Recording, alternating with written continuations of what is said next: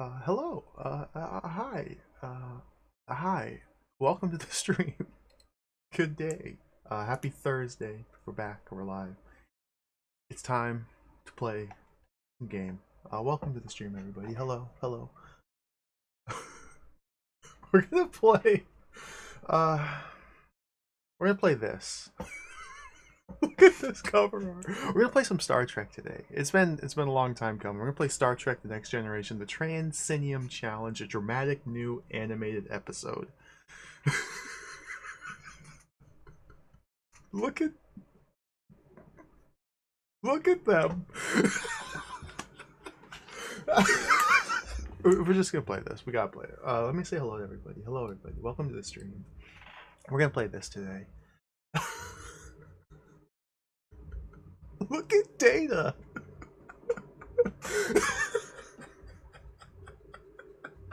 Oh, I'm so excited. I'm so excited. Dracados, welcome. Hello. Good to see you. Alana Ray, welcome. Duck Admirer, welcome. Rubber Kitty, welcome. Zetsubero, welcome. Yong Station, welcome. Jessica Hot Jams, Bob Roskaya, welcome. Biff Fraction, Toe Plan. That's a lovely ad you got there, Toe Plan.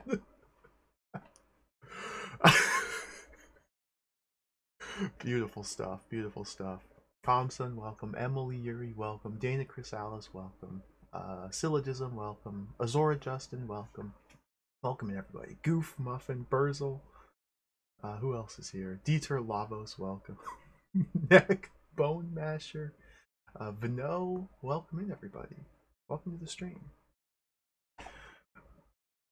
We're gonna play this one. This looks quite special. I guess this is a new episode. I guess maybe this is less of a game and more of an episode.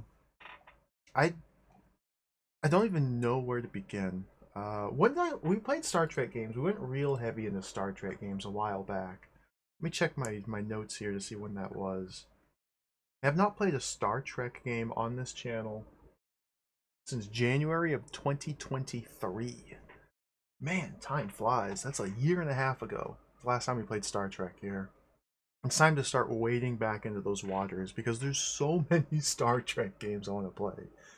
There's so many. There's so very, very, very, very, very many of them. So we're gonna play the Transinium Challenge today. What is this? What is this? Can we just real quick just make this a little bit bigger?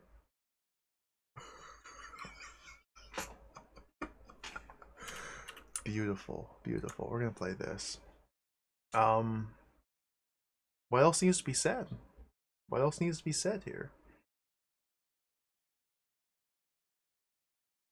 They look perfect. The Ferengi's wearing like a hospital gown, holding like some French fries. Worf, his brain has grown 10 sizes. Worf's brain is bulging. It looks like a light bulb. Geordi looks fine. I got nothing to say about Geordi. Uh, Picard, pretty good. Riker, he's almost there. Crusher? Oh, Crusher. Well, she's had a better day. Troy, she looks fine. Data isn't. I don't think that's Data. I don't think that's Data. I don't think that is Data. I think I, I don't know what they did to him. It looks beautiful. Really looks great. It really looks great. It really looks great. I'm excited to play this. Yo, Telly Zeno, welcome. It's your boy Jay, welcome. Mr. Mooncat, Killer Miller, welcome in everybody. The cover art alone just sells me on it. It's got to be good. It has to be good. It has to be good. This came out in 1989, so this is a very early TNG game. This might be the first TNG game because TNG premiered, I think, in 1989. I believe this game was released like concurrent or slightly after the first season of the show. You can tell Riker being all baby faced here. So it'll be interesting to see where this game goes. We can turn the box over and just get a little peek of what we're in for. Just a little peek of what we're in for. Terrorist attacks in the Aquila star system. An unknown aggressor threatens the Enterprise. First Officer Will Riker placed in command. Ambition and greed combined in a desperate bid for galactic dominance. To turn back this threat, Riker must discover the secret of a lost Aquilian civilization and unravel the mystery of the enigmatic children wandering through its ruins. Featuring your favorite actors from the hit TV series, digitized and fully animated. Dazzling special effects, space battles, and never before seen aliens. Context sensitive, easy to use buttons, icons, and hotspots. No typing. The Transinium Challenge is the first in a new line of Star Trek games developed by Trans Fiction Systems, a leading producer of state-of-the-art entertainment software. It combines the excitement and drama of the Next Generation television series with the richness of a new generation of advanced computer simulations. Now, I don't know about you guys, but looking at these screenshots, I don't even know. Look at that bottom one. Is that supposed to be like a face? Who? This is going to be good. This is going to be really good.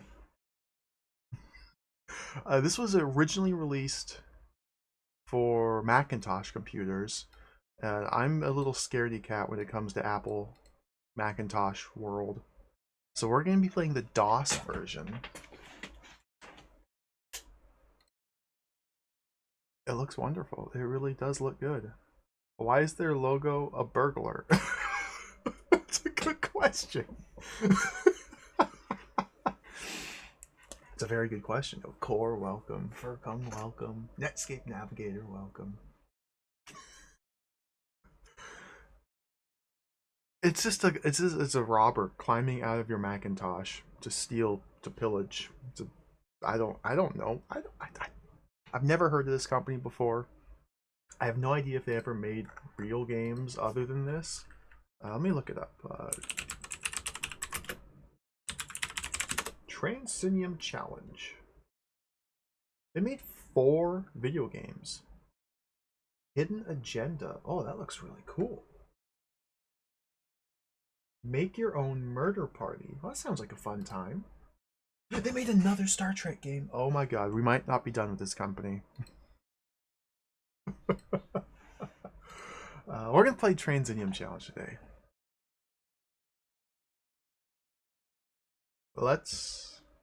I'm trying to think of anything else to say. I just gotta play the game. Let's read the manual real quick. Let's read the manual. It's very important, especially when it comes to these Star Trek games. We spend a little bit of time reading the documentation to learn how to play them. Because oftentimes they're overly complicated because it's Star Trek. It's gotta be. There we go. Oh, cropping is bad. This is a manual for the Macintosh version specifically. It's the only one I could find. But it should be good enough to let us learn how to play the game. I can't get over this picture. I think Data's my favorite. Although Worf is really good. Something about like Riker. It just kind of makes me uneasy. Oh, turn away. Move. Okay. Free from that curse.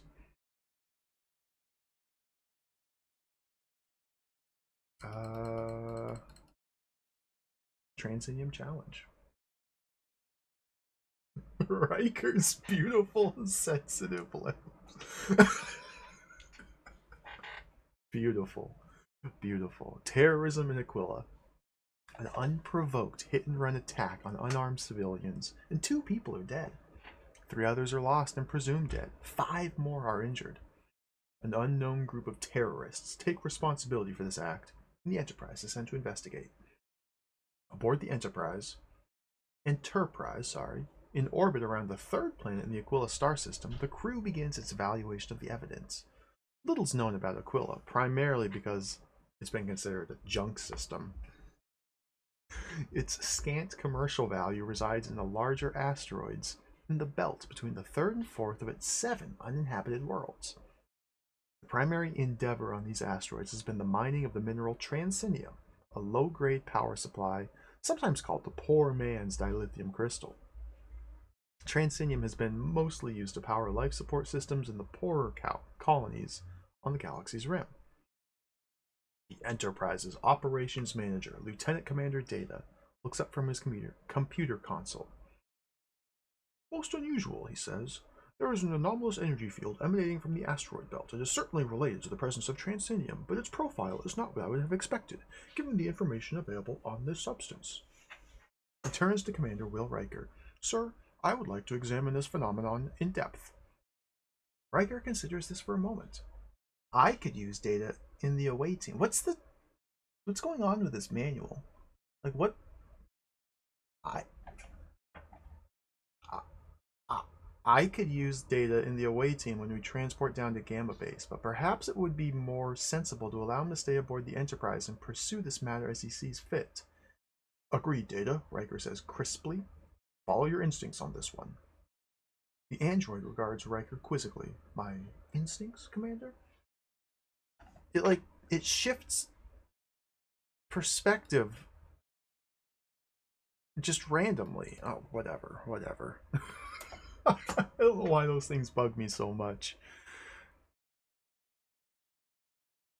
Oh, Transinium Challenge is a unique merger of simulation and narrative that places you in control of a potentially deadly mission aboard the Enterprise.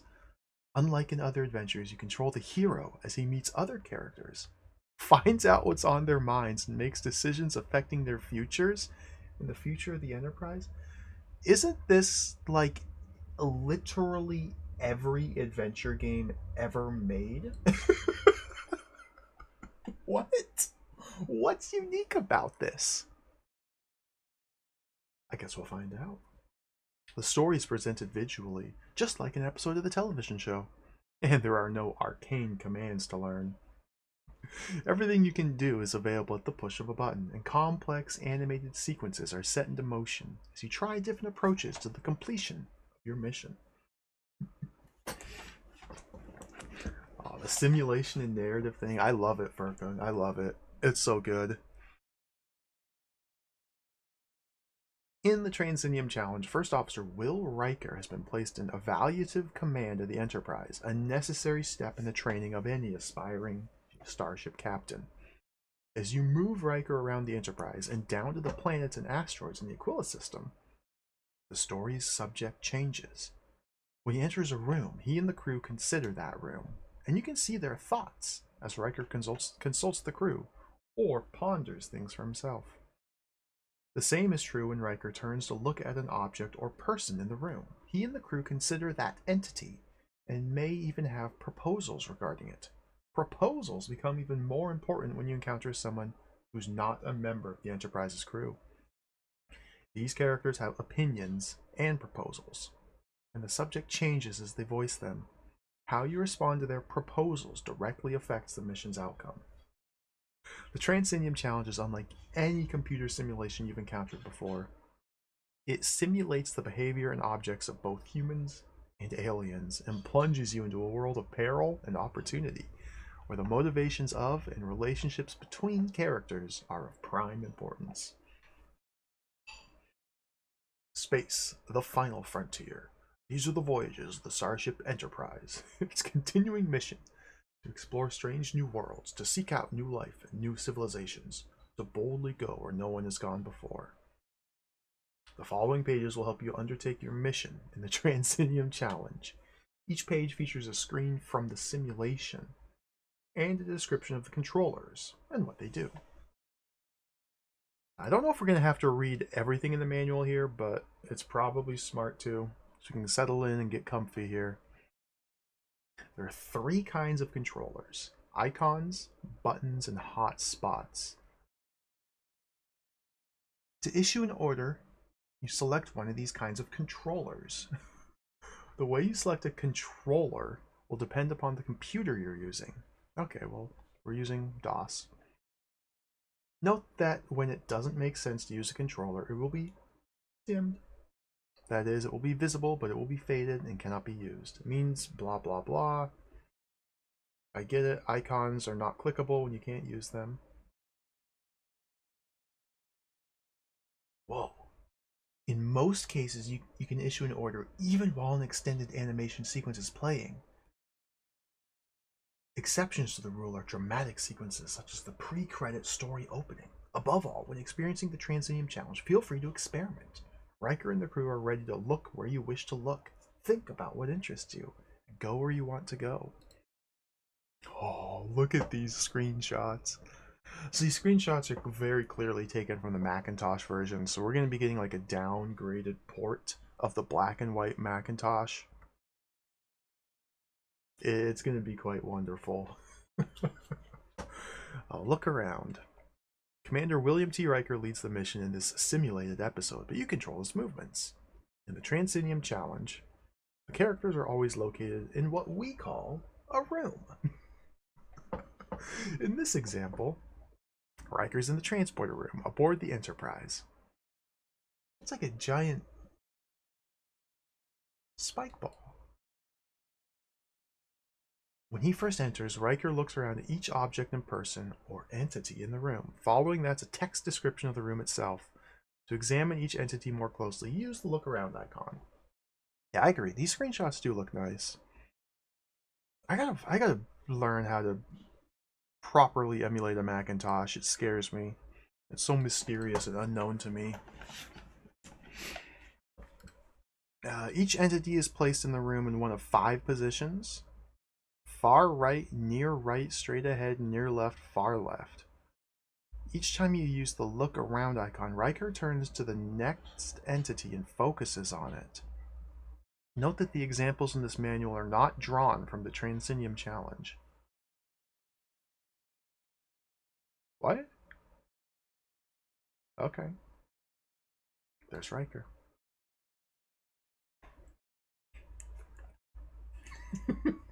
I know, Jay. Isn't it great?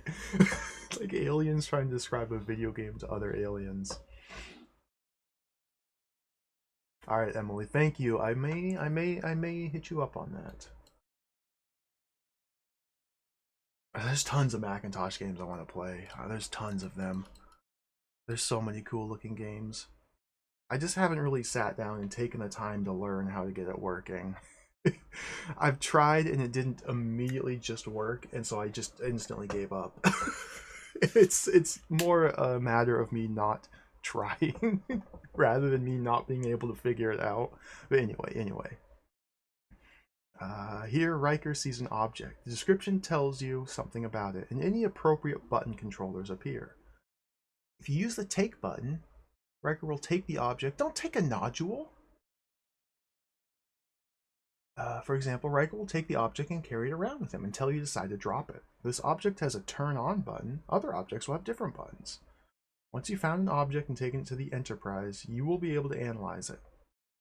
Just as important is the fact that the subject of the simulation changes each time Riker focuses on something new.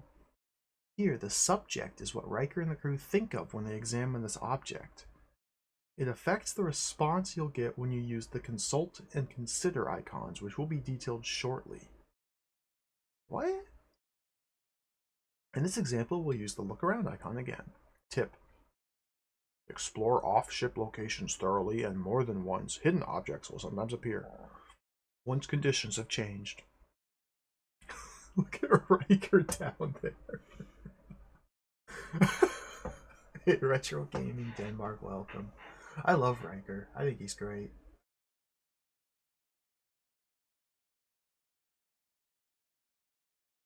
I see. Okay. I may have to get creative. Yeah, I'll dig into that one of these days. Oh, look at this guy. Riker looks around to see an alien ambassador, and the subject changes to what the crew thinks of when they look at this alien. The subject could be anything, from the history of his race to his distinctive appearance to the threat his presence may represent to the crew. Note also that his subject can change as the episode progresses. They keep using this word subject. Is that just the text description on the right, maybe? When Riker focuses on the character, a converse button appears. Selecting it is the same as saying to the character, "What's on your mind?" Tip: when you use the look icon, Riker will only turn to look at characters who are not Enterprise crew members. However, when he enters a room where a crew member is present, he will at least glance in his or her direction to let you know he's there. Most considerate.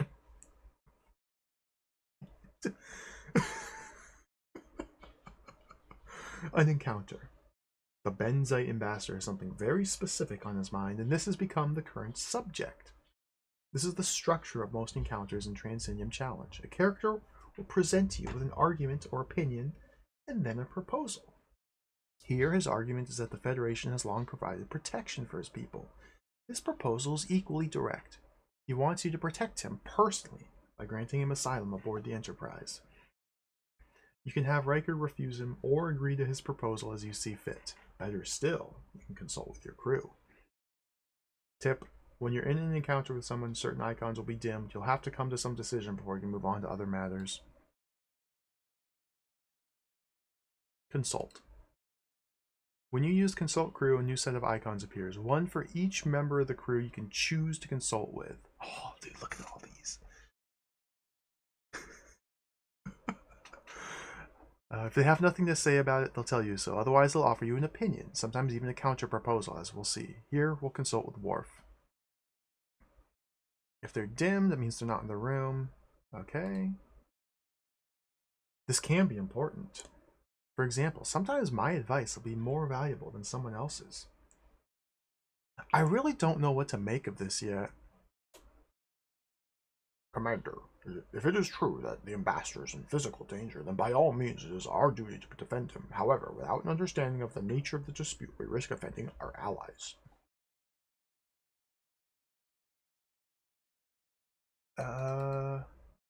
Worf recommends a cautious approach. If you like, you can have Riker agree with Worf right now. To do this, use the agree button. Note, however, that frequently crew members will offer no specific counter proposal.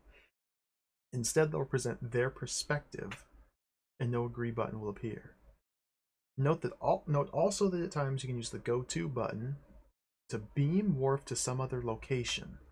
Here, that button's dim because Worf's taking part in the encounter and cannot leave. But Riker is the star, he's also a character.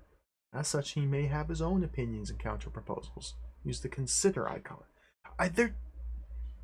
They're telling me to use icons to try without telling me what all the icons are. This is a very rough manual here. Tip: my crew is made up of experienced spacefarers. Consult with them often. Their perspectives will offer you valuable insight to the events unfolding around you. So we have look, we have consult, and then consider. Riker's thoughts are visible in the text boxes. There are 3 new icons on the left. Lets you use inventory items. Consider can be used to see Riker's thoughts on any object he's seen, whether or not it's currently in his possession. Surely that's not true. Surely there's not a button that lets us consider literally everything that Riker has ever seen. He's seen a lot. This man has traveled multiple star systems. He has seen a lot. Use the bottom one, consider options, to cycle through up to 3 different thoughts Riker may have on the subject.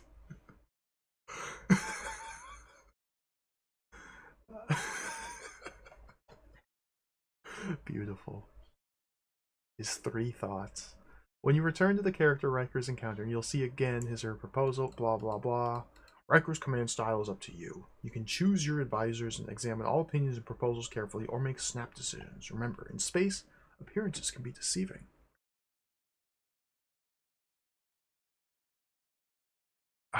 Boring. We can analyze. Okay, the 4th button is analyze.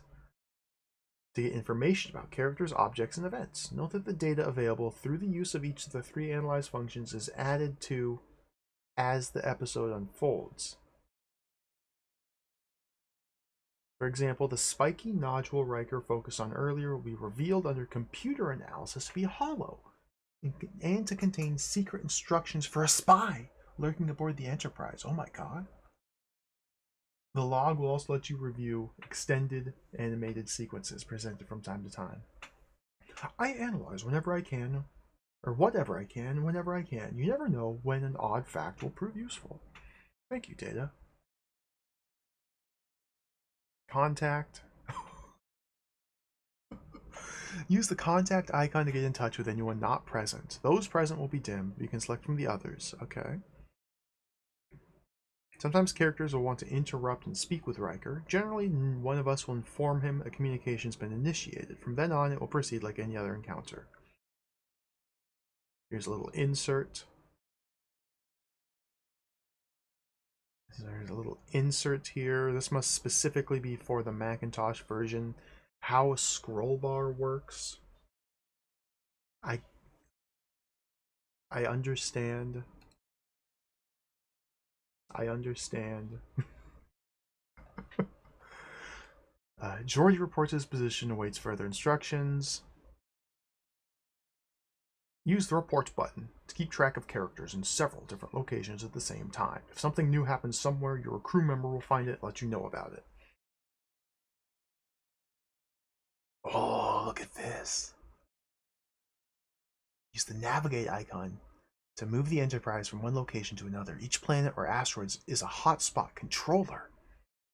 Using one will move the ship to a corresponding location. This is useful because different away team destinations become available each time you navigate.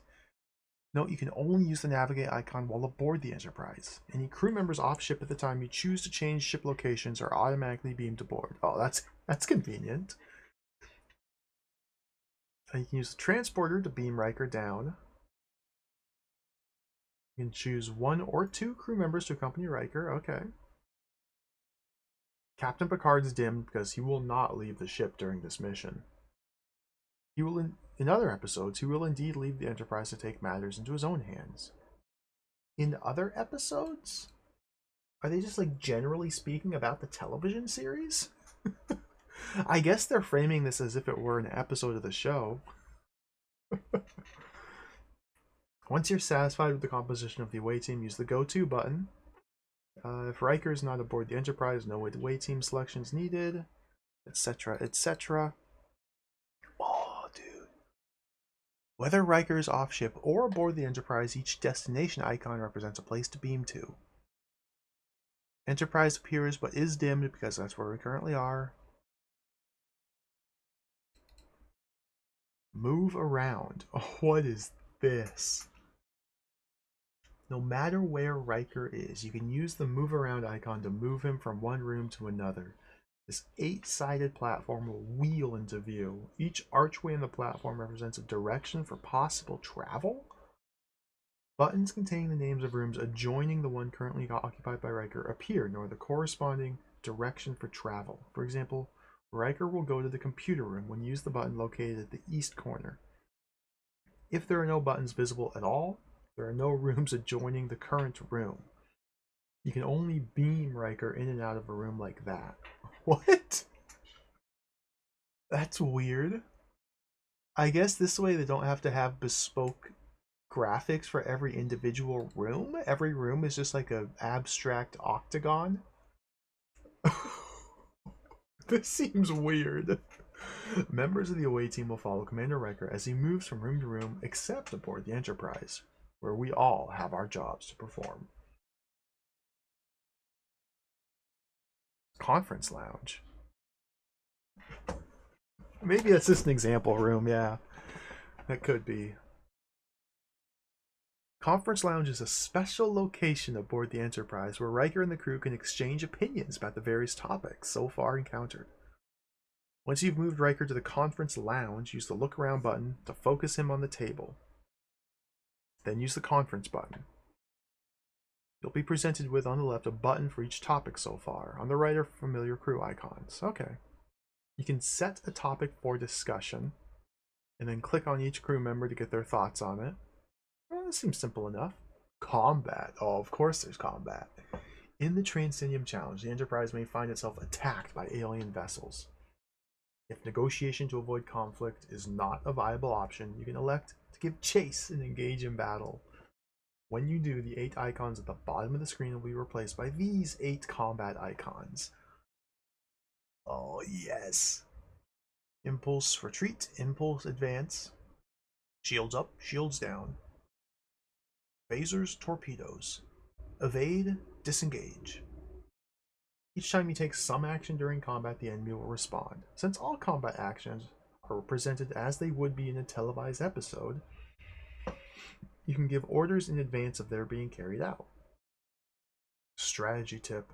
Don't commit the Enterprise too quickly to a course of action. React to your enemy's moves as it reacts to yours. So the combat in this game is just like the combat in the television show. Oh, crew profiles.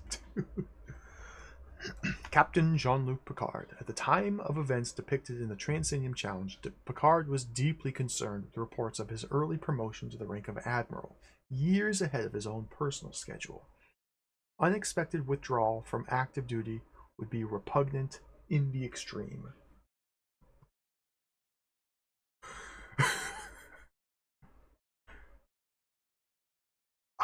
I wish I were the type of person who could describe things as being repugnant in the extreme.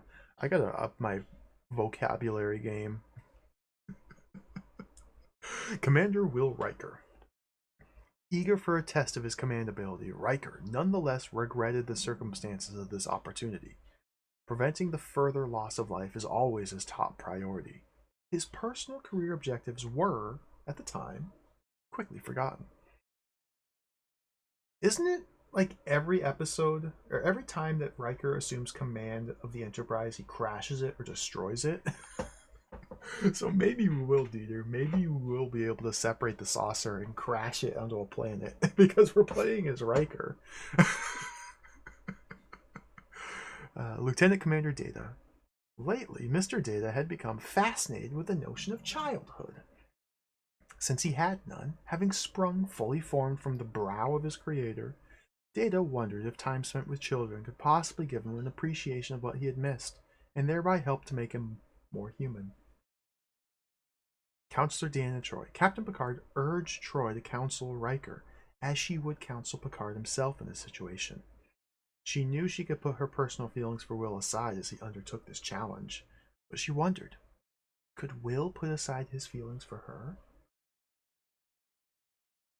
Lieutenant Geordie LaForge, a recent officer by a leading medical research university, of a new technique to give him biological sight, troubled Geordie. A recent offer.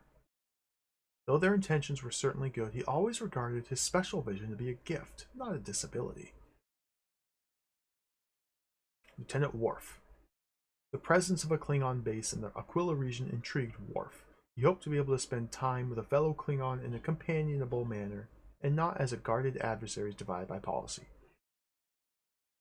These profiles tell me literally nothing about what these characters do on the ship.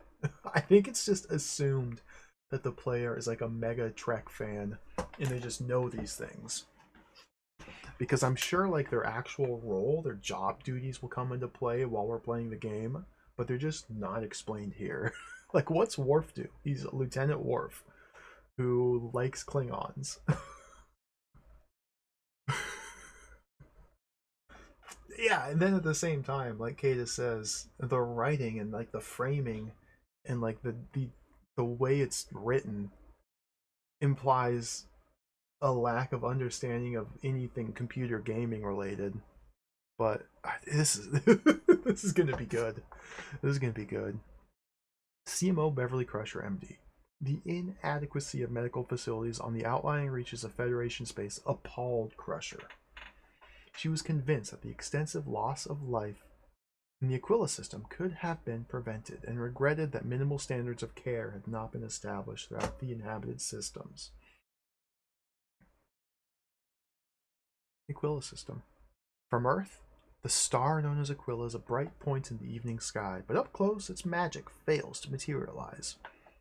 A standard yellow dwarf circled by worlds of thwarted potential. Its main distinguishing feature is the asteroid belt, located between the third and fourth worlds. Federation scientist Dr. Alfred Parks first discovered the relatively recent origin of the asteroid belt. It appeared to have been created less than 800 years prior to his arrival, a mere instant figured in the drift of stars. Though there are traces of a lost civilization among its barren worlds, who they were and where they've gone remained a mystery when the Enterprise began its investigation. Alright, I think I get a sense of how we're meant to play this. Dr. Alfred Chicken. The ATM machine, welcome. We're just getting ready to play the Transinium challenge for DOS. We've been reading the manual. Look at the credits. It's not just a list of names.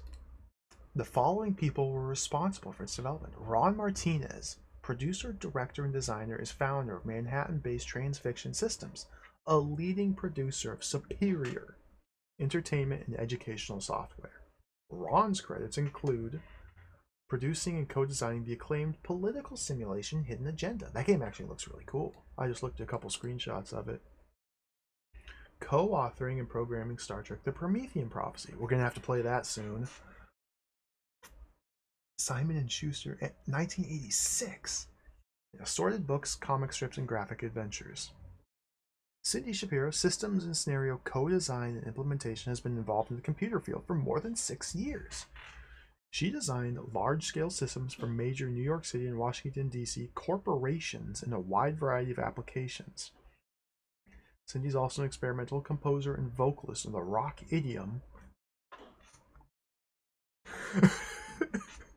In the rock idiom, and has performed extensively in New York City. Gregory Guerin, simulation system designer implementation, has been programming his Macintosh since the machine's introduction. A long-standing interest in simulations and user interfaces eventually led him to develop, with Ron Martinez, the Deus system used in the Star Trek series. This is a further refinement of the system used in Hidden Agenda. Angela Green, art director and artist, has been designing animation and graphics for computer activity since the character Block days. The character Block days? What? She's worked with Bank Street College, Children's Television Workshop, and Apple Computer. Her previous credits include the art direction of Hidden Agenda. Amy Goldman, graphics and video production, studied film and television at New York University's Tisch School of the Arts. She's been working with computers for 3 years and has worked on a variety of roles on such Star Trek games as Kobayashi Alternative, Promethean Prophecy, Rebel Universe, and First Contact. I haven't played any of those. Dude, there's so many games to play. Just on a side note, I almost played the Rebel Universe today instead of this one. The Rebel Universe looks really cool. It's Atari ST game ported to other systems as well, like Commodore and DOS. Atari ST game developed by Mike Singleton. Which, if you're familiar with like British game developers, Mike Singleton is one of the most notable. He did Lords of Midnight, Grimblood, tons of other cool games. Rebel Universe looks awesome. I almost played that one today. Finally, Scott Bechtold, scenario writer, is an ex-teacher and sometimes psychological researcher in graduate students. When not buried under mounds of computer printout, he can be found playing tennis near his apartment in northern Manhattan, or dreaming of escaping to South America, where he once lived and hopes soon to return to. Thanks to these people. Scorpia? Computer gaming world? Scorpia? Interesting. Interesting. The Omega number, welcome. Noru, welcome. Muware, welcome. 39 release games up to 2000. That's probably not even including like fan games either. There are so many Star Trek games. It's awesome.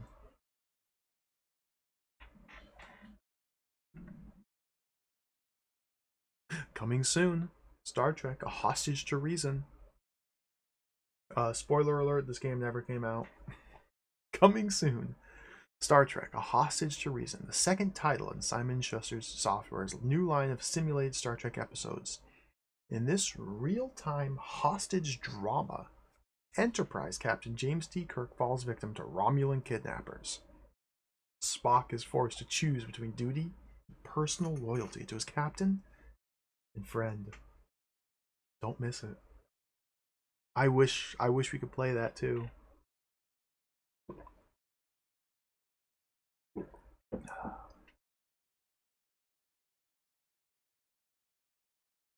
That's it. Put first class stamp here. Wonderful. So it seems pretty straightforward, really. It's a point-and-click adventure, generally speaking, where your verbs, your actions are located across the bottom of the screen. That seems like the gist of it. You just point and you click. You point and you click. You're in control of Riker. You can talk to people. You can beam down and pick up items, then take them back to your ship and analyze them. I don't really know what our goal is, like, generally speaking. It just says, like, the story's subject changes when we do things. It's a merger of simulation and narrative. I guess we'll find out as we play the game what we're supposed to be doing. They don't really get into that. Okay, maybe they did. There's a junk system. Blah, blah, blah. Let's just play the game. Let's just play the game. That cover art, dude. Oh, it's wonderful. What do I do? How do I do this? Dir? I think it's trek.bat. Yeah, let's do it. Using a mouse, YN, Y. Use left button to select, right for save, restore, and exit. Loading imagery.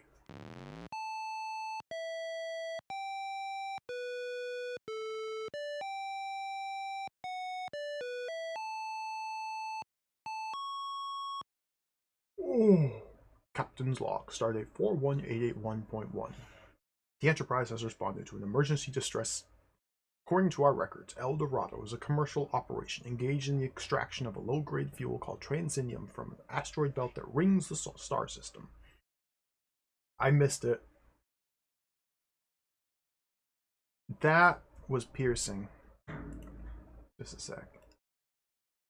Just a second here. Let me turn the volume on DOSBox down.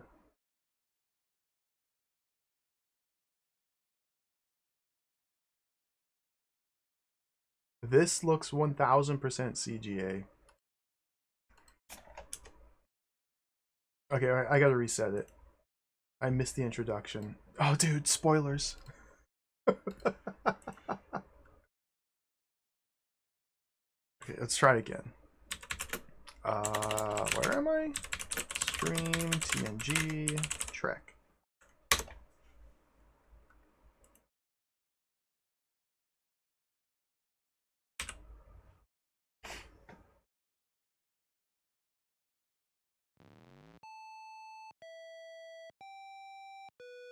The Enterprise has responded to an emergency distress signal indicating terrorist attack on El Dorado, a mining base in the remote Aquilian star system. Alright, thank you. This is awesome. This is wonderful. According to our records, El Dorado is a commercial operation engaged in the extraction of a low-grade fuel called Transinium from an asteroid belt that rings the star system.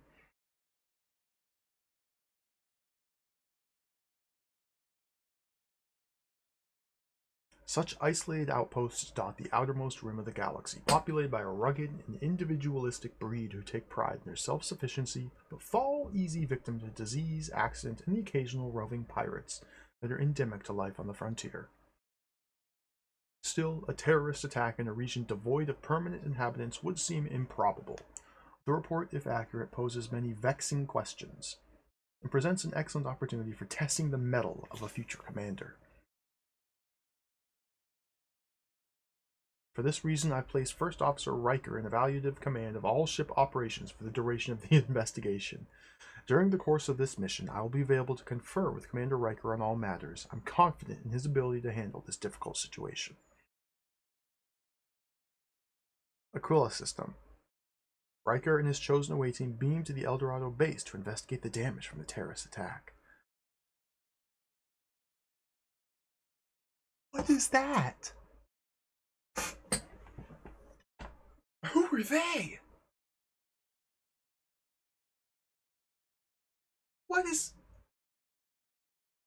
What am I looking at? I believe that woman is Pamela Jansen, the administrator of the mining base. Her colleague is dead, Will. We should get her to sickbay immediately.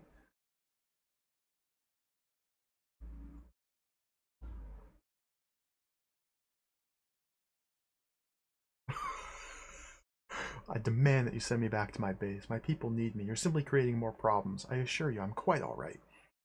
She becomes commandeering. Instead of flashing your fancy medical equipment under my nose, why don't you start doing what you should have been doing an hour ago, finding those terrorists?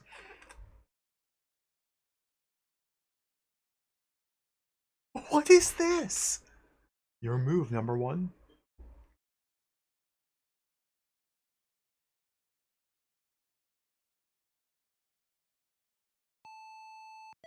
Space. The final frontier. Did I?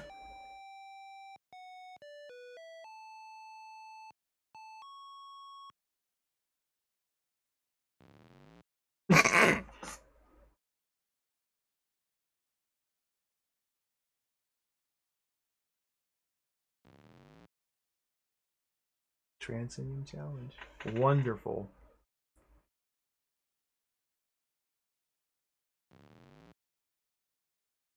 Oh, Paramount. Paramount Communications Company.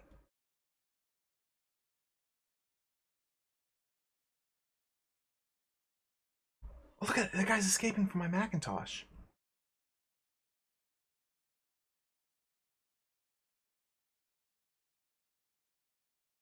Now, I wonder if there's a way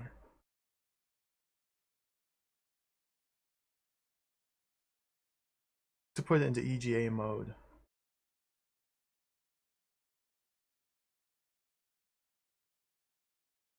I might have to like find an uninstalled like floppy disk image and reinstall it. Oh no, there's a make ega.bat.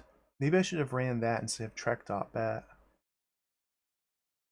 We'll try that. Let me try that. How do I get out of here? Oh my god. Oh, we already heard this!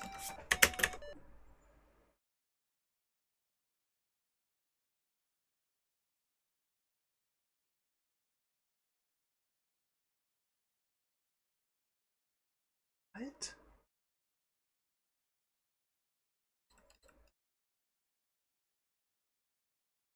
Data? What? Consider.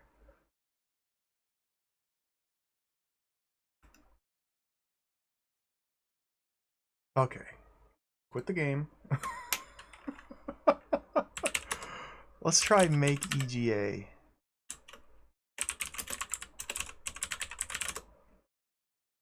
Maker. Okay. This utility will convert your files to 16 color format for use on systems capable of showing 16 color images. This entire process may take 10 or more minutes. Let's go.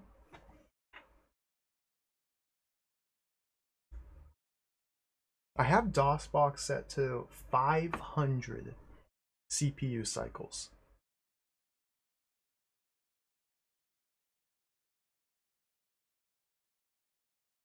And it was running a little too fast.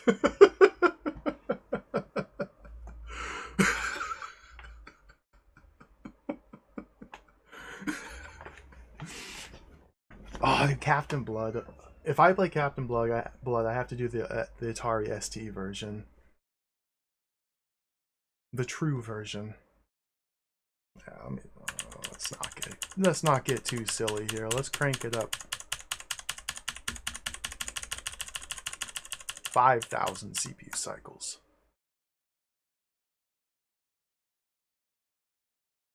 Let's use fast forward. Alt F12.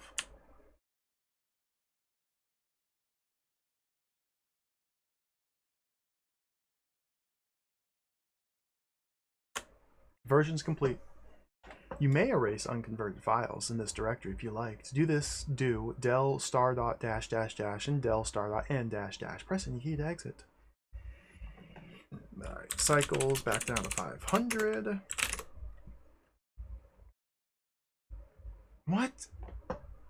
E? N? Trek. Using a mouse? Yes. Oh! It worked! Oh, beautiful. EGA, baby. Let's go. You didn't have colors on your fancy Macintosh.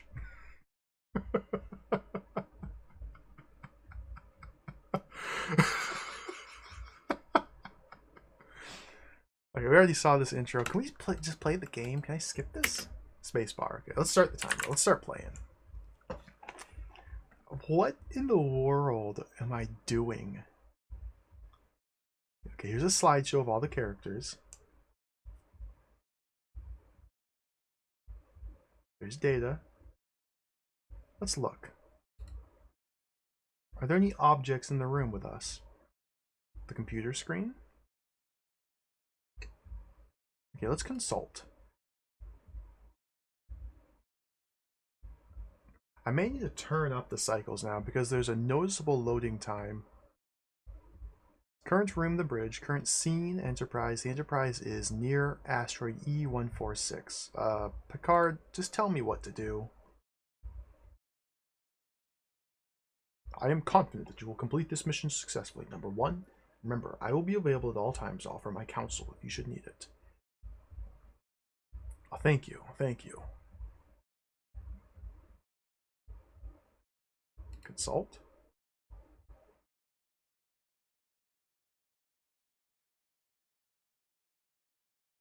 Data, what do you have to say? So terrorists attack this asteroid mining colony and we have to chase them. We've got to find them. Sir, another mining operation similar to the El Dorado base can be found in asteroid D39. A human named Valura resides there. His base is a leader in the mining of Transinium ore. According to our records, his base's productivity far surpasses that of Miss Jansen's El Dorado mining operation.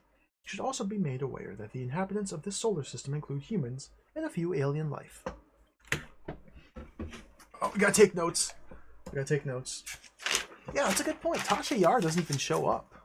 I guess this is post season 1 because she dies at the end of season 1. So at D-39, another base. Click to proceed. Forms. A Klingon base is located on Aquila 3. And an apparently abandoned base can be found on the 4th planet of the Aquilan system. Oh, dude, let's go. Thank you. Data, you're so helpful. You're just telling me exactly where to go. Thank you, thank you. An abandoned base on the 4th planet.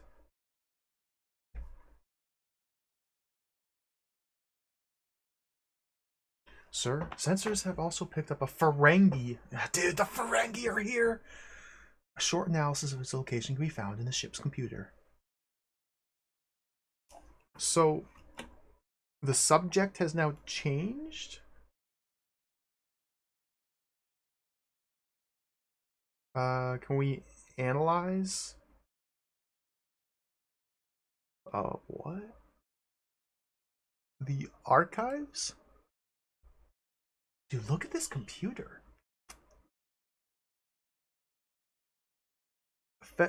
Picard?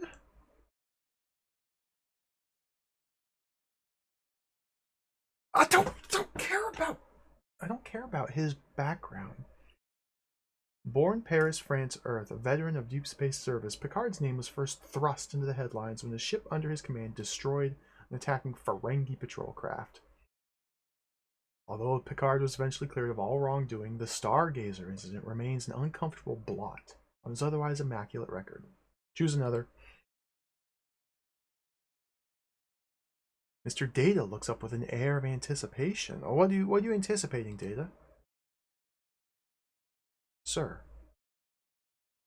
You already told me that. I'm trying. Okay. Picked up a Ferengi trading. Ferengi were so weird in TNG when they first got introduced. They're like feral creatures wearing hospital gowns with like lightning whips, and they like can't even talk, and they like hiss at each other, and they're like. It's so funny how different they are when they were first introduced, as opposed to Deep Space Nine Ferengi, where they actually get like uh, they're actually like real characters. Okay, how do I? A short analysis of its location can be found in the ship's computer. Let's consider that.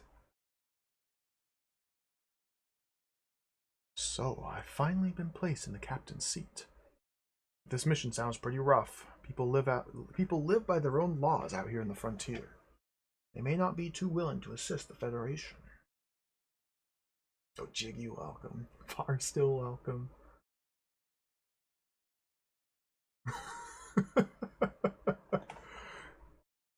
uh, Consider object? I don't have any objects, I don't think. Oh, is that the Ferengi ship or is that the Enterprise? I can't even tell what that is. Let's consider it. I wonder where that Ferengi trader's ship is now. Choose another?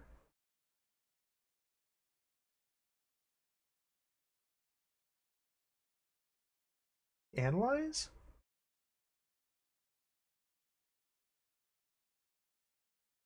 Object. There we go.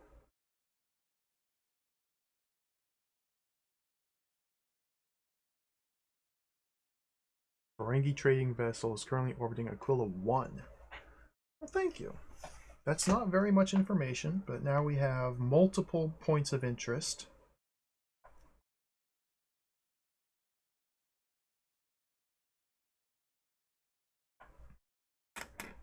I suspect the Ferengi are the terrorists.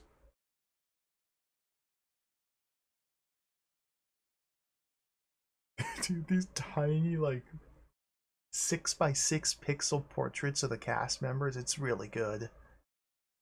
Doppelopoulos, welcome. Let's continue consulting with the crew. I'm writing notes as I play. It's just my instinct to instantly start writing notes in a game like this. So we are at E-146. So we've talked to Picard, we've talked to Data. Worf. What do you say, Worf? Sir, terrorists are the most ruthless enemy one can contend with. If we leave any holes, any slack, then our mission could be a failure. Go to.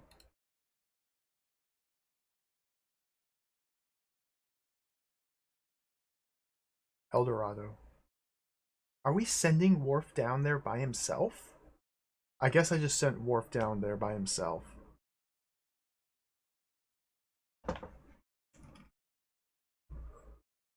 Lieutenant Worf here. Commander Riker, my location, Eldorado, main work area. Report. I'm here with Miss Jansen. With terrorists operating in the area, we must be cautious, sir. Go to. What?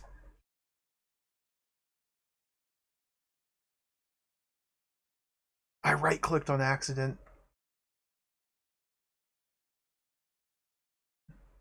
Let's save.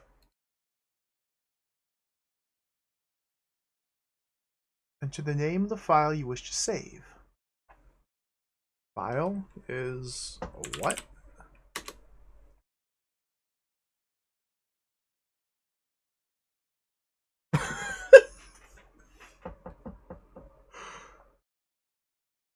What?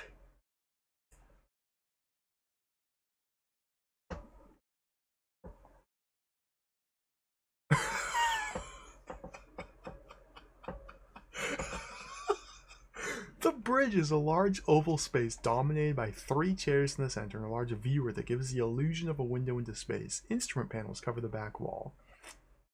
What? Thank you. Okay, let's consult. Worf is down on the base. Yeah, and see now he's grayed out or greened out, I guess. What do you say, Troy? Want to go get some dinner? Will, please be careful. Certain types of individuals call the frontier home. They're rugged. They may also be dangerous. Go to El Dorado. Stop, El Dorado! Yes, sir. Transporting immediately. Maybe she can get some information out of Jansen.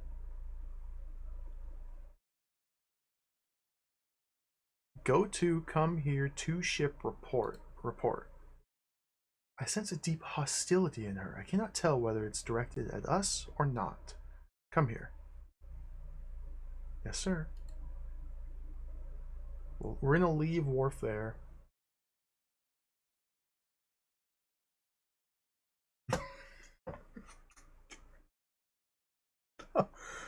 Consult.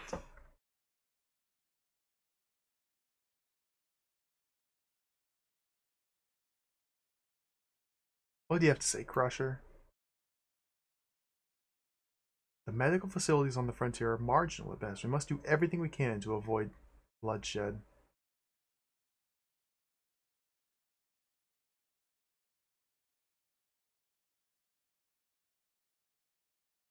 El Dorado.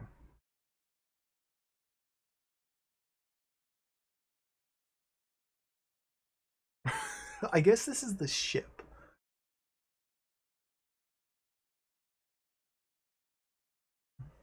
Report.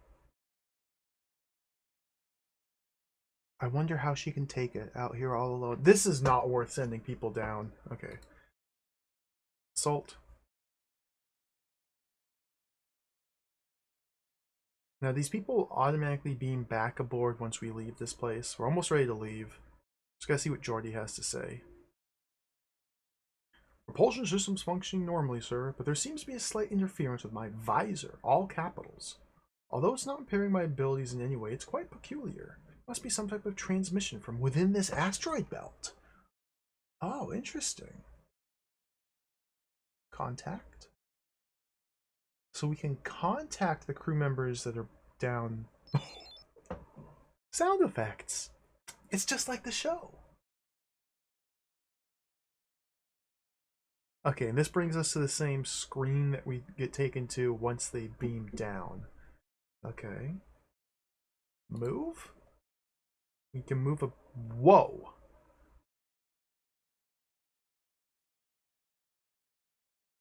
Conference.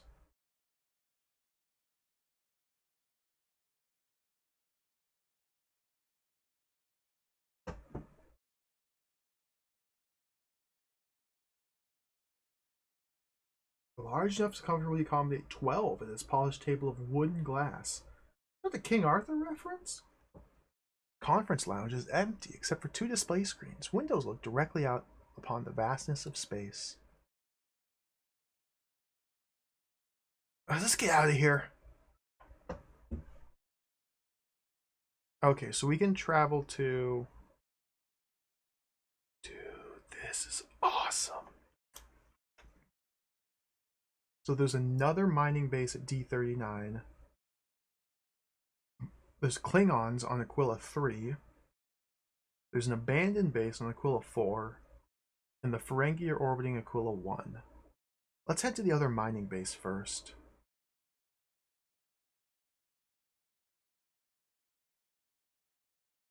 Your absent crew members beam back to the Enterprise. The Enterprise moves smoothly out of orbit and engages the main engines. Happy Dog. Oh, we made it to Happy Dog. One of the largest asteroids, vaguely in the shape of a large dog's bone. Crawlers, borers, and other large pieces of mining equipment lie scattered in disarray. bright specks on its otherwise gray surface. Happy dog.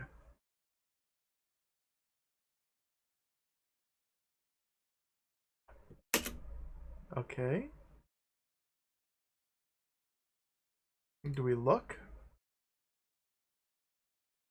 Do we confer? We're in the conference room. We must confer. Who can we confer with?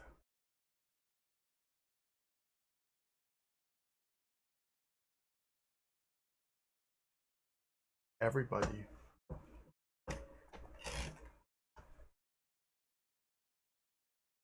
Miss Jansen. Oh my god.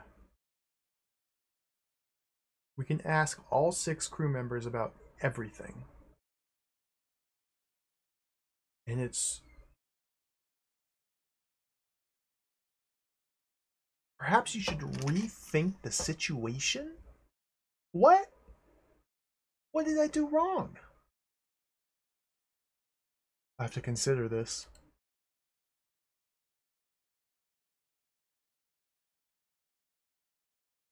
These loading times are really slow. But I'm afraid if I turn the CPU speed up, we're going to miss all the wonderful animations. I don't want to confer. This is going to take an hour. Data?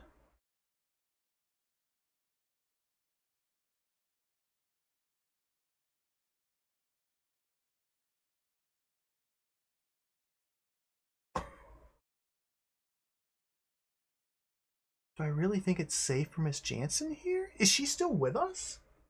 I thought she was on her asteroid base, and we are on a different asteroid. I don't understand.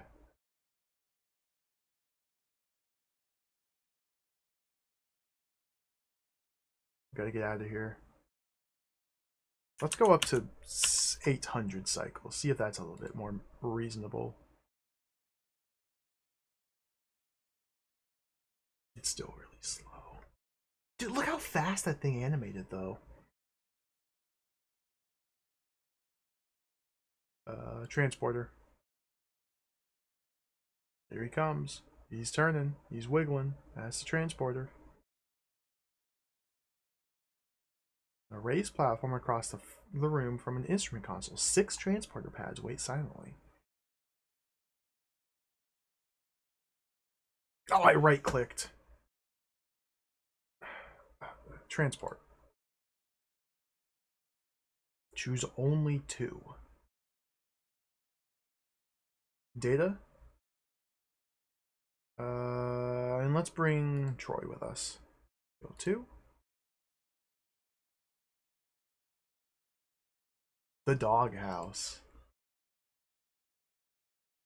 What the heck is that? Doesn't look like a bone.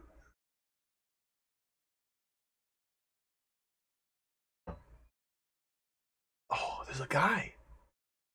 There's another guy. Old, broken, and disassembled machinery lies on every available surface. A sickly plant sits atop a battered desk, seemingly overcome by the cigarette butts protruding from its pot. Oh dear. Oh dear. So we look. Like a clock wound too far, the man, rocking back and forth in the center of the room, seems unable to find a release for his tremendous repressed energy. Interesting way to describe a man. Let's converse. Oh, when I saw that big white ship, I thought it must be Farouk.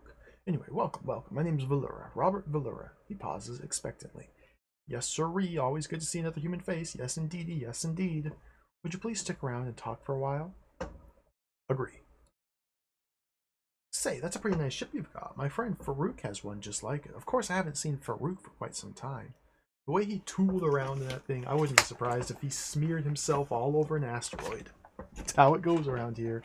Sometimes you see them again, and sometimes you don't. Consult? So the current subject is this man. So if we consult with Troy, she should tell us her thoughts on this man. Yeah, I'm receiving confused impressions from him, sir. Current scene, the doghouse.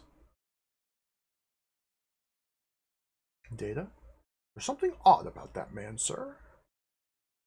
Okay, so we look of quiet desperation on his face. The assistant engineer's eyes reveal an intense interest in your presence. Converse.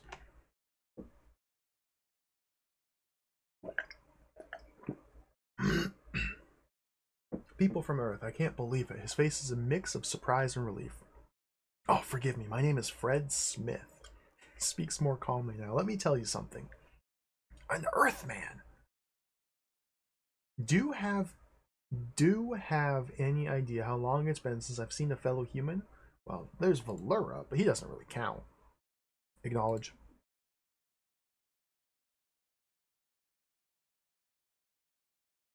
Okay. So now we consult. What do you think, Troy? I do not think he means us any ill. Well, thank you. What are your thoughts, Mr. Data? A rough-looking sort. Dude, these people are useless. Consider? This one looks more confused than the other. Object? Ferengi. Move?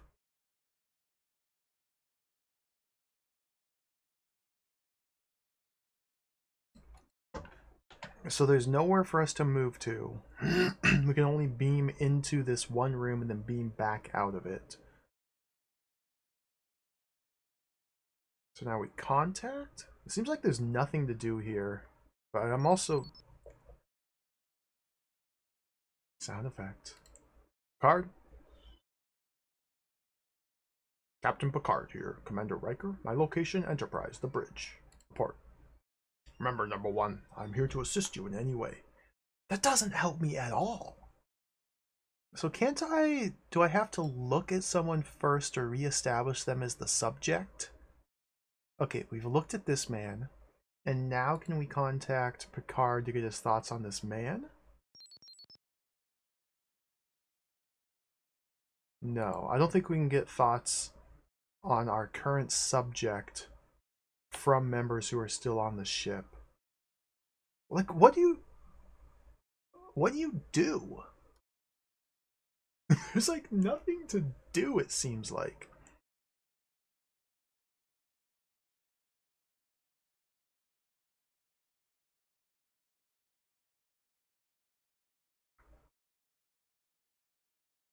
Let's get out of here.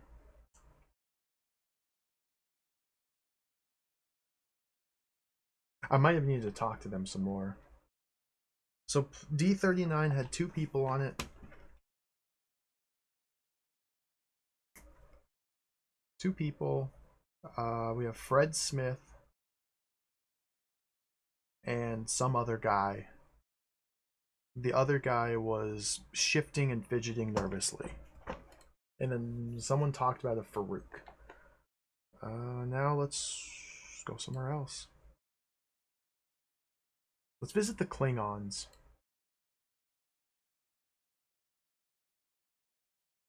Dry, rocky deserts abound, and there's almost no surface water. Native life forms have not progressed beyond simple mosses and lichens. There is a Klingon military post on the surface. Can we analyze the planet? I guess that's what Data just did. Yeah, we can still only analyze this Ferengi ship. Maybe we're supposed to be focusing on that.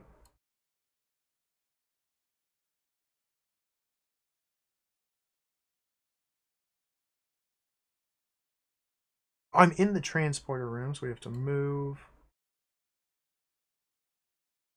from the transporter room back to the bridge. Now Riker looks around and sees everybody standing with him.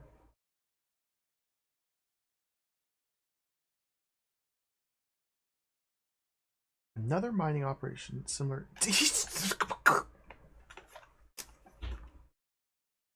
Valera. He's repeating himself. Okay. Consider? Commander, we're receiving a transmission from Pamela Jansen. I'm putting it on the main viewer. Oh, please do. The woman states curtly, Commander Riker, thank you for your help. However, there's still the danger of terrorists coming back. We do not have adequate defenses to resist such an attack. She pauses for a moment and then matter-of-factly states, I implore you to dispatch security officers to protect us until the terrorists are brought to justice. Consult. Mr. Worf? Encounter? Defenses here are not adequate to survive another attack. I suggest we deploy security personnel. Did you think of that with your huge brain, Worf? Your gigantic, bulging brain? Picard? You'll have to call this one on your own, number one. She certainly appears to be in a vulnerable position, though. Consider. What more can I do? Encounter. Let's agree. Commander, we're receiving a transmission from Alfred Chicken on Aquila 2. Everybody wants to talk to us. Greetings, sir. I am Dr. Parks. Look at this guy. Thank you for responding so promptly to the distress call, but I'm afraid that the crisis that brought you here no longer exists, Dr. Parks grumbles. I've heard that you've stationed troops at El Dorado. This could be read as provocation by the terrorists. A surly tone issues forth. I urge you to withdraw the troops. Dude! One person says we need troops, then immediately we get told we don't need troops. Who do we trust? This web of conspiracy and lies. Consult.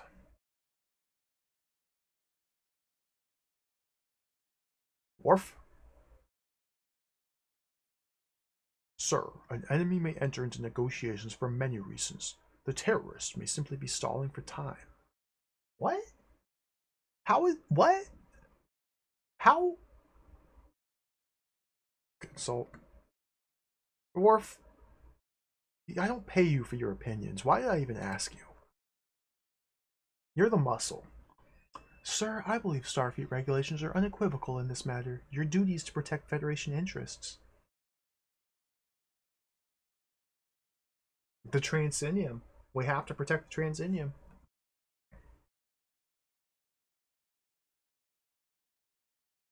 Are those our interests? Are we concerned about... What are we... Troy. Dr. Park seems very nervous, Will. I don't think he's telling us everything he knows. I don't think he is either. Consider. We've come on a mission of mercy. Consider my options. To put a stop to this barbaric terrorism, instead of assistance, I'm welcomed with elusive and questionable behavior. I like this function of the game here. We click this button multiple times to get like a couple lines of text, which they could have very easily printed in this one block that they have allocated for text display. But instead we have to click this button multiple times to get a couple lines at a time. I guess this is simulating the way in which Riker formulates thoughts in his brain. He can only conceive of like fragments of sentences and not like fully formulated thoughts. And so we have to continually prod him to keep thinking. I don't... This is so weird.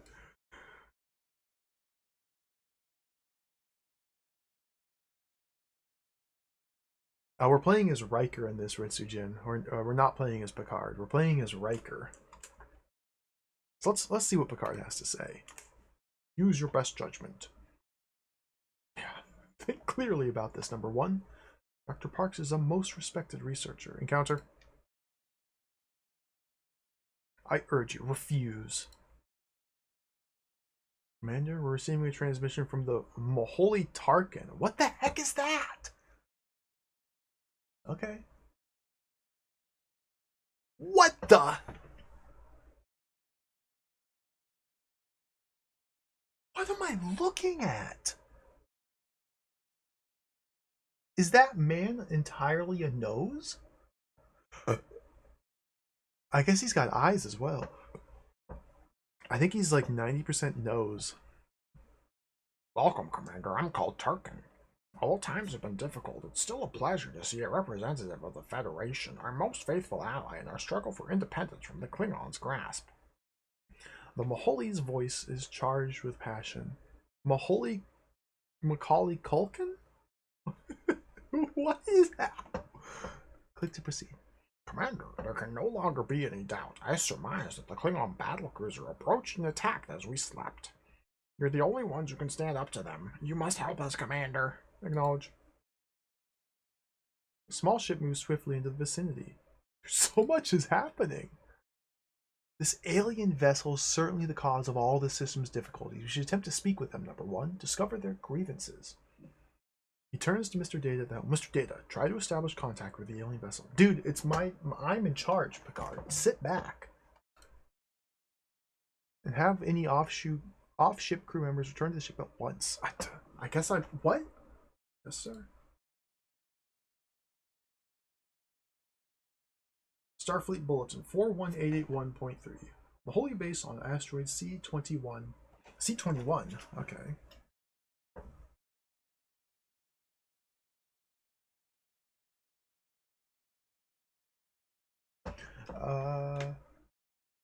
Reports attack by unknown entity. Moderate damage to facilities reported. All Federation craft are instructed to exercise caution when operating in the vicinity of the Klingon asteroid belt.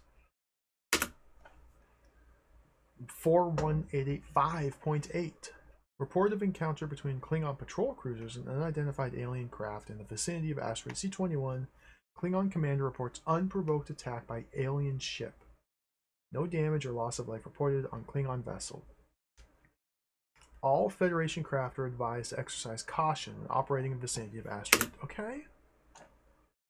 Worf looks to you from his post. There is so much happening. Like, I don't think I have much control over the events that are unfolding here. His shields have gone up, Commander. Shall we engage? What? Is this the bad guys? What?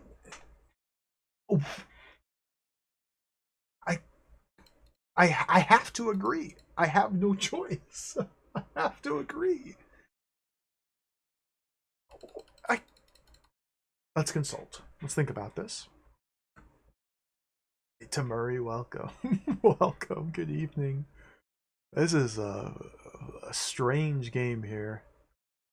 What do you have to say about this, Crusher? Let's get your military advice. Confrontation's not the answer, Will. You must try to establish contact first. I'd like to, but Worf is forcing me to engage.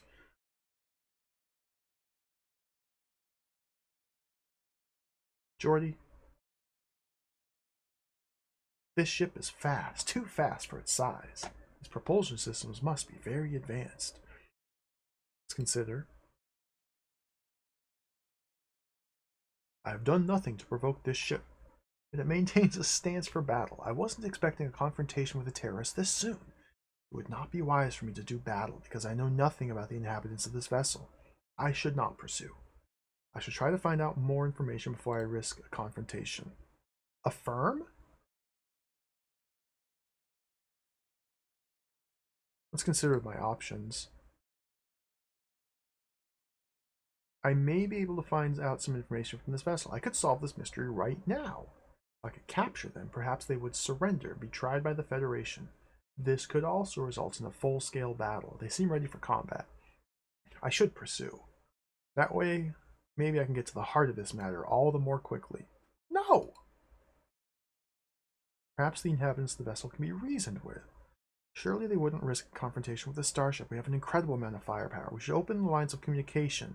Try to work this matter out in a mature, peaceful manner. Affirm. Sir, I've been trying to contact the ship on all frequencies.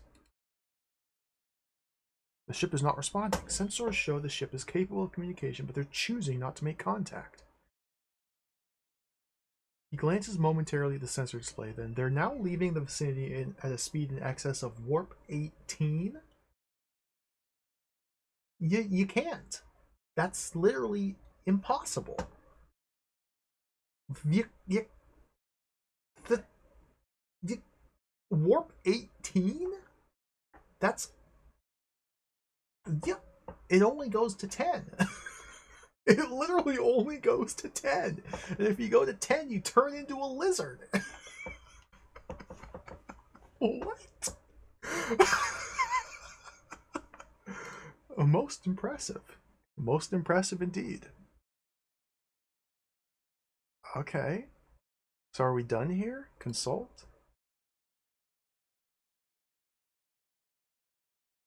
Worf? What do you have to say about what just happened? I suggest we proceed to the vicinity of the attack. Who attacked what? Dude. Terrorists may still be in the area. Alright, Picard. Number 1. That based on C21. Okay, C21. Let's go there. Navigate.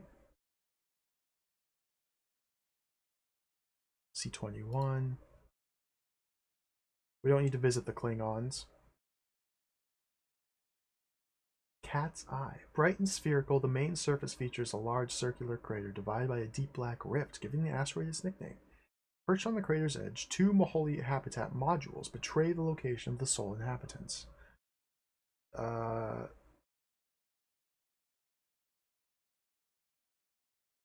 Transport.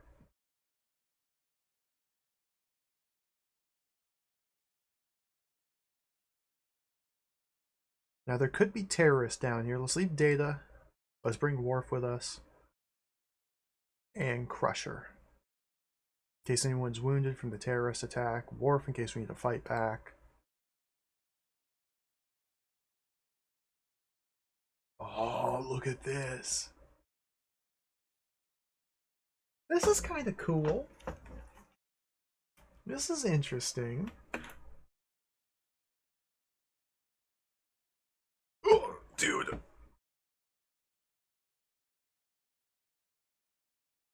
The low ceiling does not distract from the variegated. That's a fake word. Google. Variegated. Exhibiting different colors, especially as irregular patches or streaks. Oh, that's a real word. Look at that. Video games can teach us. I've learned.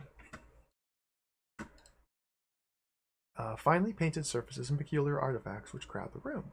Disordered at first glance, they're arranged with a sense of grace that is distinctly not human. So, is this the subject? If I consult, are we going to consult with Worf about the decor? That is a Maholi. It seems an unlikely one to have gotten the better of the Klingons. What? How do I talk to this? How do I talk to a creature bounds up, short and rotund, but with a litheness that leads you to question the laws of gravity. He extends a ceremonious bow and extends 3 pudgy fingers upward in your direction. Converse. Maholi's voice is charged with passion. Commander, there can no longer be any doubt. I surmise that the Klingon battlecruiser approached and attacked as we slept. We're the only ones who can stand up to them. You must help us, Commander. If I acknowledge my promising to help fight Klingons specifically, or just to help them generally? Can I consider my options? Sounds believable enough. How can I be sure? Where's the proof? Yeah, we don't have proof that it's Klingons that led the attack.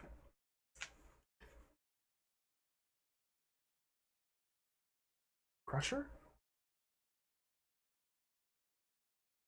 Tarkin looks like an evil sort. Who's Tarkin? Grand Moff Tarkin? Star Wars? Is the Maholi named Tarkin?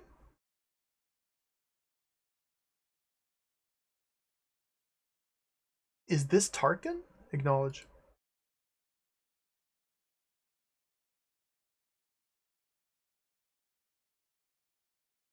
I'm inundated with too much information here. It's overwhelming. The Noseman is Tarkin. Crusher thinks Noseman is evil. And I just acknowledged and nothing happened. Can we continue the conversation? Do I have to look again? Converse? Or we can re-acknowledge?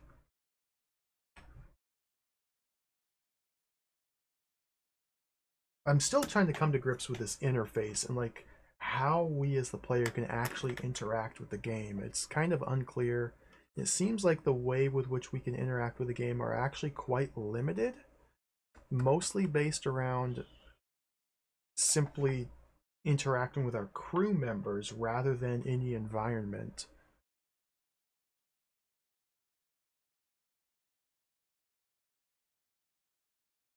Worf, what's your read, Worf? But like here, do I have to leave, change my crew members, and beam back down if I want to get, say, Data's impressions, Geordi, or Troy's impressions? Probably.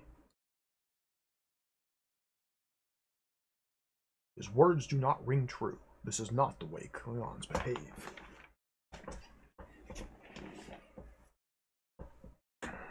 This evil man. Evil man. Evil man. Evil man. Unacknowledged. Disregard. Consider an object. A Ferengi vessel.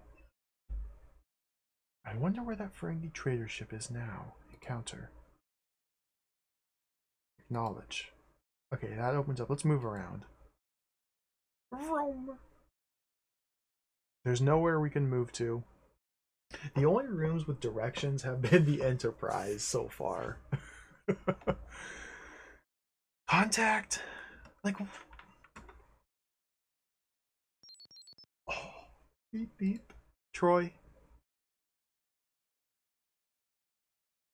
Report. What a terrible crime. The Maholi who would never harm anyone. But everyone else says he's evil.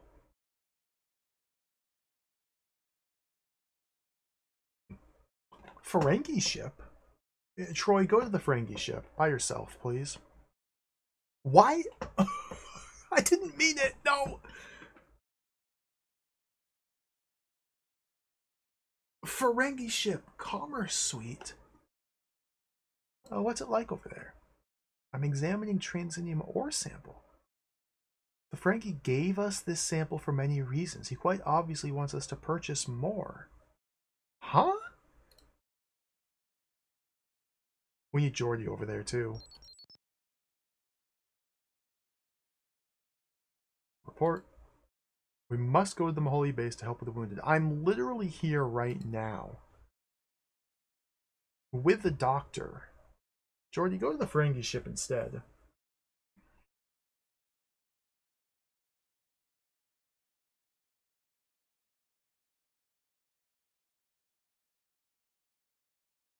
Geordi contacts Commander Riker. There's a note of urgency in his voice. Sir, something's jamming my visor. I can't see a thing. Request permission to return to the ship. So the Transinium seems to be specifically what's jamming his, or interfering with his visor. Interesting, interesting. There's Riker. Lieutenant Commander Data.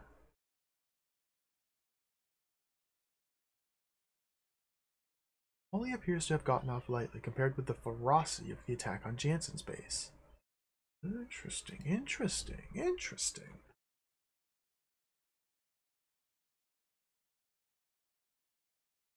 Yes, sir. Transporting immediately. I want to see a Ferengi. Report. I'm examining Transinium ore samples. Sir, the sample seems to weigh about 400 grams. The ship's computer can give you the correct analysis. Okay.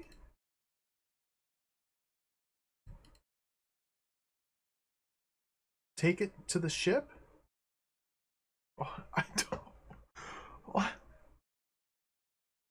Did you take it, Data? Consider?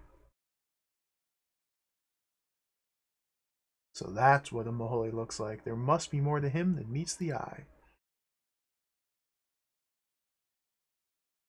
I don't understand how to play this game.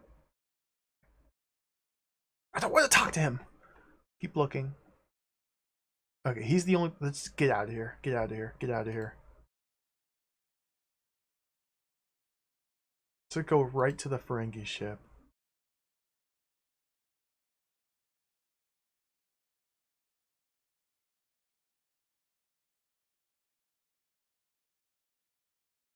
There's Troy. What the heck is that?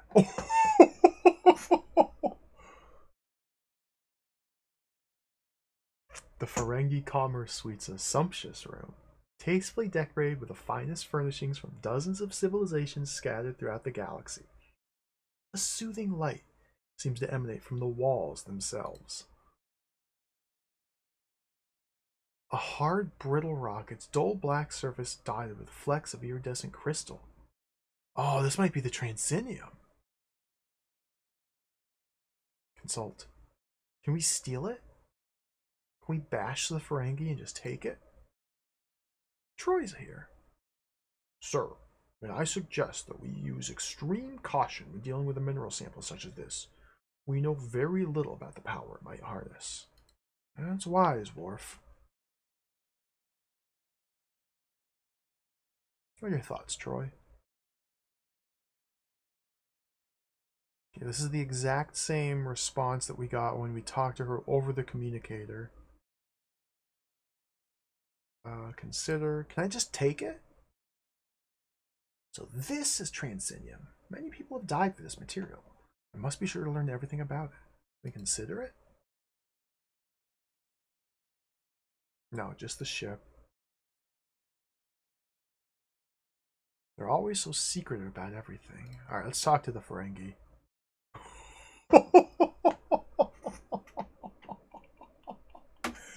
Yes! Ferengi trader sniggers nervously through his misshapen teeth. He seems to be laughing at some private joke. His eyes dart about, shrewdly appraising all. Converse. Welcome, Earthman. I am Mainagi at your service. It's a rare experience for us to have visitors in this lonely corner of the galaxy, especially for ones from such an expensive-looking starship. The Ferengi exudes an air of extreme self-assurance, verging on absolute conceit. Let me guess, you're looking for Transinium. Well, you most certainly come to the right place. Ferengi smiles through sharp and craggy teeth. Would you like a small sample for your labs? So I'm gonna guess that grabbing this sample will like explode our ship or something. So let's do it. I must thank you profusely for the generous donation you made to my credit chip. I'm certain you'll find the Transinium to be of the highest quality. Okay. So we have it now. So consider the way the Ferengi eyes everything. You'd think the ship was wearing a price tag. Use object now. Let's use the Ferengi ship. Ferengi ship. Choose another. Okay, let's not use the Ferengi ship. Let's consider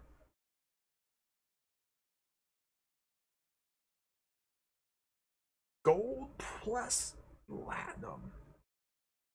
Choose another. So we have it in our possession, so I guess we just have to beam back aboard the Enterprise and analyze it. Okay, can we move around here on the Ferengi ship? There's Riker. Nowhere to move to. Alright, let's get out of here.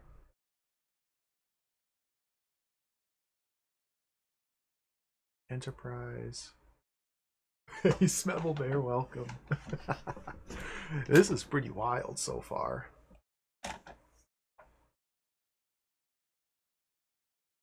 Oh, we're in the transporter. No, no, no. Move. Move. I don't care about the transporter room description.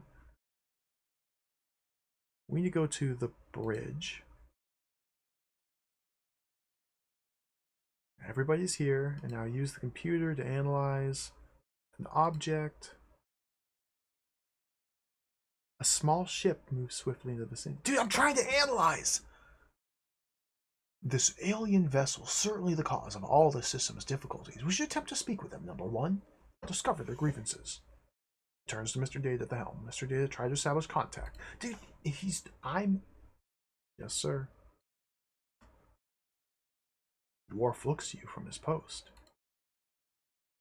His shields have gone up, Commander. Shall we engage? Consider.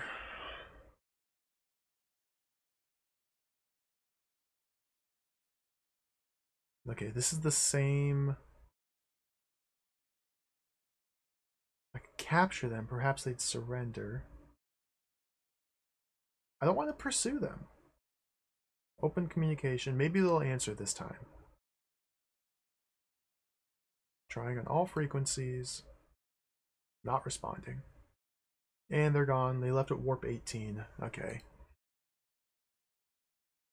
Maybe now I can analyze this object.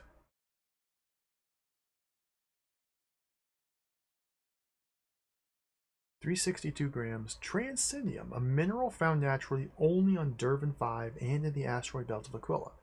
Transinium acts as an amplifier for certain types of non-nuclear reactions. Extended analysis indicates that transinium is an unstable mineral with the potential for complete and extremely rapid decomposition, given sufficient input power. Okay. Consider. So now they've attacked... Who? What? The poor devils? Haven't they suffered enough? Huh?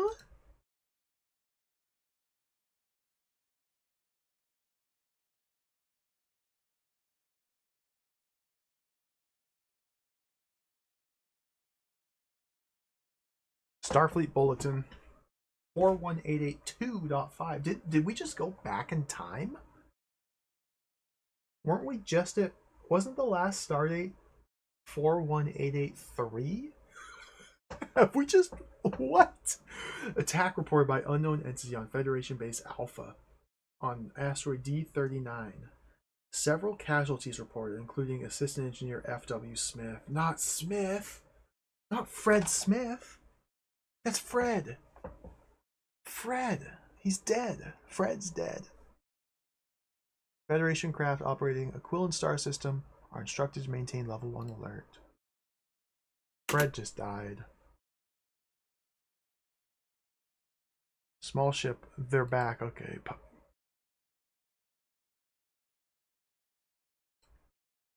So the game definitely seems to be pushing me to respond to this small ship. His shields have gone up, Commander. Shall we engage? I think I want to engage.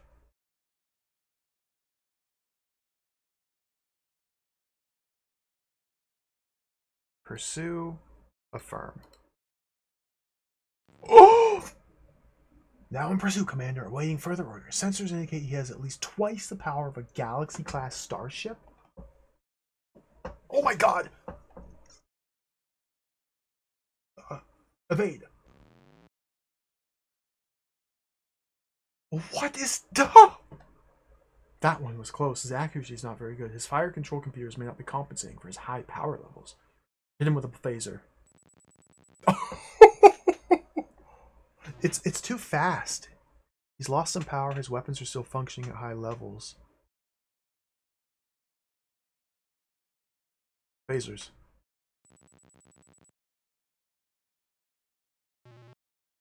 Direct hit. He's lost some power. Like I have to slow it down again. He's accelerating at extreme speed. We may lose him. There, he's completely gone. Suggest we break off this pursuit to stand down. During his sub-light speed, he has a very fast ship and should be out of this sector in a matter of seconds. Alright, well, we scared him off. We were able to shoot. We shot him twice and dodged all of his counterattacks. Let's head back to Fred and Valura, D39. Because apparently they got attacked. I didn't realize it. D39.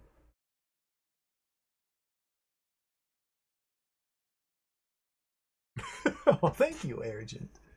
I like it as well. It's almost time to play more Dizzy games. I think my Dizzy break is just about over. It's almost time to play more Dizzy games, finally. It's been like almost a month since I played a Dizzy game. Transport.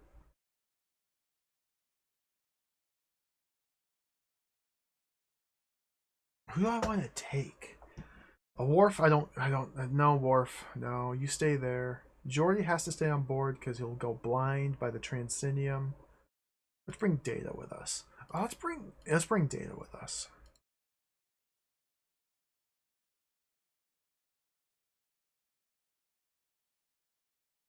The doghouse.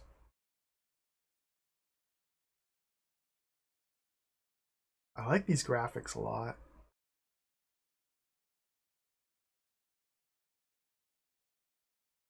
It has a very distinct style to it. This guy's still here.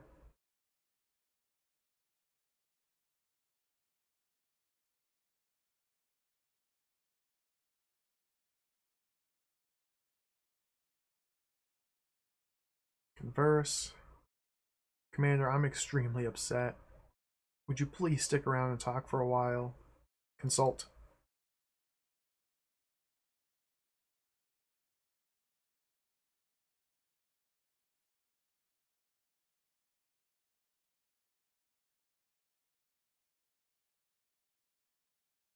It seems that this extreme isolation has had a very strong effect on this man. He seems very disturbed, very unbalanced. Oh dear.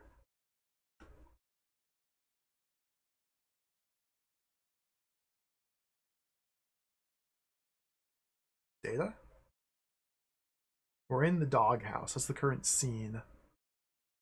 He seems to be suffering from what was once called cabin fever. I would be gentle with him, sir. Okay.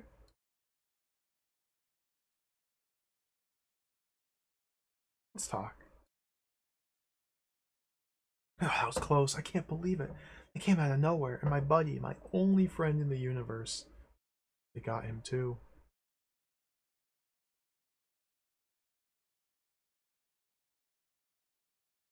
Okay. I guess, is that really all we can... Certainly has a strange glint in his eye. Use an object? Use the Ferengi ship? Why can we use the Ferengi ship? How? I guess we can't.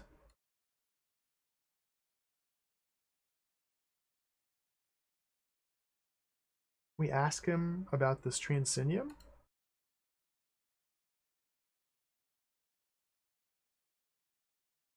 Drop? I don't want to drop it. Like, okay. I still don't understand what we are meant to be doing.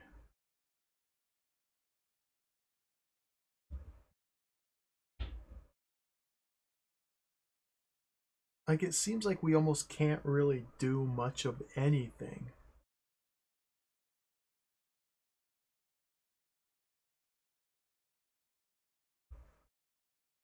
He's got new dialogue this time. So, I had to talk to him twice to unlock this new dialogue? Why didn't he tell me this the first time? Damn these creatures. Please, Commander, promise me that justice will prevail under your command. They killed my assistant, my only friend, the only person I could joke around with. Valura wipes his forehead with a bloody hand. I still can't believe Smith's dead. You have anything else to say? So we have to reconverse with him. Re-agree to stick around. And we have another new response. Holy Centauri, that was close. It was actually even exciting. Damn, I haven't had a thrill like that in years. He pauses, looking down at the floor. But it cost me the life of the only person in the star system I could talk to. Smith is dead.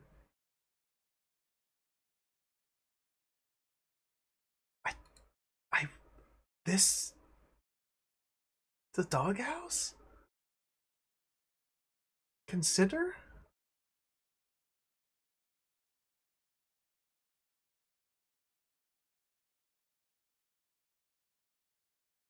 Contact?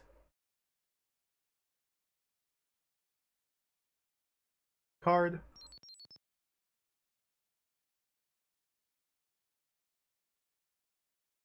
Report. Learn from your mistakes, number one. It will take more than brute force to defeat that craft. What? What? Get me out of here. I don't understand what's happening. Get me out of here.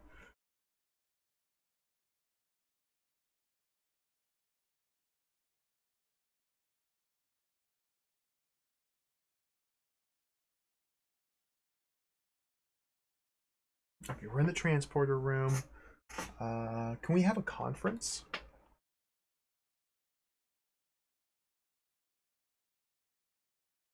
we confer?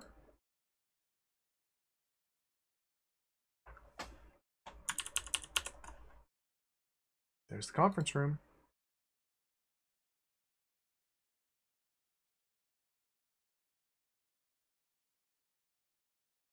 Can we confer?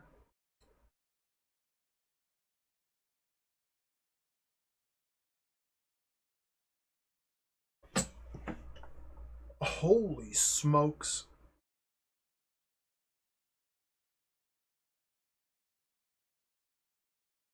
It's going to take so long.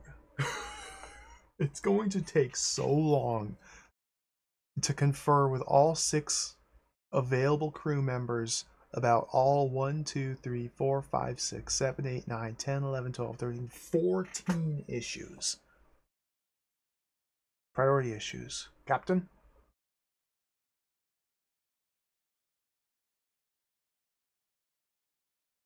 Number 1. What do you think about these radio messages that were received? What? What radio messages? We had... Who? When?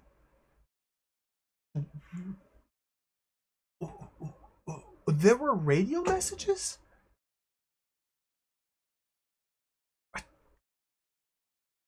Continue.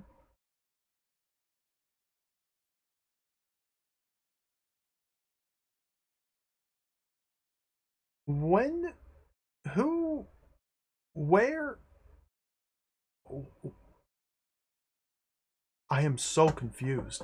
It feels like things are happening in the game that we're not privy to, the player. Sir, Starfleet records indicate no inhabited planets within 100 light years of here. It seems unlikely that any group could reasonably claim sovereignty over the equivalent system. The more likely explanation is that the terrorist story is a ruse to distract attention from the actual perpetrators. Continue. Dude, King of Chicago, that game looks so cool. That's one of the big games I want to play on Macintosh.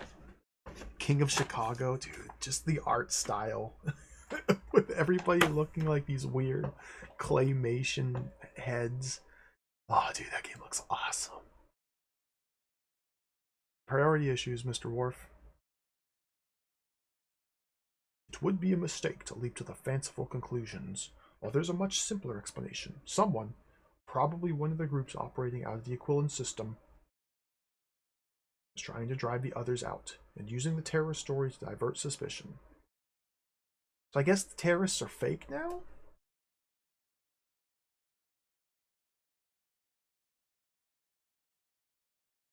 Can I visit the Klingons? Oh, let's just keep talking. Let's get the priority issues at the very least. And see what everybody thinks is the priority issues. Something does not ring true about the terrorist story. More likely, some other group is hiding behind the terrorist story, using it to distract attention.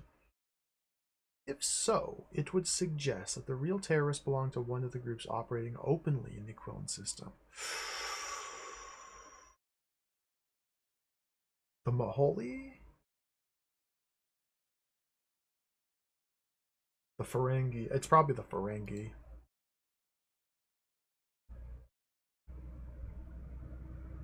I feel like Klingons just wouldn't use terrorist tactics, just period. It's just like they just wouldn't comprehend the idea to act in that manner.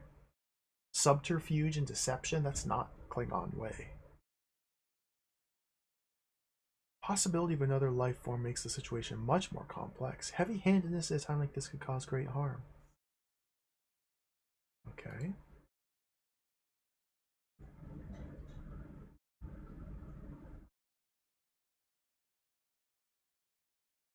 Jordy, can you see yet? Are you still just like blind? I don't. I mean, does your visor still work? I don't. I'm sorry, I didn't mean it that way. Sir, I've been thinking about the messages that were received before the attack on Gamma Base. What messages? Gamma Base got attacked?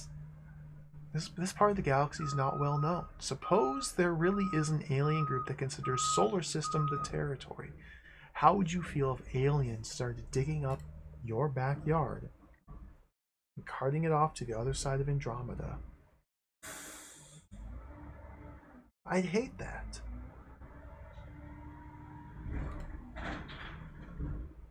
Garbage truck outside. Might be able to hear that.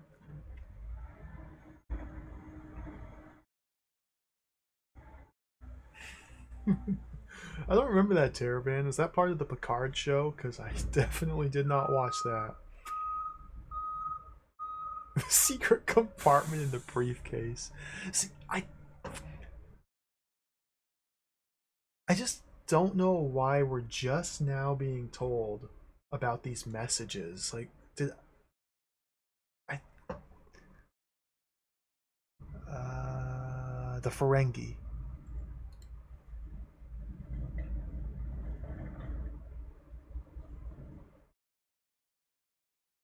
Good, number one.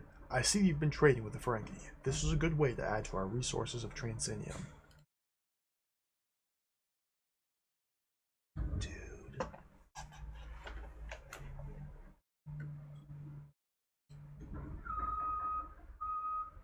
What do you think, Mr. Data? I do not understand what you find offensive about the Ferengi. Is commerce not an honest occupation? Does Data not know the laws of acquisition? Or the rules of acquisition? I don't think honesty is like any part of them. Then again, I don't really know them. Uh, Jordy's visor trouble. Mr. Data? Belt news? I think it may be something in the rocks, sir. Thank you, Data. Thank you, Data. Thank you for that helpful bit of information.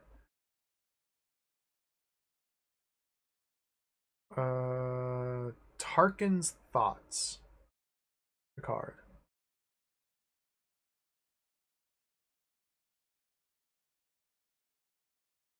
The Maholi, more than anyone else, know all the tricks of the Klingons.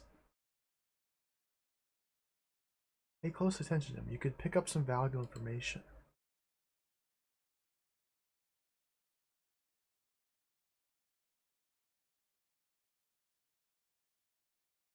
I want to visit the Klingons. I want to talk to the Klingons. We got to get their side of this. His words do not ring true. That is not the way Klingons behave. All right, let's get out of here. Let's stop conferring. Go to the bridge. We could spend hours in the conference room just talking about things. Oops! Oh, I just don't transport. No, navigate.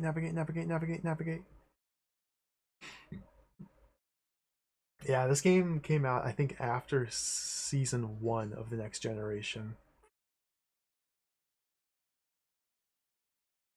So the Ferengi were still newly introduced and like weird goblins with hospital gowns and whips. Okay, let's transport down. Klingons are here, so we want to bring Worf. Let's bring Geordi as well. Get him some action. Klingon post, that looks like a hamburger. Yeah, it looks a little bit less like a hamburger here.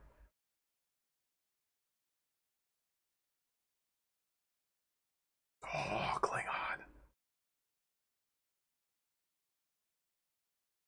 Jumbled mix of military gear, bizarre furnishing, and unknown structural machinery. The room's reddish illumination seems to heighten the faint scent of decaying meat. Yum.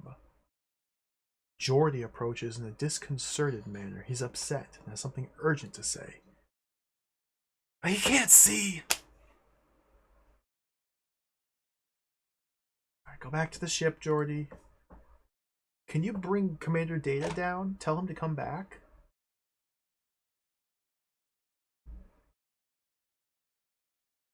No? Contact? Data? Data, come here. Yes, sir. One time Roddenberry kept talking about Ferengi sexual practices until being firmly asked to stop.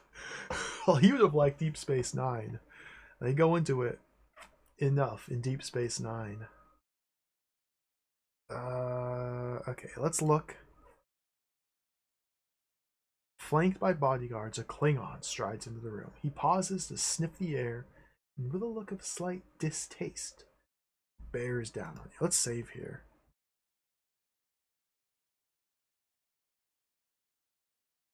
So I have a what save file. Let's do a Kling save file.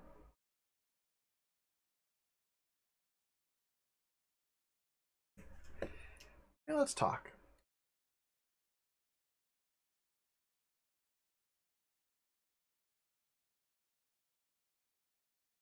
Greetings, Commander. I'm Kurat. Not even so much as a nod of the head. You Earth people's manners are simply abysmal. You beam aboard my base unannounced, probably in hopes I can offer you information about the terrorists. Too bad about that Smith character over at Valura's base. They were sure a prime target to get hit.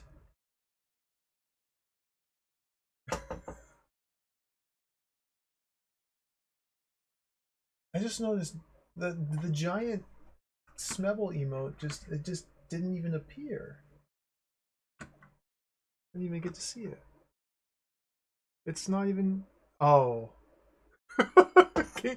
It's a super great friend emo. Oh. Beautiful, beautiful. God, I hope Chatty updates soon so I can see those. I gotta fix my setup here.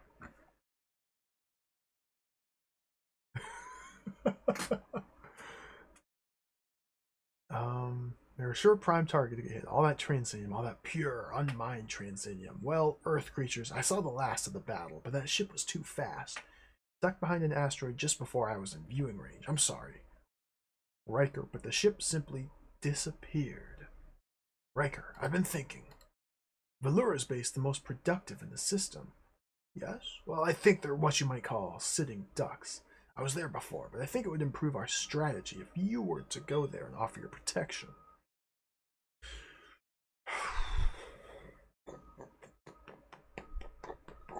Consult. I don't know if I trust this man. Worf?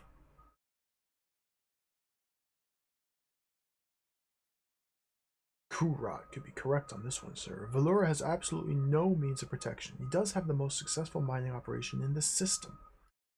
Oh, of course.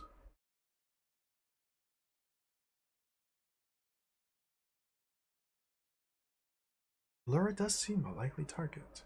Consider. Valura is a likely target, but it seems like I've been led on a wild goose chase thus far. Could this be the one?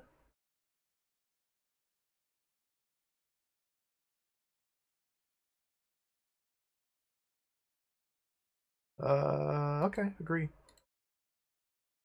The Klingons filled with pride. I'm pleased the Earthling can see the Klingon way. We shall apprehend the terrorists together.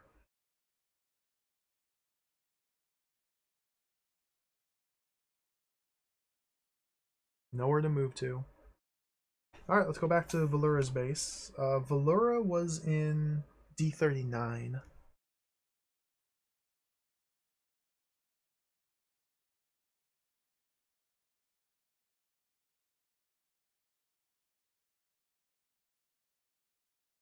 Navigate.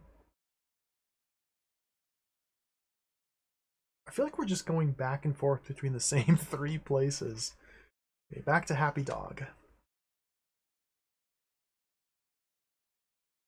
What? I still don't understand what we're meant to be doing. Or how we can even do anything. Like, it's just, there doesn't seem to be much agency or ways with which we can interact with anything.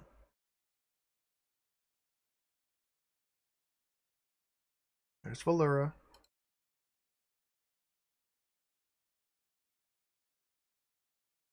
Converse. Stick around and talk. So how do we station protection here? Can I even do that?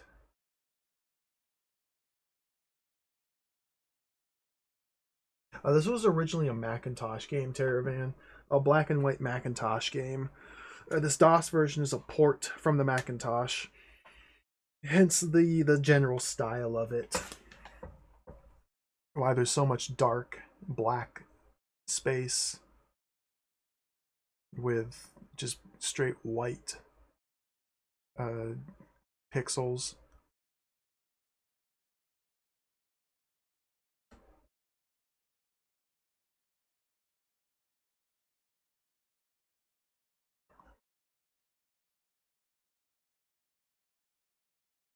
What the?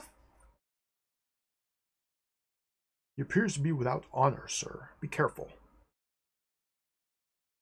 Go to?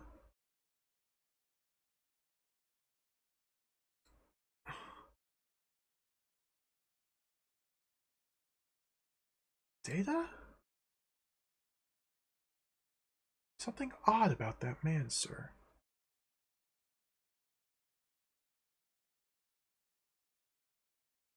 Move? I wish I could move little Riker around here, but I can't.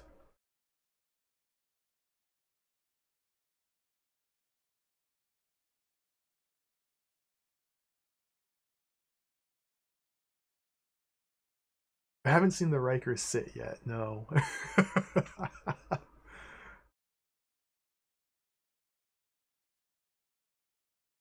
I have no idea what I'm even doing. Um, let's go to Aquila 4. There's an abandoned military or abandoned mining base, an abandoned base here. Let's see what we can find. Cold, barren place, but containing large amounts of organic matter, indicating a dramatic and relatively recent climate change. The remains of an abandoned non-Federation settlement can be detected on the planet's surface. We can't, like, analyze it. Can we consider? The doorway leading to new adventure. You said it. Let's go.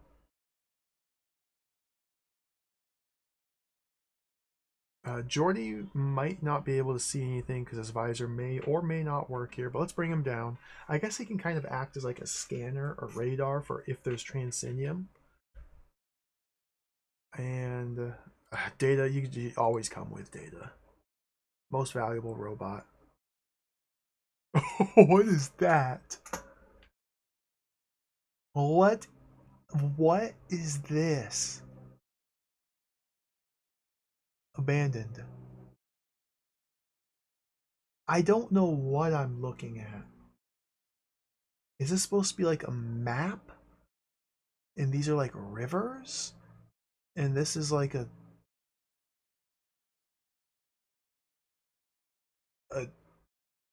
is this like a side on view and this is like a tree?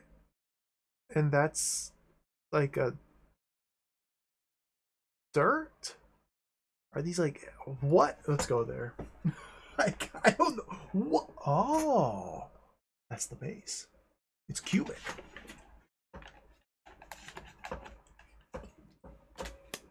Ooh! Orb.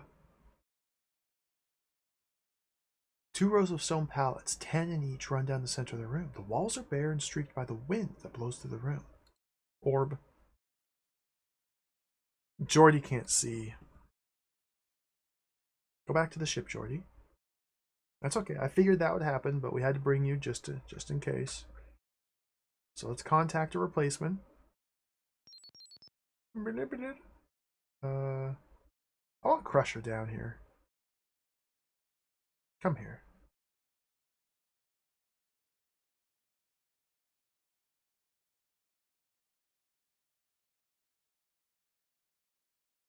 Look.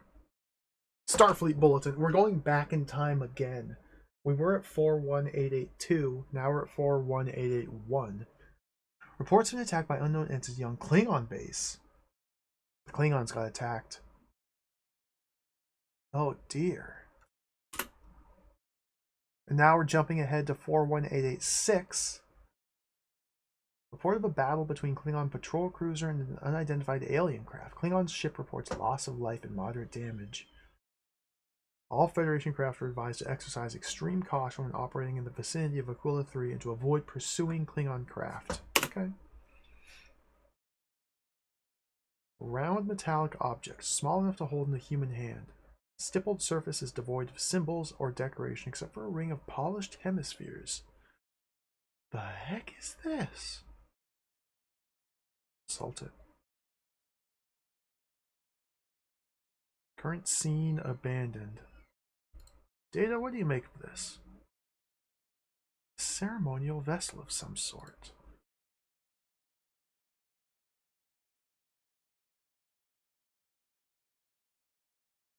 Careful, it looks quite dangerous. We certainly can't afford to lose you at this point in the mission. This device could offer hindrance or assistance. Could it be a trap? Oh, wow. Can we use the Transinium on it?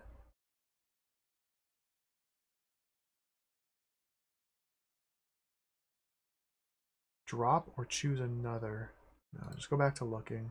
I'm just going to take it. Take it. Commander Riker takes the alien device. Alright, well now can we move about? Are there new rooms finally?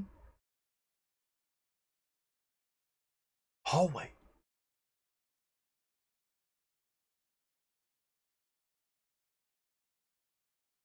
Barren and quiet, the hallway shows no sign of wear. Despite the apparent decades, the dust and wind have held sway here. A number of doors lead off in various directions.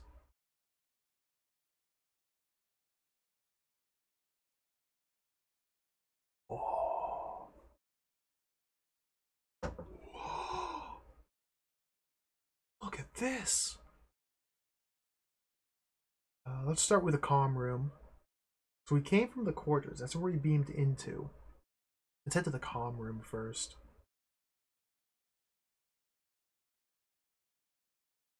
Communications room is jammed with equipment which appears to be largely intact, though unsurprisingly not functional. Current scene abandoned. Current room comm room. What do you make of this, Data?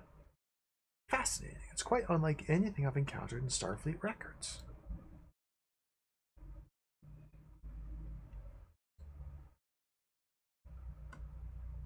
Whoever lived here, it's too late to help them now.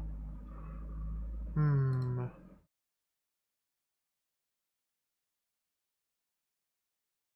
Consider? Something in my eye. Got like an eyelash in my eye. Where did these buildings come from? It's not like any architecture I've ever seen. Okay. So from the comm room, we gotta go back to the hallway.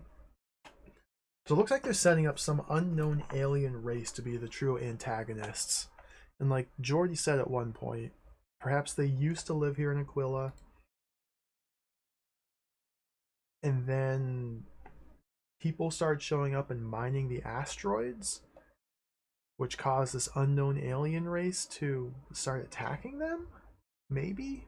It's unclear. Storage. Well, then why did they abandon this settlement? Empty shelves lie toppled against one another. Whatever was once stored here is now gone. Consider.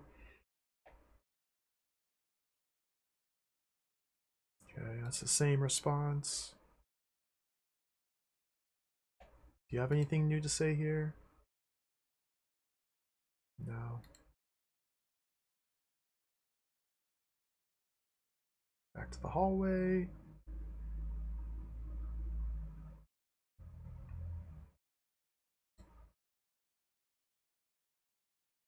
There wasn't anything in the comm room or the storage. Let's head to the lab.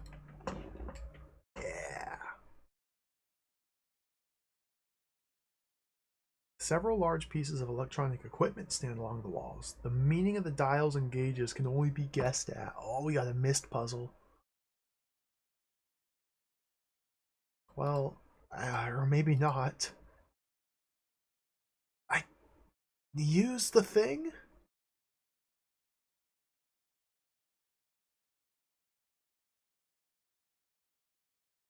I,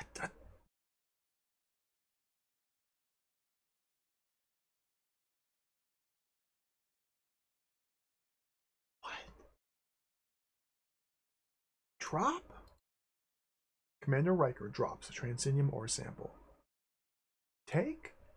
Oh, maybe Jordy can't see because I'm carrying this Transinium around.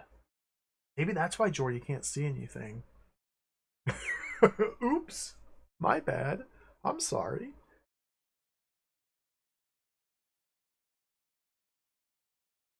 Maybe I can drop this back on the ship?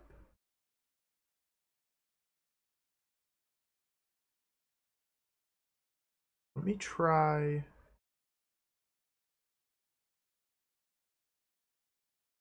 Let me try something here.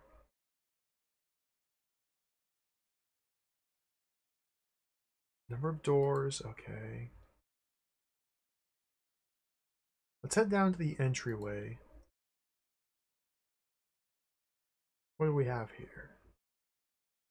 Exterior doors stand open, giving wind-blown, dust-free access to the building's interior. Wind-blown dust, free access. Can we move to a new room from here? Oh, we can go outside. What the? A dark single-story building squats beneath the forbidding sky. Wind-blown dust climbs high into the atmosphere, dwarfing every other feature of the terrain. What the heck is this? Almost organic in appearance, the peculiar object has a small central body and several projections that resemble tiny trumpets. What? Uh, Activate.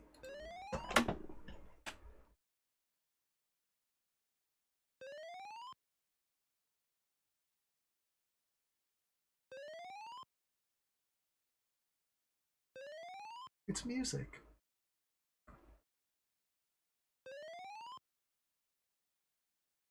All right, take it.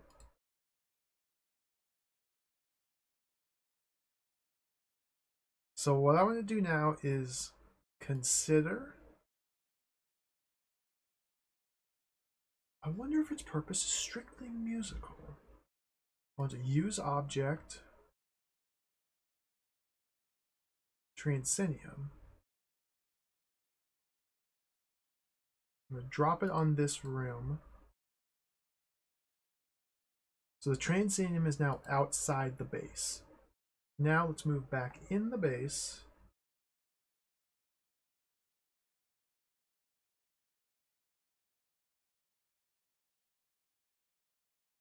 Consult. Crusher. Go back to the ship.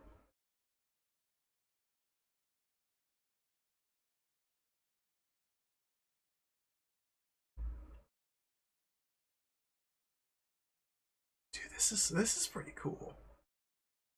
And then contact. Starfleet. Okay, went back another 3 star dates. Oh my god. Attack by unknown entity on Federation Base Alpha on asteroid D39 of Aquilon star system. Complete destruction of base and death of all personnel reported, including Superintendent R.M. Valera. He's dead.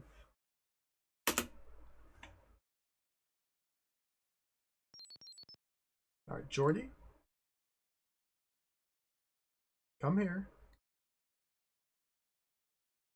So let's just see now. If Geordi beams down to me without the Transinium, he can't see anything. Dude. Alright, alright, alright.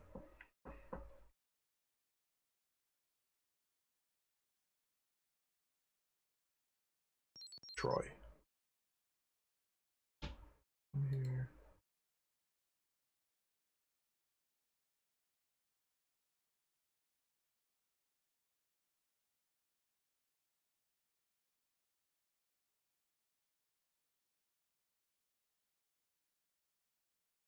Go back outside.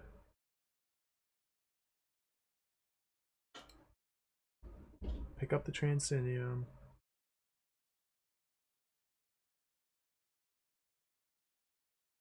Go back to the ship. So I wonder if there's ways for us to prevent these events that are just occurring. I wonder what determines when these events occur.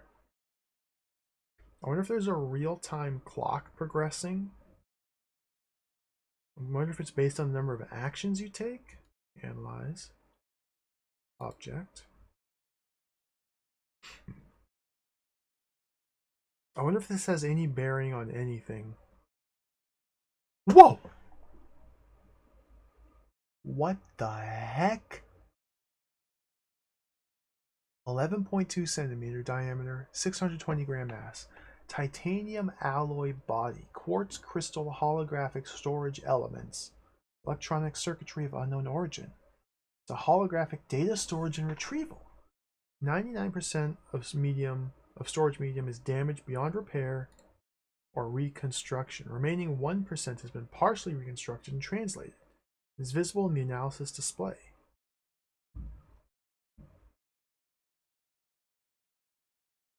The 1%. Is that a planet exploding? Okay.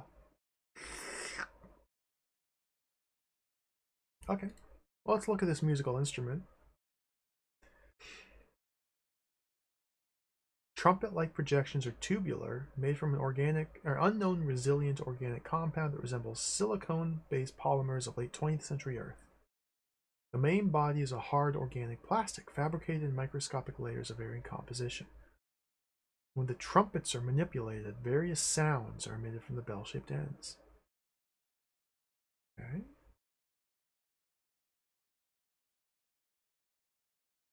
Look at the archives.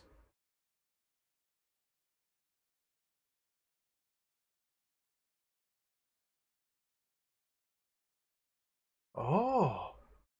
Okay, so you're dead. This guy's dead. We've never even met this person. Or is this the Jansen?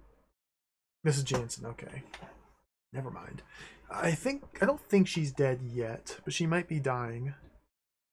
A no-nonsense administrator, little tolerance for waste and efficiency are other people's opinions. Okay. Dead. Dead. Was that Harry Mudd? Wait.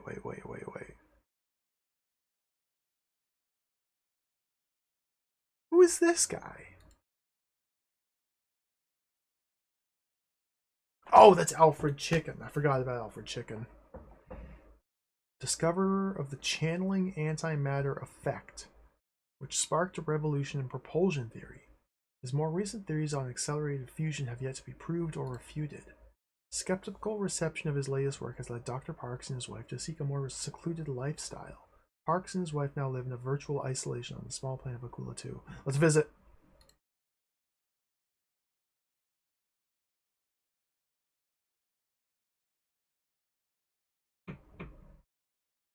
Lush vegetation covers the planet, making it both exotic and treacherous. The dominant life form is a fast-growing vine covering most land masses. The rapid growth can ensnare landing craft that remain too long on the planet's surface. A small research lab lies on one of the few spots escaping the reach of the vines. Transport. Data. Jordy, can you do anything yet? I really want Jordy to be helpful. Oh, we got little walnuts. Oh, look at that. They're like coconuts.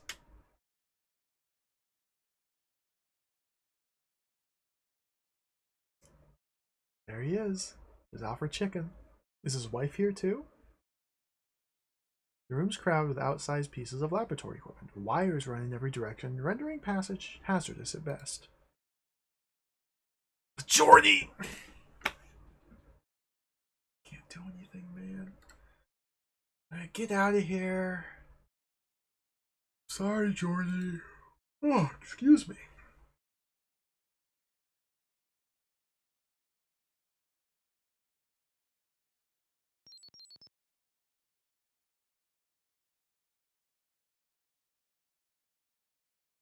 They do kind of look like Game Boy camera, yeah. I see what you mean. A little bit more color, but other than that, it is very much Game Boy camera aesthetic. A modest grin appears on the aging scientist's face as he steps forward to greet you. The sagging, translucent flesh surrounding his eyes betrays a profound weariness. The scientist's tone becomes terse. Can't you see how the situation has deteriorated since you arrived? The terrorists are using your actions as a pretext for stepping up their activities. What actions? I haven't done anything. His warning is more of a demand than a request. I beg you. Withdraw the Federation troops from the asteroid belt before the situation gets out of control. Consult. Troy. He's very nervous. I don't think he's telling us everything he knows. How do we get more information out of him? Can we just, like... Can we talk? Can we communicate any further? Starfleet regulations are unequivocal on this matter. Your duties protect Federation interests. These are Federation mining colonies. We cannot remove our troops and just let them destroy the bases. Although I don't know how we can defend either. Consider my options. We come on a mission of mercy to put a stop to this barbaric terrorism.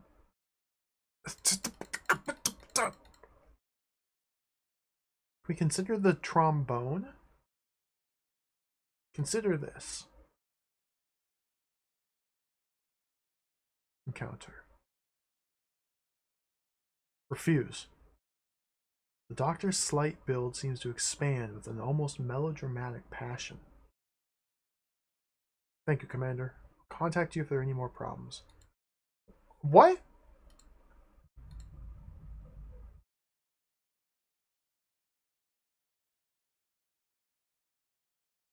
Refuse.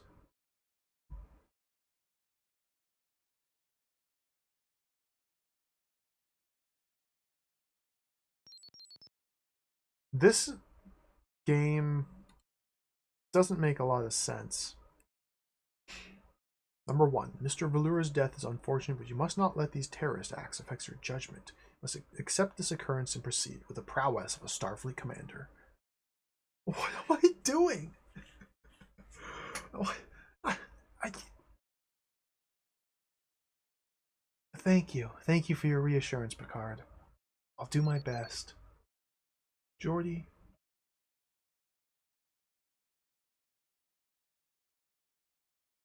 The guys at the doghouse sure were brave to stick it out. To tell the truth, now that another person's died, I don't really feel safe anywhere. Not even aboard the Enterprise. I'm sorry, Geordi. Anything I can steal? Nowhere to move to.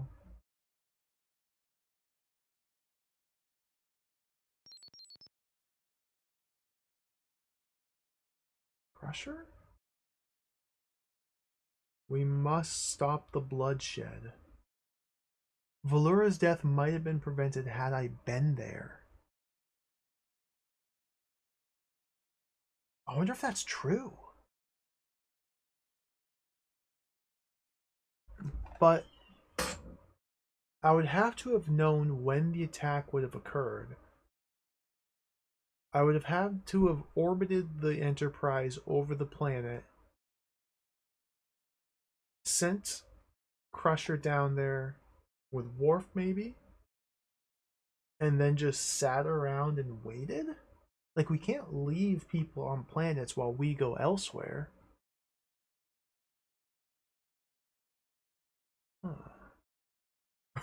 I haven't solved it yet. No, Emily. I don't even know how to play this game still. It feels like there's very little interaction we have with the game, with the events that are unfolding.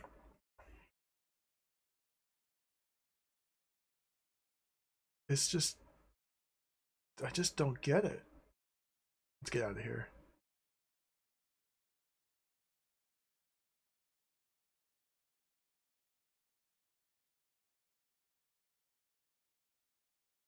No, no, no, no, transporter. Let's navigate. Let's head back to E146. Now that people have died, let's head back to Jansen's planet. Transport down. Let's bring Worf with us. Maybe I should have brought Crusher. A shade of sentient? Kinda. I could kind of see that. I don't think this game has quite as much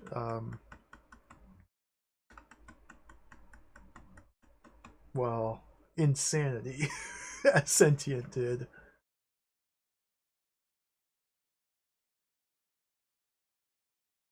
Oh, a cat.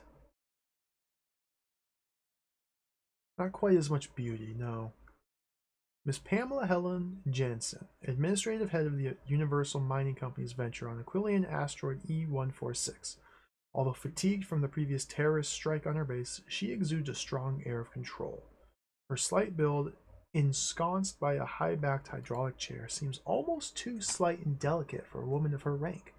Her black eyes stare forward unflinchingly. Maybe she's an alien. While we appreciate your protection, it's not a permanent solution. There can be no peace on the frontier until these acts of barbarism have been condemned and the perpetrators brought to justice. Although seemingly thankful, Miss Jansen continues with a near contemptuous air.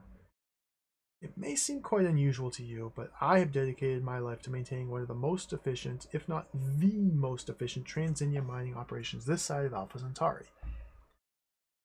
If these terrorist attacks are allowed to continue, it may cause repercussions throughout the star system. You must find them and exterminate them. Well.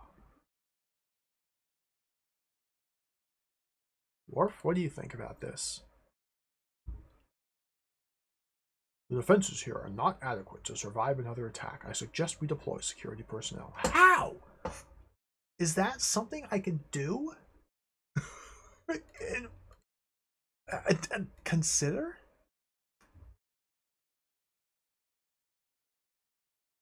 If anything happened to her, I would be responsible. What more can I do? That's what I'm saying. Perhaps we can consider the Ferengi.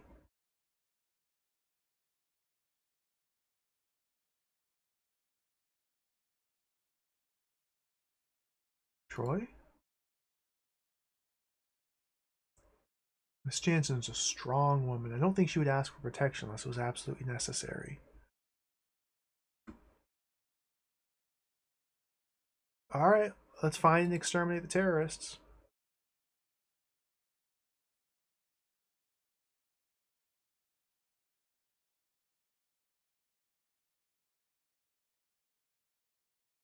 Nowhere to move to.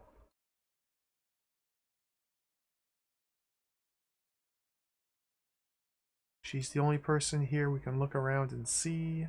Yep. Okay.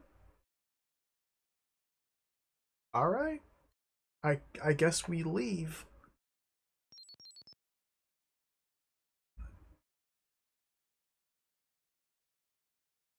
Okay. Can I like station security personnel? Doesn't the Enterprise have like hundreds and hundreds and hundreds and hundreds of crew members? Can't we send a couple red shirts down?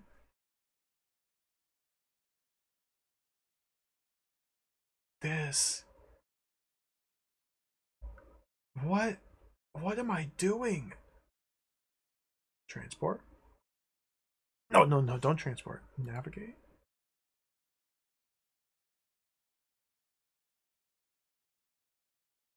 Let's go to F-72.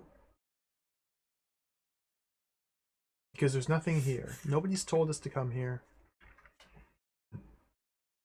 Finn's first. Finn's fist. Almost sculptured in appearance, great furrows give this asteroid the look of a giant's closed fist. Both the asteroid and the structure upon it were named for the mythic Irish hero, Finn McCool. I like this guy. Perched as if held fast in Finn's rocky grip, a single building blinks a profusion of multicolored neon lights. The Ferengi ship is here.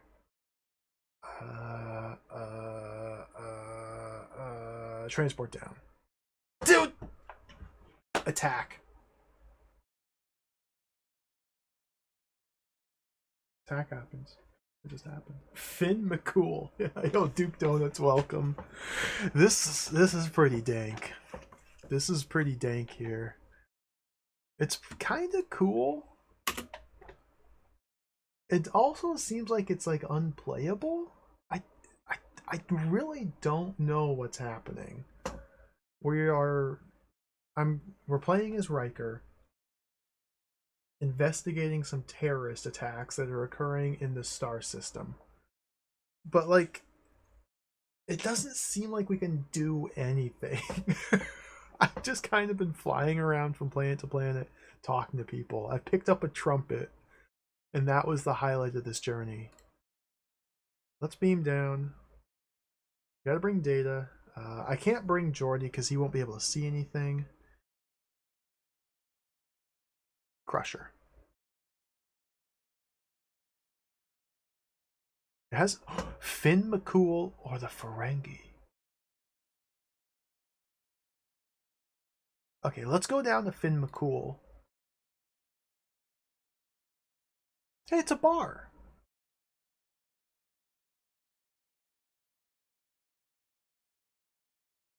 So every time you arrive in, what the heck is?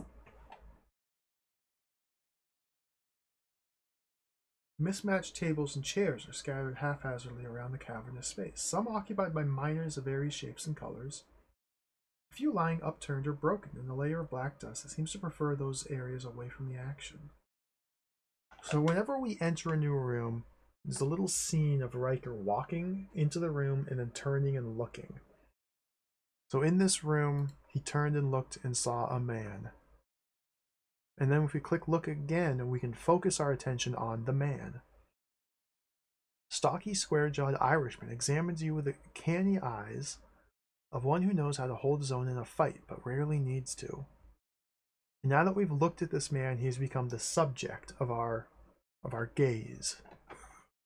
So, since now he's the subject, we can consider and learn what Riker's thinking. This guy looks like a loudmouth, but he might have some information. Better humor him for a while. Okay, we can also consult our away team to see what they think about him because he's currently the active subject. Might be impolite to refuse his drinks. Oh, okay, thank you, Data. He hasn't offered any, but thank you. Pressure? His drinks look very powerful. There may be more in there than meets the eye. Is he gonna give me, is he gonna roofie me? Or is this Sorian brandy? Alright, let's talk to him. With a shuffle of his feet, the stocky man behind the bar expounds. Welcome to Finn McCool's. It's not often we see you military types out here. Would you and your friends like a drink? Agree. Denning's tone changes from friendly to near caustic. So we just know his name? So, if you come to play sheriff in our Wild West, well, I'll warn you, you've got your work cut out for you. This used to be a quiet little outpost, a few prospectors and the occasional Moses wandering his desert. About 30 years ago, the first miners showed up, and things began to change. Consider. Okay, same thing. Can we use the trumpet on him?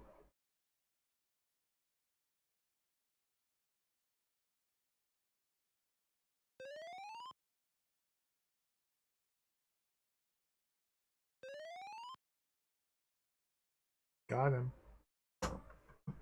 Okay. Converse? Need another drink? Inside the cavernous bar, the air grows more tense. Yes, sir, things certainly have changed. The Maholi aren't so bad. They usually sit quietly and drink, then fall asleep under the table. If it gets crowded, we just stack them in the corner. But the Klingons, they get belligerent and start bossing everyone around. And when the two arrive at the same time, there's trouble. You know that they hate each other.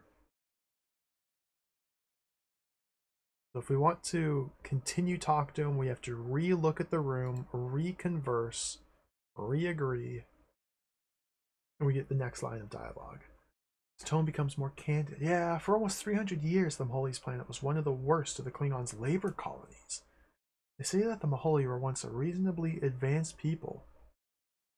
When the Klingons arrived, they destroyed everything, looted everything of value, and then converted the whole planet to one big factory. Klingons look on the Maholi as little more than cattle. And your average Maholi, don't let those big watery eyes fool you, likes nothing better than to slip a little bolic acid into a Klingon's grog and watch him flop around on the floor. Oh, really?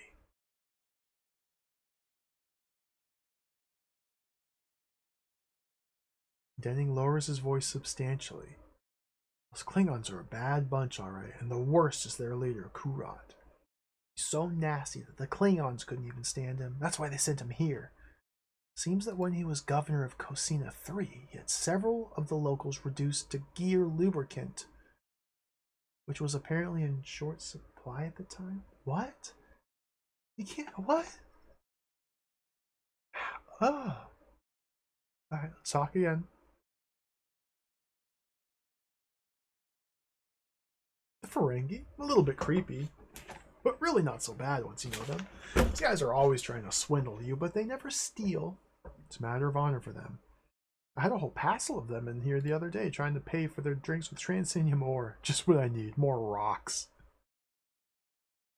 Alright, keep talking.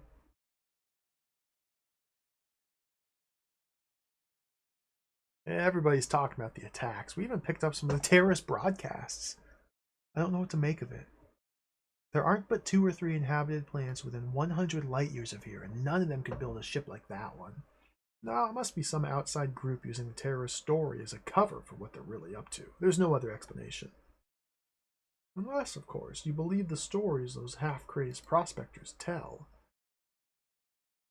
Tell me more.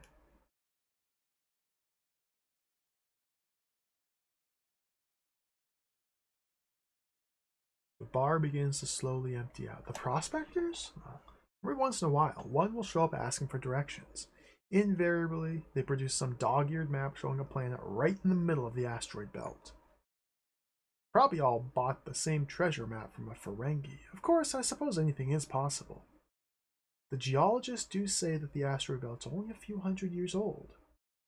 And there's always the matter of the ruins. Nickel 4. Oh. Interesting. So the asteroid belt could be the remains of what used to be a planet. And our little toy. How many drinks have I had? This may not be such a good idea after all. I'm getting a great deal of information, but my judgment's becoming impaired. Oh, Riker. So maybe this toy here. Oh, we have to take it back to the ship to analyze it. Because this toy opens up and shows like a holographic record of a planet exploding. I think that's what it was meant to depict. And that's probably what created the asteroid belt. The asteroid belt could just be remnants, rubble from a planet that exploded here. But how does this all tie together? Get some more drinks.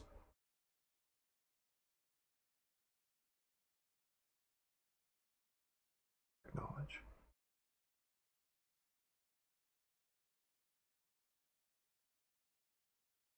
Okay. Looks like we've mined out all of his conversation.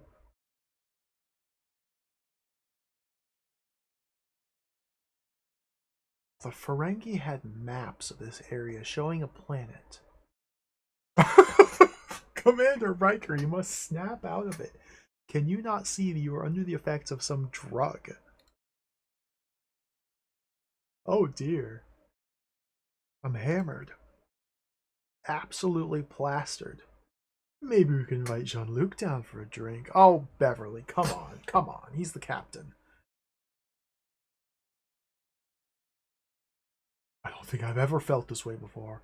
I guess this is what intoxication by a true foreign substance feels like.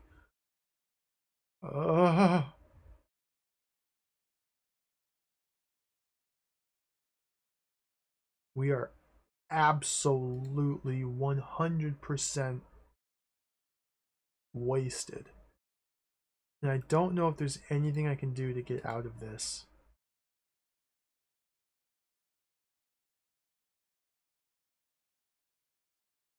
Like, I can't disengage. I can't stop this encounter that we are in. I think he's got me fully locked down.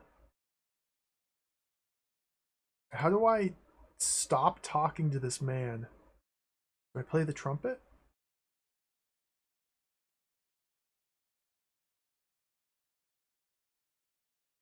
I have to use it.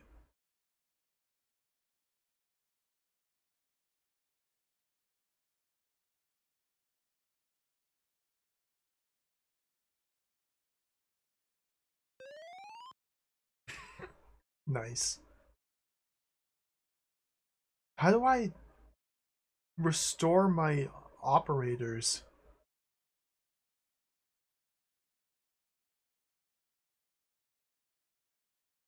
Encounter.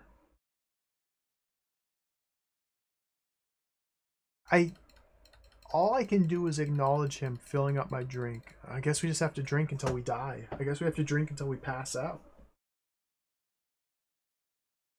And then instantly launches back in. Alright. Commander Riker, I am shocked and appalled by your lack of responsibility and judgment. I'm stepping into command as of this instant. Request that you remove yourself immediately to your quarters. Commander must understand that his or her choices have an irreparable effect on the missions they command. Your lack of forethought at Finn McCool, not understanding that those drinks you so unthinkingly drained could have been tainted with some sort of mind-altering drug, has placed you in this position. Believe me, Mr. Riker, I will deal strongly with you when you've sobered up sufficiently. Kind of game over. We died. We died because Riker got drunk. I didn't.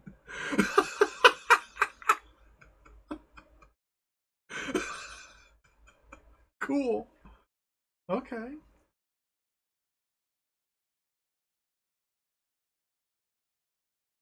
Okay. The thing is, we got a lot of really good information out of him. So I guess we just had to know. We just had to know when he would stop giving us information and lock us into the pouring drink cycle. And we needed to disengage and leave just before we got locked in. But how would you know? Dude, my last save game was all the way back to Klingon, but what have I even done? Like, I really don't get this game at all. Like, I have no idea what it is I'm meant to be doing.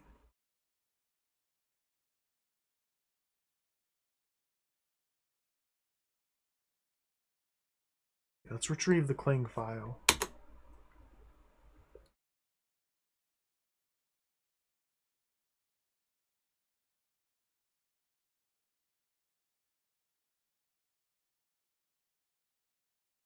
So we've retrieved the Kling.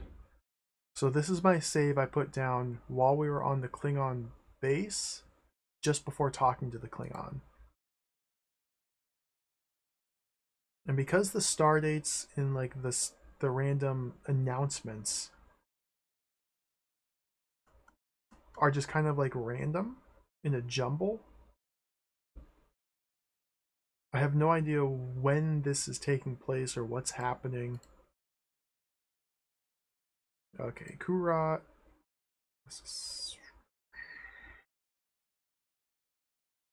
Valura's base is the most productive. Okay, this is before Valura died. So let's go there. Let's see if we can save Valura. Okay. Transport. Back to the Enterprise. Let's see if we can save Valura. This is before they got attacked. So if we head to D39.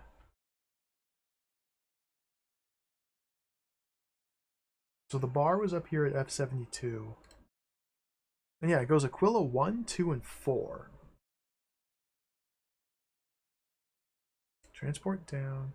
Do I need to transport down, or can I instead tell other people to beam down?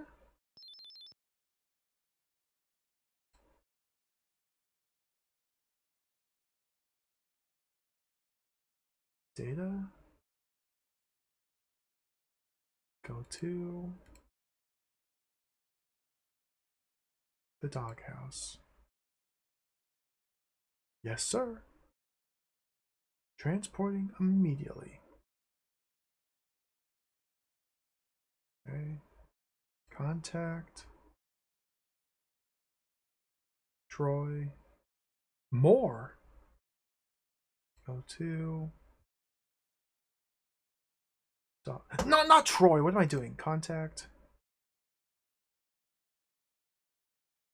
Crusher. Go to doghouse.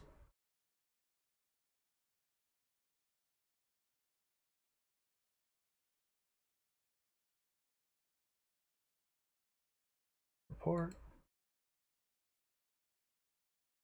The man appears disturbed.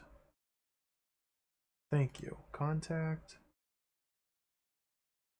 More.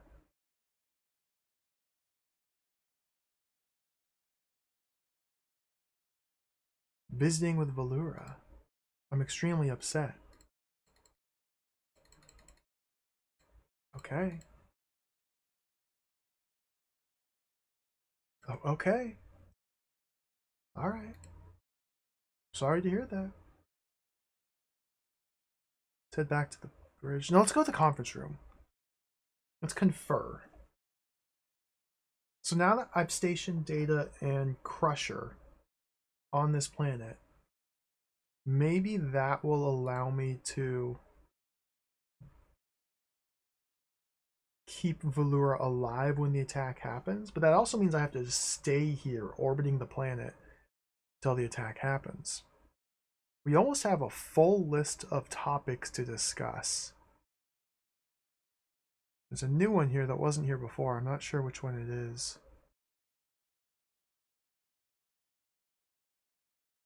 Captain, what are the priority issues?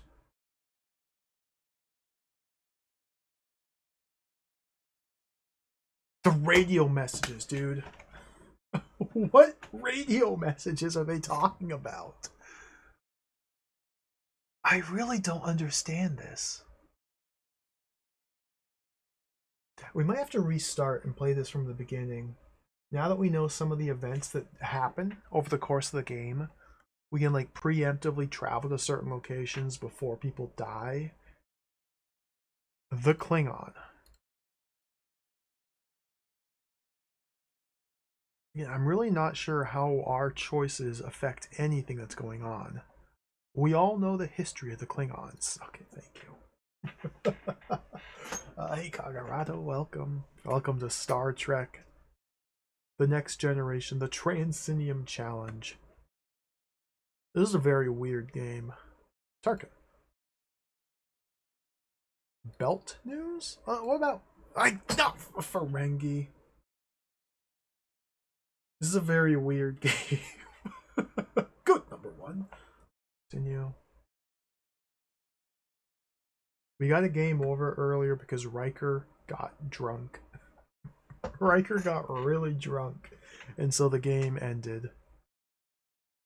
Belt news.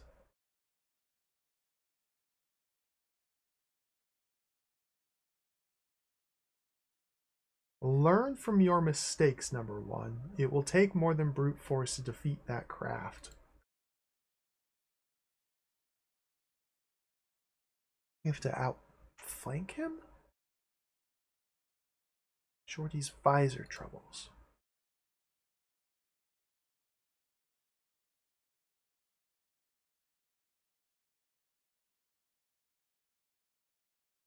Lieutenant LaForge's visor seems to be in working order now that he's aboard the Enterprise. This is a strange occurrence, number one. I want some information on this. How? What? Geordi? It's the Transinium. We know that.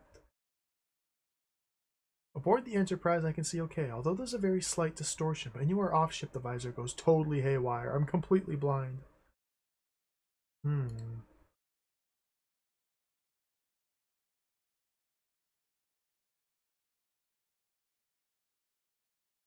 So, consider.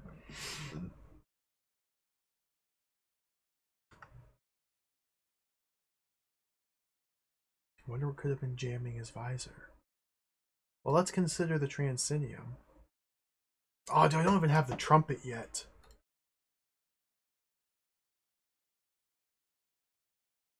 Analyze it?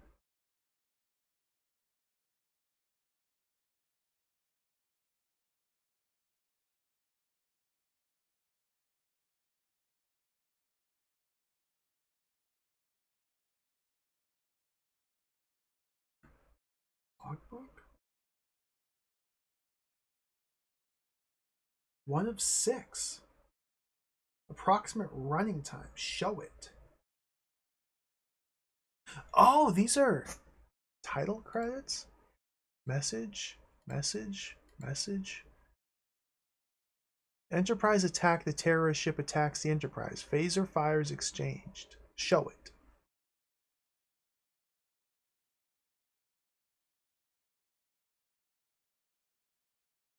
These are like little movies.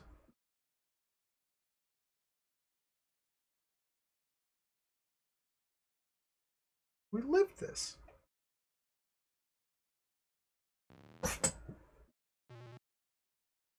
That didn't happen.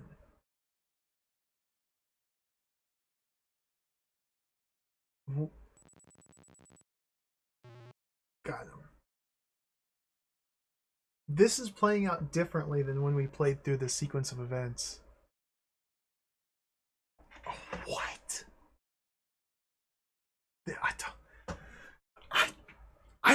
I don't have any idea what we're meant to do in this video game. This is so confusing. I think we have to reset. But why? Why? Why would I reset? I don't. Does anything I do in this game matter? There's the view screen. This is an incredibly strange experience trying to play this, but I think it's break time. It's pretty obtuse so far, yeah. I think it's break time. It's been about 3 hours of stream. I'm gonna take a short break here. And you get some water, stretch the legs. Let's pause the timer. I'm gonna take a short break, 5 to 10 minutes. And we'll come back and maybe peruse the manual again to see if we can get a little bit more direction and try and figure out what to do. Like, it seems really cool, but it also seems like it's barely even a game. I just don't understand. I just don't understand. I just don't. So we gotta keep playing. Anyway, we'll take a short break.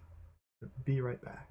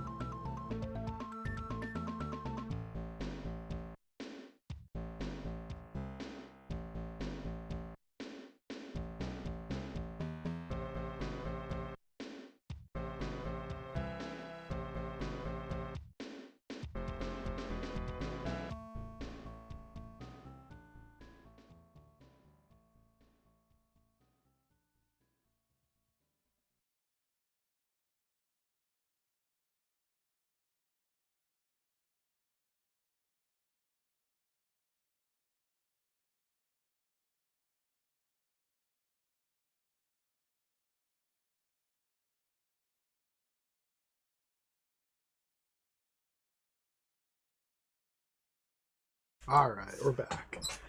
Let's try and play some more of this. um, let's try and play some more of this. Let's try and play some more of this.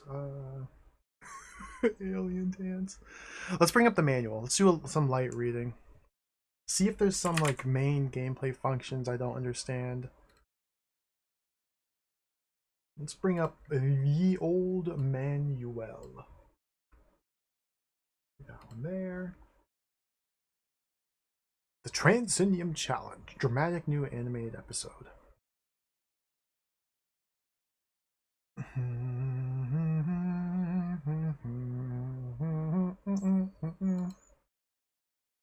Let's see. The thing is, this manual is written like an alien. It's a unique merger of simulation and narrative that places you in control of a potentially deadly mission. So far, the only hazard we've come across is alcohol.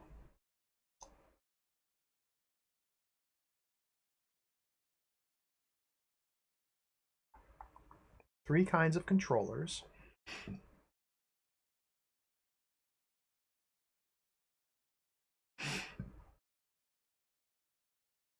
We can look around. We can look around. You find an object and take it to the Enterprise to analyze it. The subject of the simulation changes each time Riker focuses on something new. Explore off-ship locations thoroughly more than once. Hidden objects will sometimes appear once conditions have changed.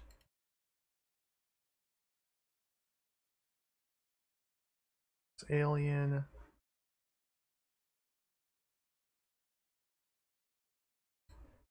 Hmm. Hmm.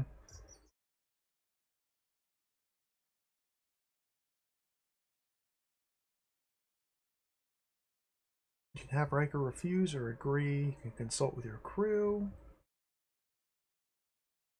You consult. Blah, blah, blah.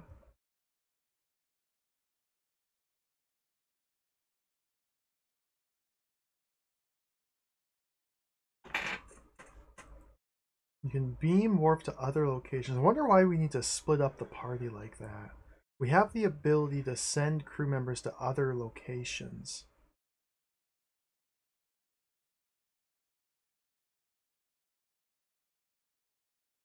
Consider things.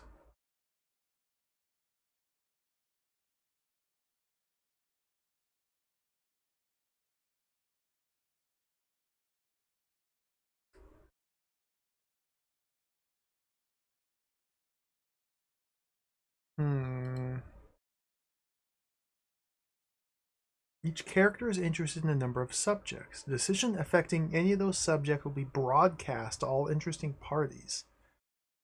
Depending on the news they receive, they will alter their views on the subject, and thus the episode is moved forward. Wait, what?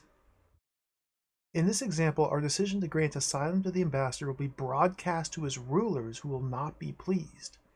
In fact, in a forced encounter called an interrupt, they may threaten the Enterprise with direct military action should you refuse to turn the ambassador over to them.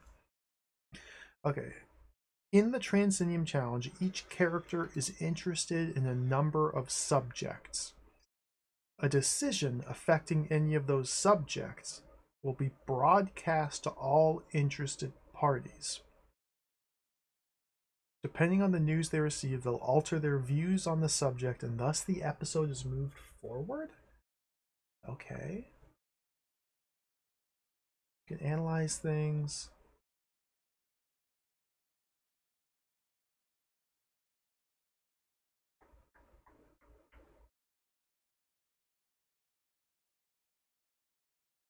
Contact people.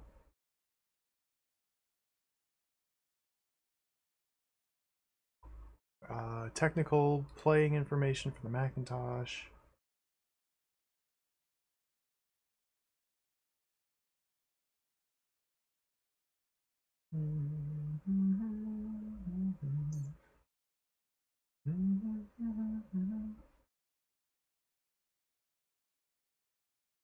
Hmm.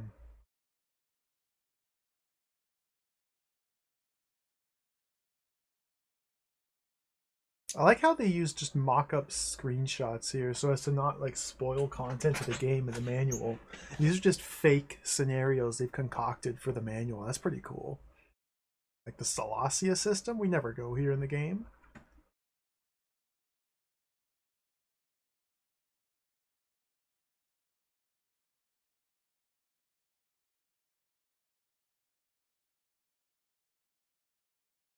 The moving screen.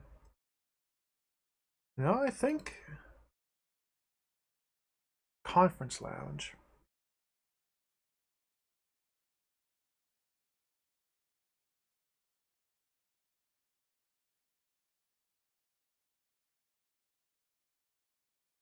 Okay, so people just offer opinions on subjects in the conference room, no proposals for actions. That makes sense.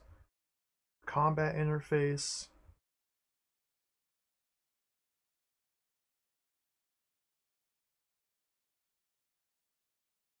From Earth, the star known as Aquila is a bright point in the evening sky, but up close its magic fails to materialize.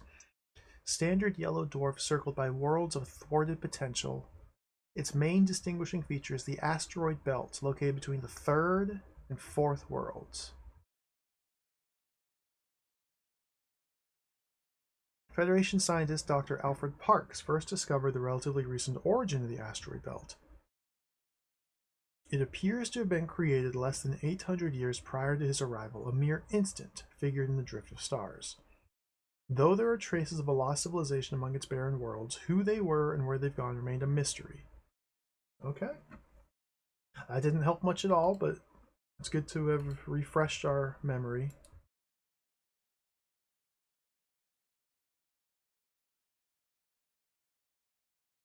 Oh, the alien vessel's here.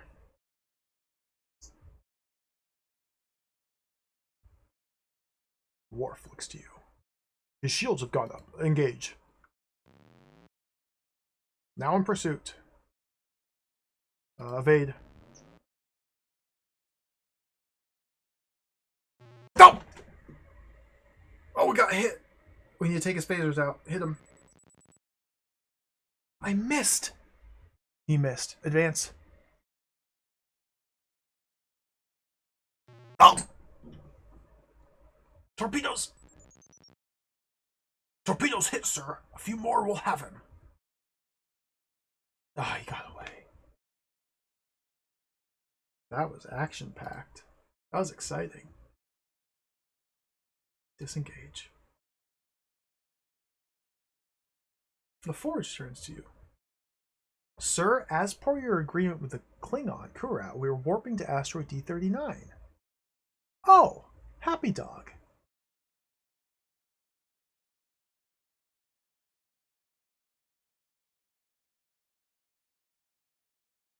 Okay.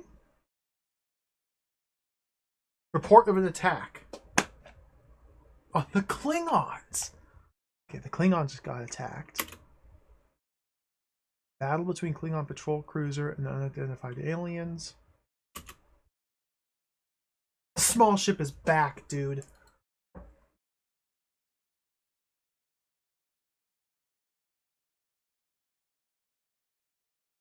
His shields have gone up. Agree. Engage. Advance. Torpedoes. No! Torpedoes hit, sir. Phasers. Torpedoes. Oh, torpedoes missed. Advance.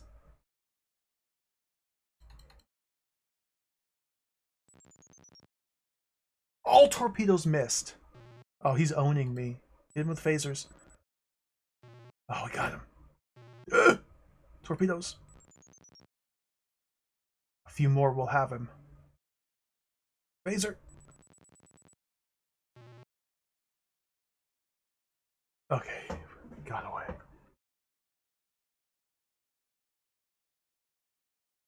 He has a very fast ship. Should be out of this sector in a matter of seconds. So did we just defend? Did we just save someone's life?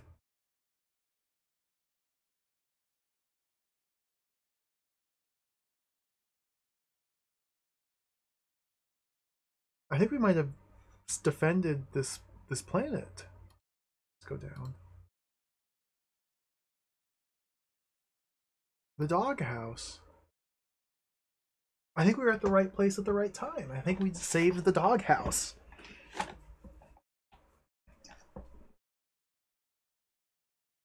There he is. His friend is still dead, though.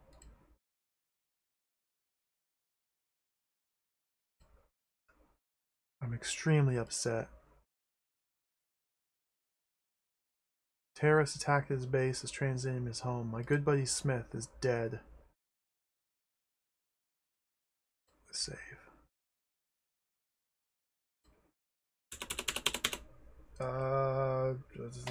Defense. Sure.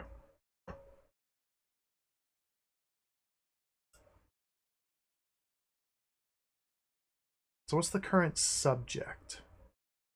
Is it still the guy I was just talking to? Receiving confused impressions from him.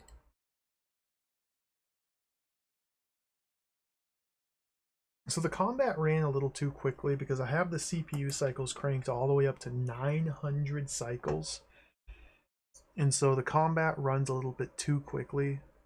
The alternative is to go back down to about 500 and things play out, I think, in the intended speed.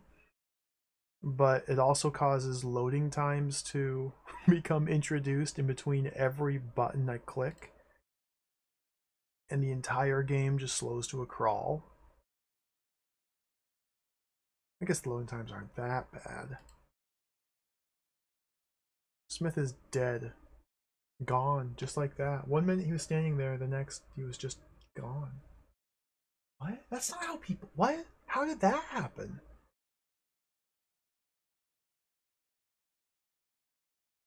What sort of weapon would just disappear a person? Tell me more.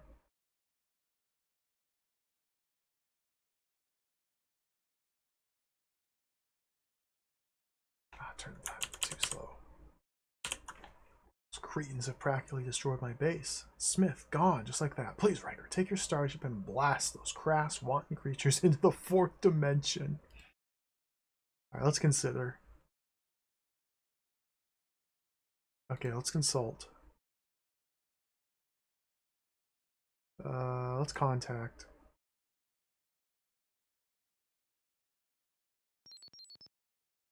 What do you say, Picard?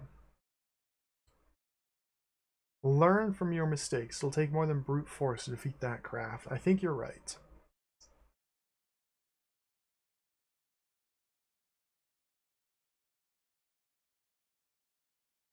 So let's head back to the Enterprise. So we have to solve this mystery. The Transinium challenge. We must overcome this challenge. I want to go to Aquila 4. Because there were multiple objects we could pick up down here. Beam down.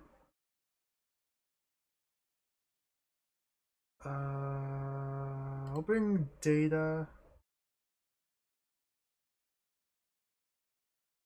Or ring Troy. And so judging by the way the manual worded it,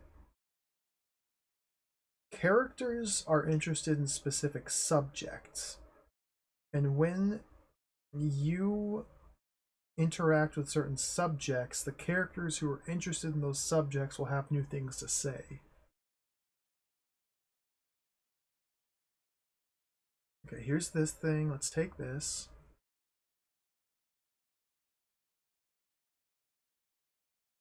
We'll get the trumpet.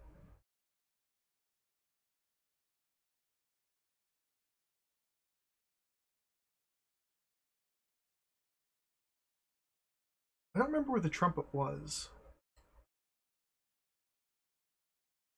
I think it was over here in the laboratory.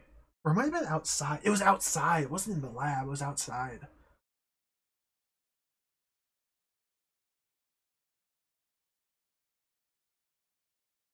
Go back. Go outside.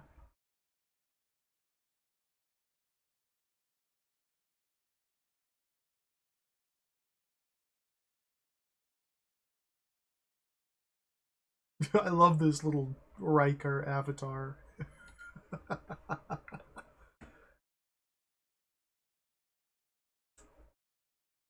Hallway. Funny how they gave him a beard here. I guess just to help his face kind of be distinguished from his neck. Even though he doesn't have a beard yet at this point.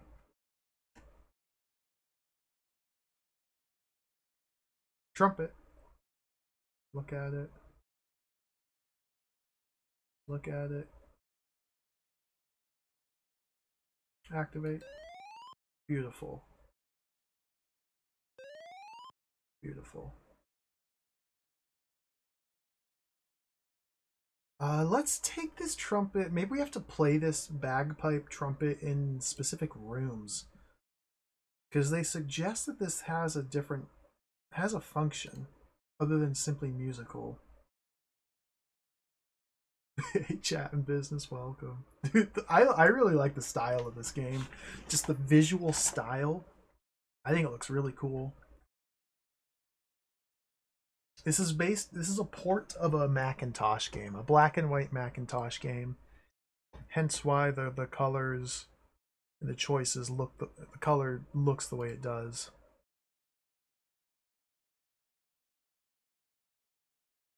Man, I bet the Macintosh game looks even cooler than this. If I head to the laboratory and activate the trumpet, we'll see if something happens there. Consider. Use. Trumpet. Activate.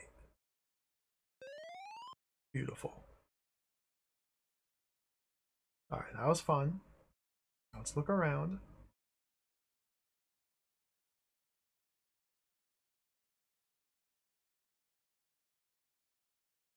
Consult. Mr. Data, what are your thoughts? What a curious object. No, the subject is still the trumpet that I just played, not the room that I'm in.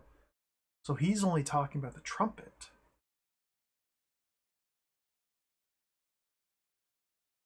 Troy? I believe that's an object of affection, not of war. Oh, interesting. Let's get out of here.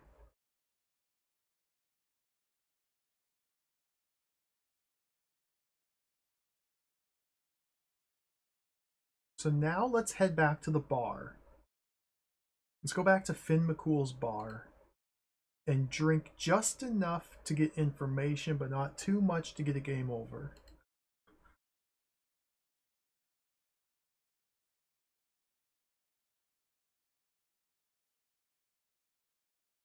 Finn McCool.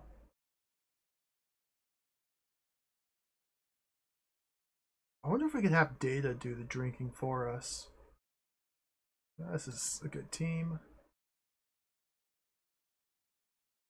Finn McCool.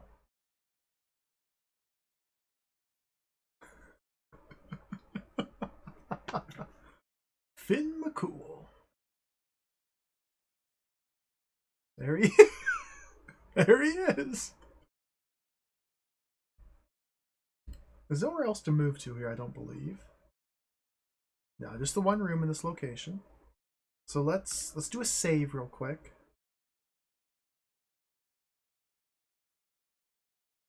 Defense. We've successfully saved the mining colony, so now we're drunk. Okay.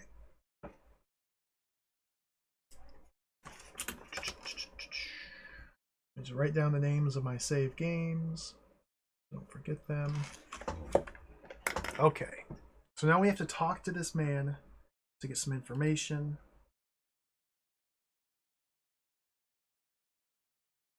But not too many times, because otherwise we get a game over.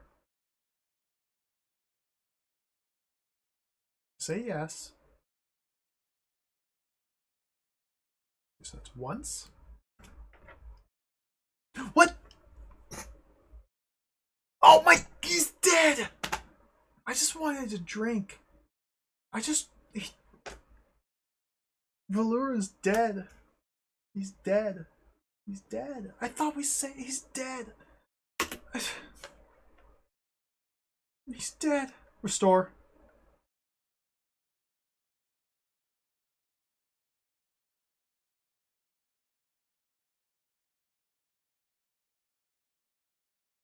Back to the Enterprise. Can we save him?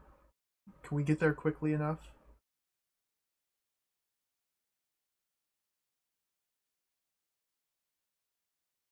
Navigate.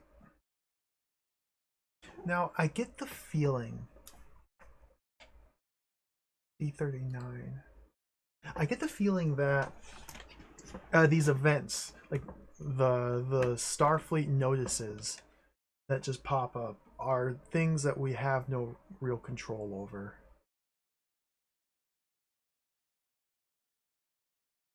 Like, okay, we are actively orbiting this asteroid, D39, and yet we are getting a Starfleet bulletin that the asteroid that we are actively orbiting has just been destroyed. Well, not the asteroid, the base on it.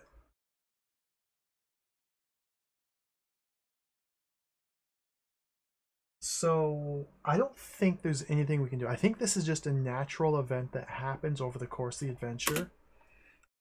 However, let's see what happens. Let me try one more time to retrieve the drunk save. Because I wasted a turn looking. We beam up to the Enterprise.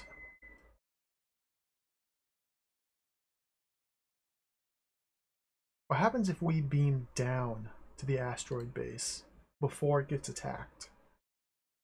We should have just enough time to do that. Transport. Nope, it's dead. Dead?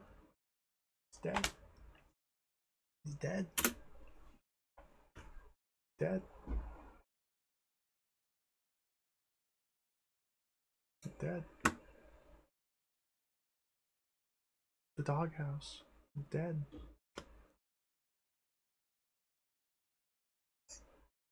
Riker sucks at being a captain. Everybody just dies. Oh my god! This can't be real. Was it my fault? Maybe I should have. No, I can't lose it now. I'm the only one who can do something about this. How would Picard handle it? He offers something from one of his books. Life's but a walking shadow, a poor player that struts and frets his hour upon the stage, and is heard no more. But the play goes on, doesn't it? And so will I. It's deep.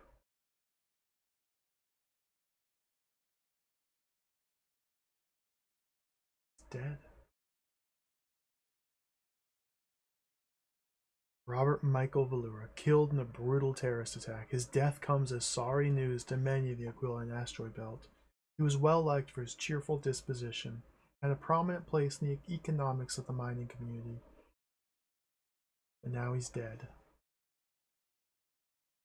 Consider another death. I must not allow these savages to kill any more innocents. They must be stopped dead. Consult. Troy. It's unfortunate. We could do nothing to save him from those treacherous wolves.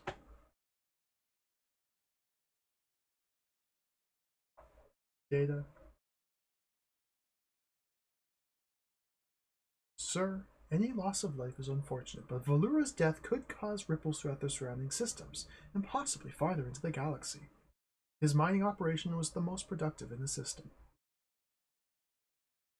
Like, they make it seem like this was preventable, and maybe it is, but I don't know how.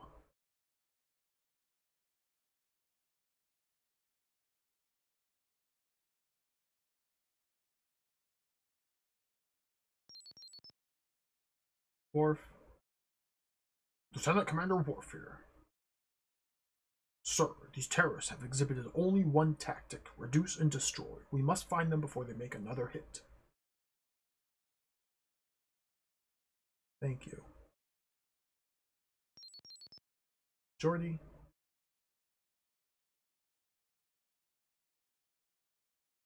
The guys at the doghouse sure were brave to stick it out. I've already read this. Okay, contact. Captain.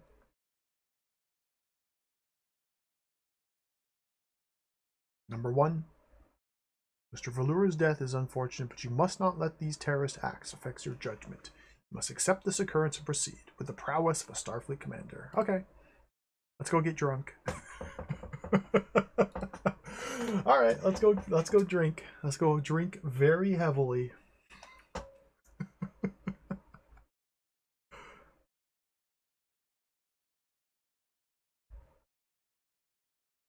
Navigate bar. Wonder if Riker will resort to terrorism. Riker is not Cisco. That's a Commander Cisco move. Riker would just find some sexy alien and then play his trombone and sit on a chair weird. I think that's about all Riker would do.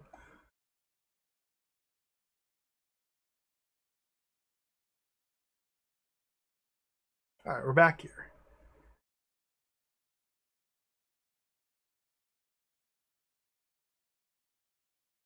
So again, I still want to see how many times we can talk to this guy without getting a game over. So this is the first one, the caustic tone. Talk again. I read through all of this last time before we got a game over. Drink again. Talks about the Maholi and the Klingons, the tensions between the two races. Klingons used to enslave the Maholi or force them to work. Yeah, one of the worst Klingon labor colonies.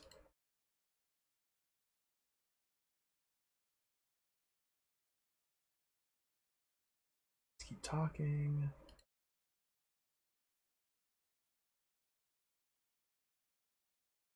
Okay, now we're talking smack about Kurat,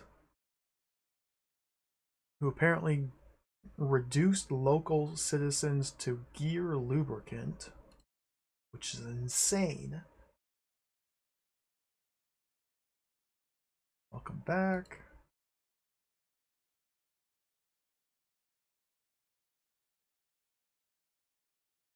Consider?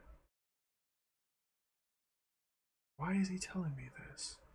The Riker's getting massively drunk right now. But we're not too drunk to... We're not too drunk to keep playing. I think we should find out more. Yep, Troy. I agree.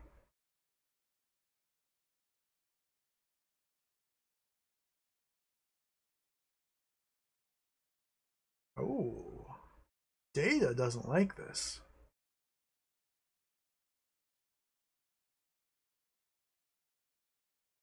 Drink.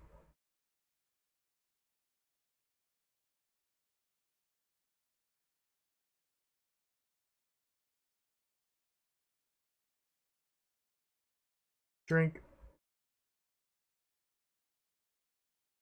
I think this is the last one. The bar is emptying out. I think if we keep drinking after this, we get a game over. He talks about a map that was purchased from the Ferengi, so let's leave now. I hope we get to see Riker stumbling around drunk. Presumably I'm just instantly sober. Or maybe not, I don't know. I can't really make out on his face. Where's the Ferengi ship at? I don't actually know. Can we analyze it from here? I want to visit the Ferengi again. Aquila 3, okay. Let's move there. Aquila 3. This is the Klingon base as well, but the Klingons got attacked. Ferengi ship is here. Klingon military post is here. So we need to transport Ferengi. I don't know who to bring. Troy and Data. I like that.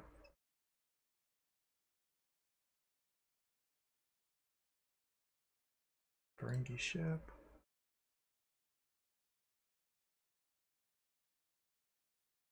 So hopefully now that we've learned about this prospector's map, the Ferengi will be able to offer it to us, or we'll be able to trade for it or something, or do some sort of method of interaction.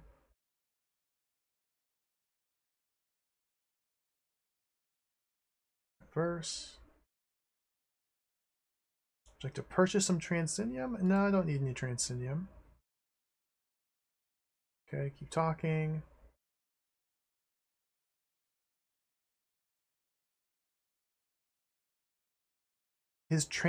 Another transaction requires his complete attention.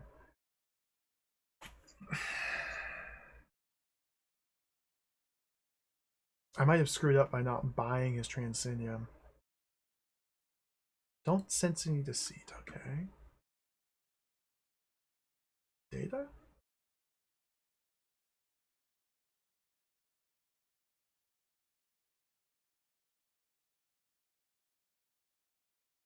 Consider? Maybe this is the easiest route. Have you considered the trumpet?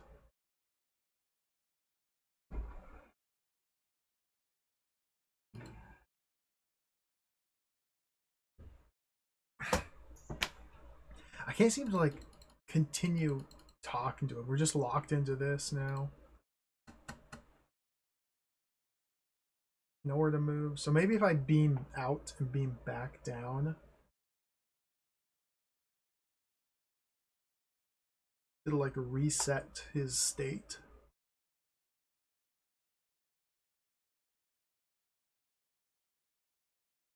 Oh, there's Karok. Don't mind me. I'm just trying to reset the Ferengi state. Attack! Oh no. Just a mining base. Just some mining base got attacked. That's not good.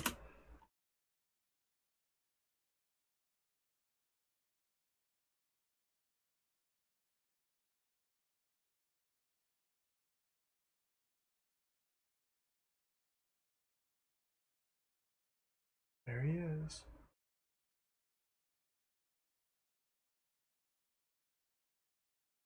Purchase. Okay, now let's keep talking.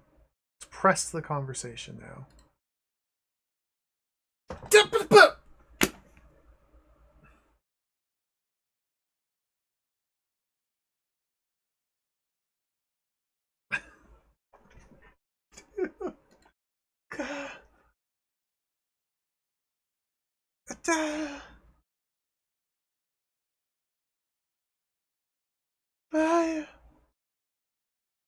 I don't. The thing is, I already had some of the ore. That's the thing. I already had some right here. It's been sitting in my inventory. So why can we buy more?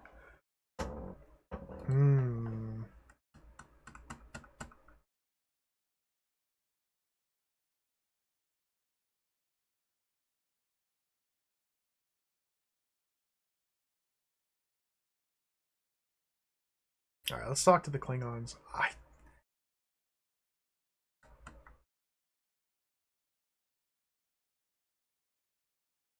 I feel like I haven't done anything in this game. I really don't feel like I've done anything. I've picked up some items.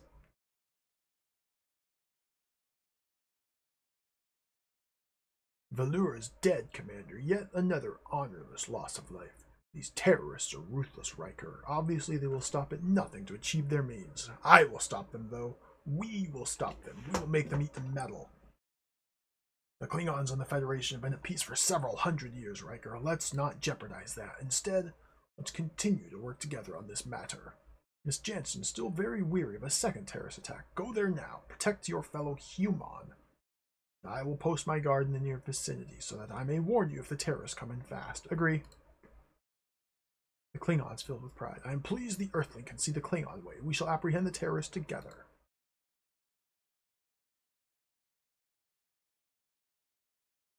Well, Riker, so much for your partnership. You and your Federation have done a poor job of keeping up your end of the deal. I think I should work independently. What? May I think I should work independently of you from here on. I'm going to solve this simple mystery, Riker. Your inferior military mind and that hunk of junk you call a starship are slowing me down considerably. Goodbye, Riker. May we never meet again. Alright. Acknowledged. Can we talk again? Greetings, buffoon. Just as my mother always told me, the Klingons are the superior race.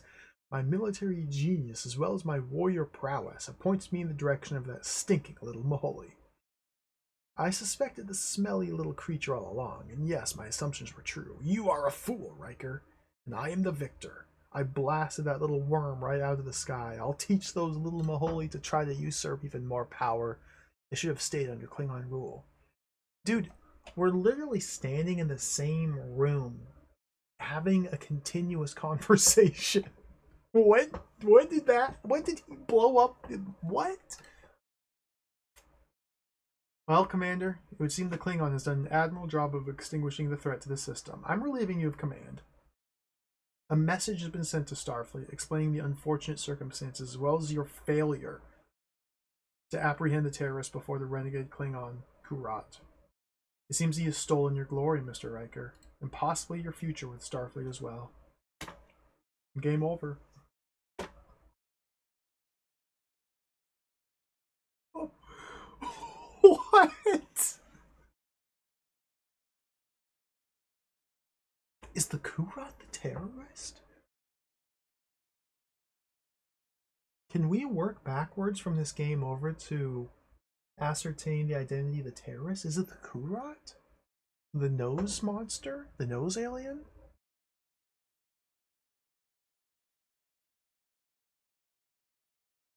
I mean, that would make sense.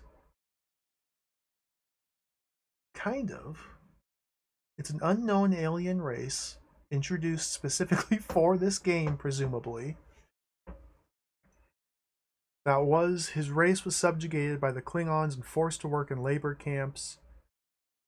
And now he is using his alien technology with Dr. Alfred Chicken's help to fight back at the Klingons? But why would he also be targeting other mining facilities? I don't know. Well, let's go back in time. Go to drunk. So this is now before Valura died. But after I can do anything to save him. Could I ever have done anything to save him? This doesn't make sense.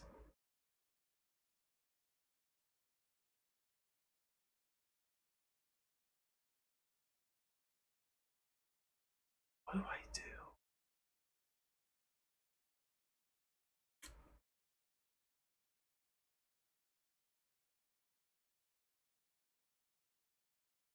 We can sit here and drink again.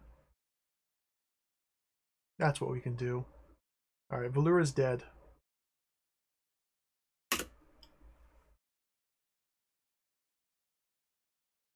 I'm not too worried about that. I'm sitting here drinking.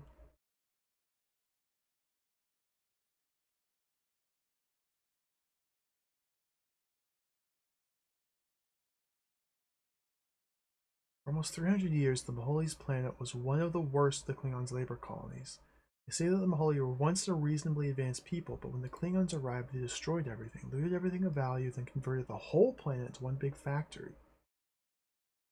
Klingons look on the Maholi as little more than cattle. Your average Maholi, don't let those big watery eyes fool you. Likes nothing better than to slip a little bolic acid. Klingon's grog. Interesting.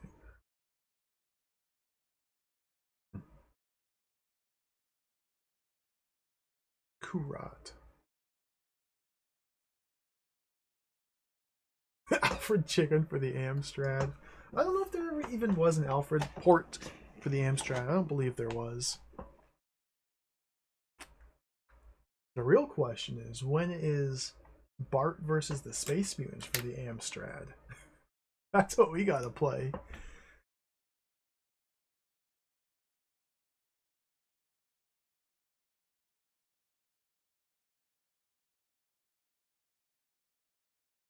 Okay, we can get one more drink after this.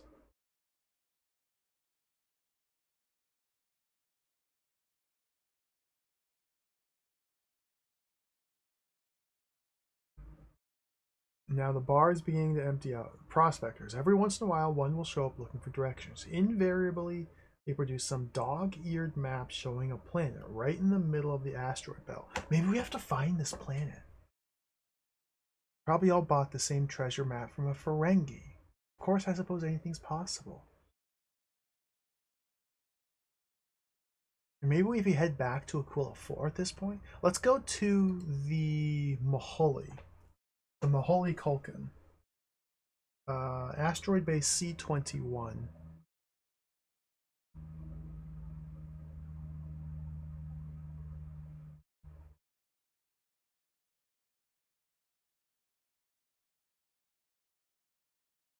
Save.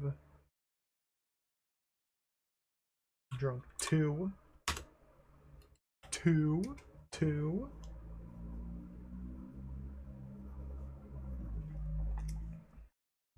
Hello, Data. Oh, don't beam down, navigate. We could also go to the Klingons and try and figure out how to not piss them off. Let's go with the Maholi first.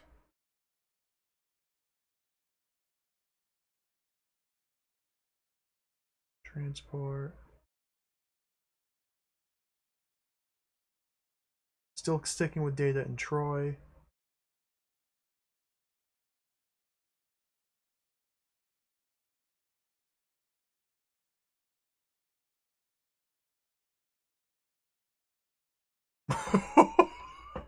There he is.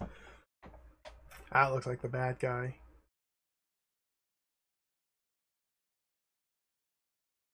Short and rotund. Yeah, this guy's evil. The Maholi begins to secrete a substance similar to sweat, but grayish in color. He screams. How can you remain idle as your people are slaughtered? You're a fool, Raker. I implore you. The Klingons' power grows day by day. You must act now. Let's consider. What can I do? Moment by moment, the situation deteriorates, and I still don't know who the enemy is. Hey, Talfon, welcome, welcome. I'm doing well. Doing quite well. We're playing this very strange and dank Star Trek game for DOS. It's kind of awesome. It kind of doesn't make any sense either. Historically, sir, it seems plausible, but would run counter to the peaceful course the Klingons have followed with the Federation for the past 2 centuries. Okay.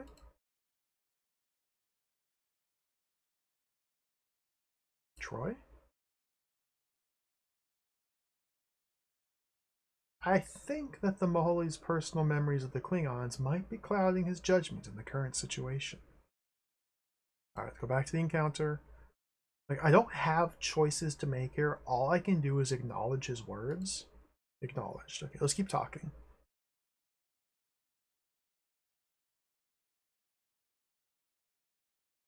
And the exact same thing. Acknowledge.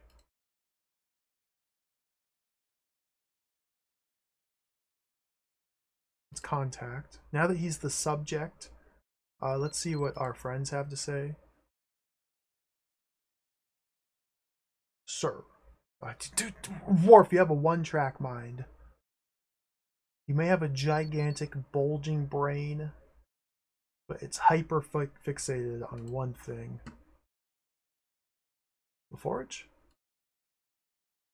Dude, hard.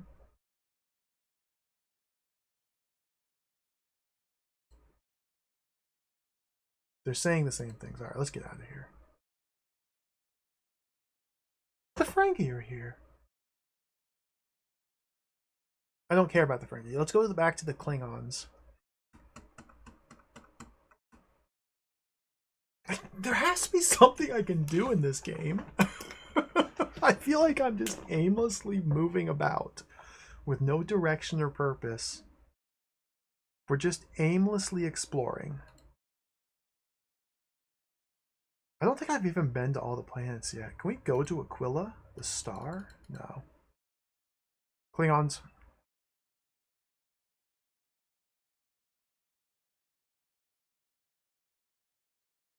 Worf, you're coming with. Troy, stay back. Crusher, you're coming with.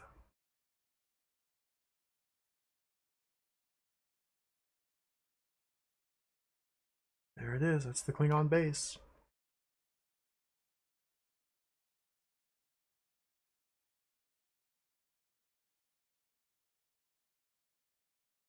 I think what we have to do here is talk to him.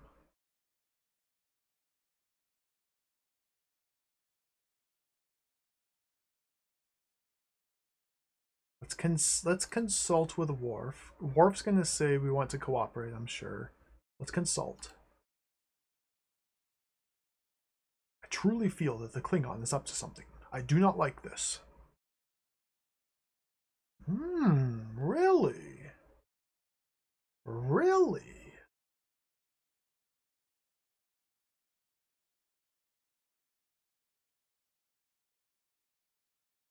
Well, I simply cannot bear to see that Jansen woman again. She refused my medical assistance once.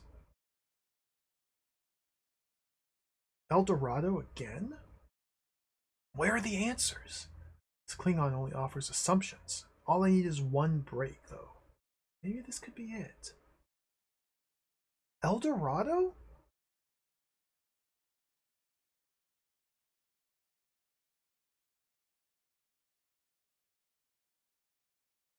Okay, agree. And now we immediately go to El Dorado.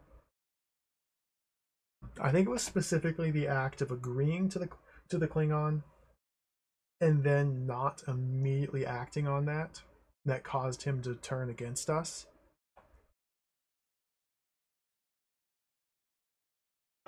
So El Dorado is the starting area, 146. El Dorado. Stop, El Dorado, no! We can't bring Geordi with us. Worf. Crusher hates the person down here, so Crusher, you can stay behind. We'll bring Troy. And Data, you need to be on the ship, just in case we get attacked. I have no idea what I'm doing, by the way. I really have. I feel like I'm not doing anything.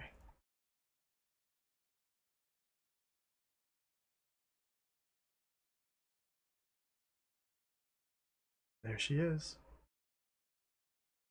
See anything else, Riker? No.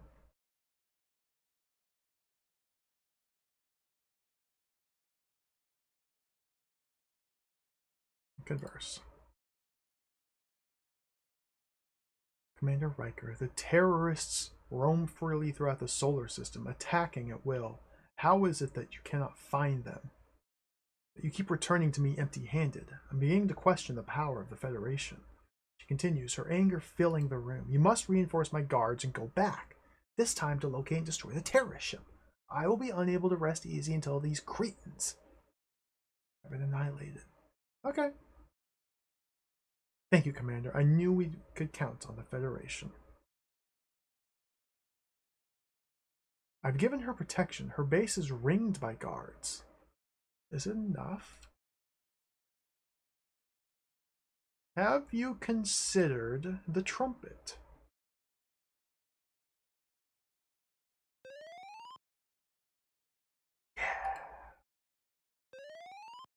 Yeah. I don't think that did anything.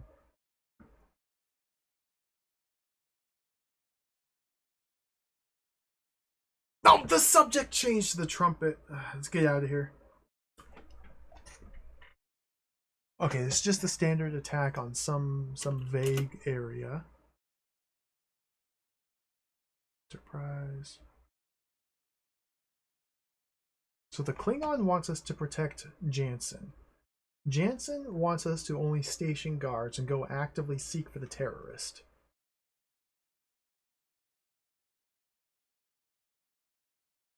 What? I need to confer. We have to confer. I need advice. Conference room. Look. Confer.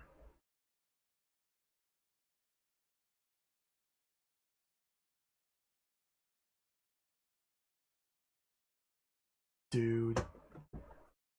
So many things, so many topics to discuss. And there's a second page of topics to discuss.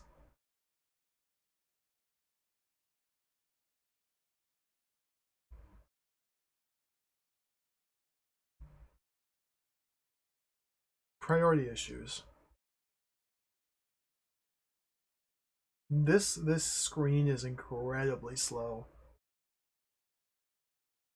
The discovery of an abandoned base is interesting. Doesn't have anything to do with our current mission. Oh, maybe we have to go back there. Maybe we're supposed to go back to the base. Data? What are your thoughts, Data?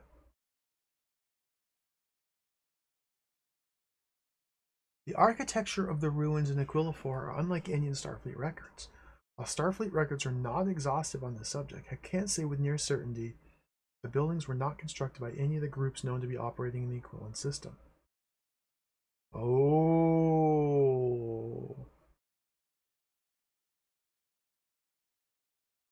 Worf, I don't care about what you have to say. Geordi, if you don't give me something helpful here.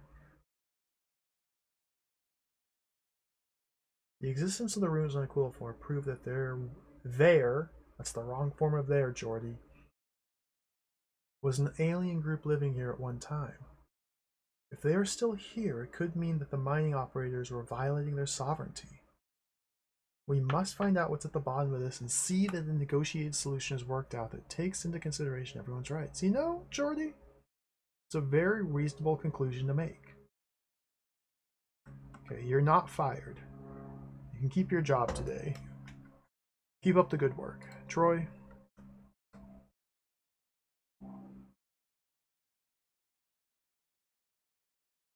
Sense a great sadness in the ruins of the abandoned base. Something tragic happened. Could be a lost colony. There are many cases of this in Starfleet records. Communication equipment fails, relief ships are unable to relocate the planet. Deprived of outside assistance, most such colonies are unable to survive.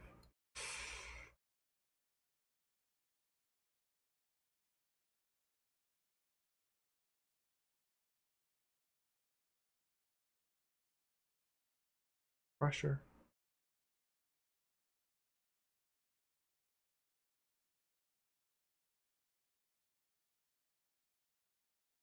The possibility of another life form makes the situation much more complex. Heavy-handedness at a time like this could cause great harm. Alright, let's get out of here. Let's head back to the abandoned base. Transporter. Now that more events have transpired since the last time we were here. Oh, so we have to navigate there first. We might be able to find something new down here. We have protection arranged for what's her face, Jansen. Worf, you stay. We need Data with us, and I feel like Troy would be good. Abandoned.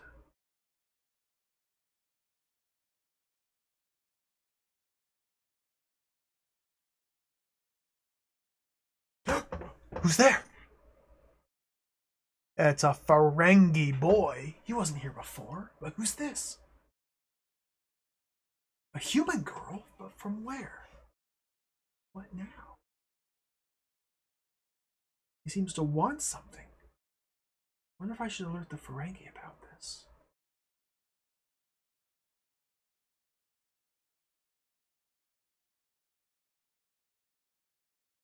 Oh, there they are. Save.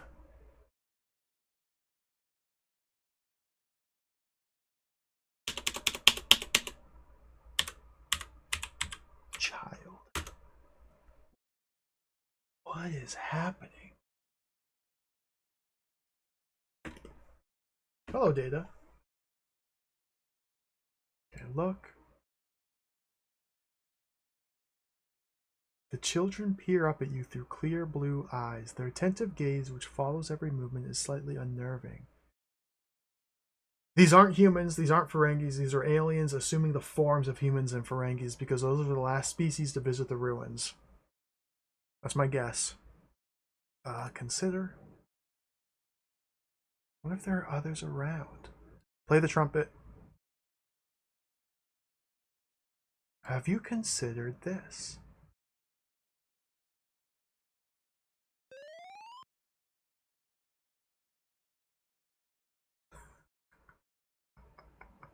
No, now the subject has changed. Look. We have to re-establish the subject to be the two children, and now we can consult. Data? You're an expert on kids, right? Such unusual ones. Troy? Can you sense anything?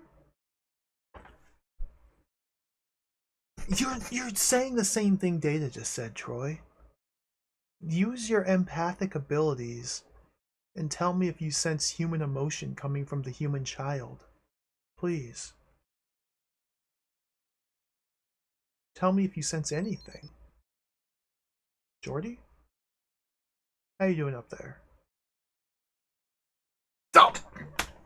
Jordy, you're on the verge of getting fired. Telling me the same thing over and over and over again. Alright, let's converse. Whoa!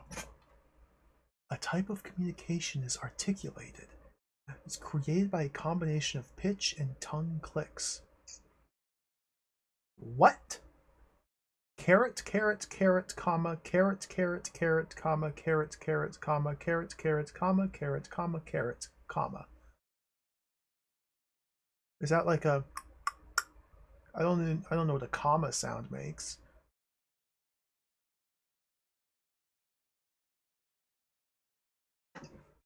Data? Translate. This is very curious, sir.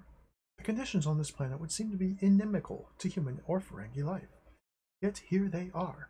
Translate!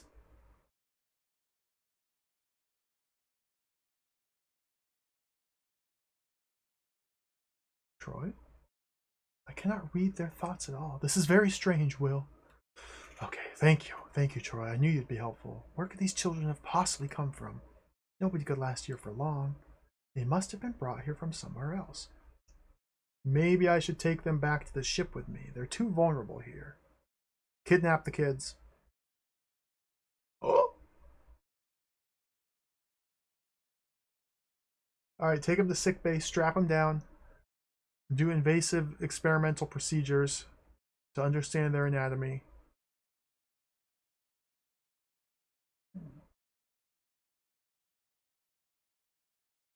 There they are! Converse. Their speech patterns become more coherent. Oh. Yep. Uh, That's not. That's incoherent. You got worse. You've regressed. You have regressed. Picard, translate, please. Number one. I'm not sure that I like the arrangement of children on the ship. I forgot. Jean-Luc hates kids.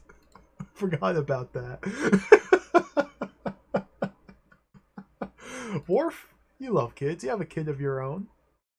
Sir, the children should be placed under the supervision of someone who would be alert to suspicious behavior. Captain Picard, since he is temporarily free of his normal responsibilities, would seem to be the ideal candidate. Captain Picard should care for the children.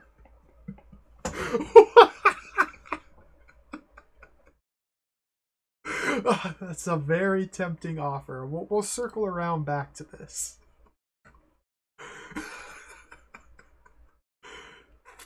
Geordi, sir, Data's always been curious about children. Why'd you let him take care of the children? This is probably a better idea, because Data would likely be able to communicate or establish some form of communication with them. You know, maybe this game's pretty cool. This is pretty funny, at least. Let me take them under my care. Data. See, the children are in desperate need of a stable environment. She is assuming that they are, like, indeed human.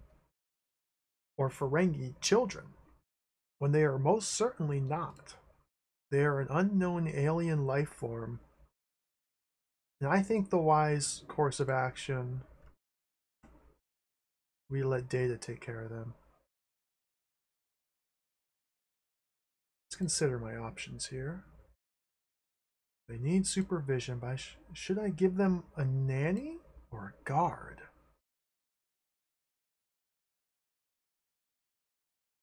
Well, have you considered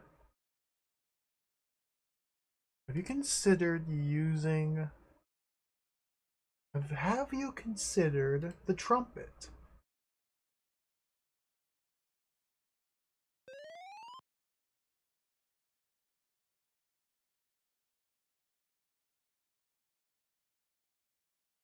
Have you?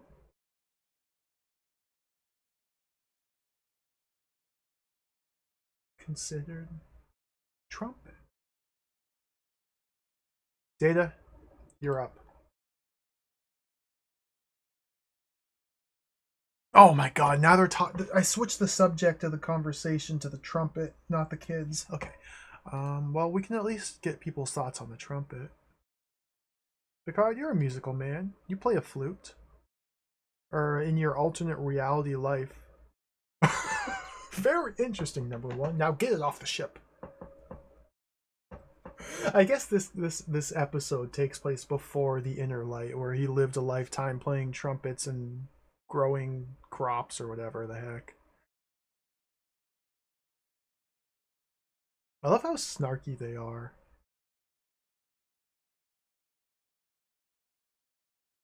What a curious object. Okay, go back to the encounter to shift focus back to the children. Okay, now that we're focusing on the children, let's consult. I think it was Geordi who said to let Data take care of them. It's still focused on the music. Okay, encounter. You have to acknowledge. The forge turns you from the helm. As per your agreement with the Klingon Kura, we're warping to asteroid E146. Oh, El Dorado. Small ship.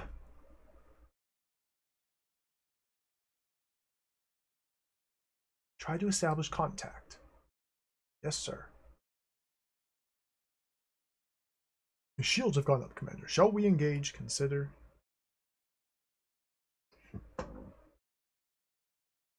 I have done nothing to provoke this ship yet. It maintains a stance for battle. Okay, I've read all this before. Let's not pursue open communication. Trying to contact the ship on all frequencies. Not responding.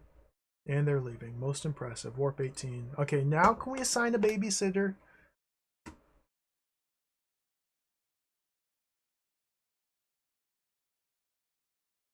Converse.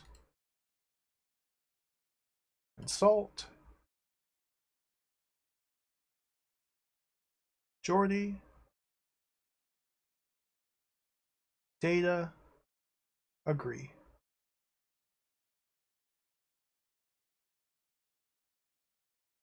Okay.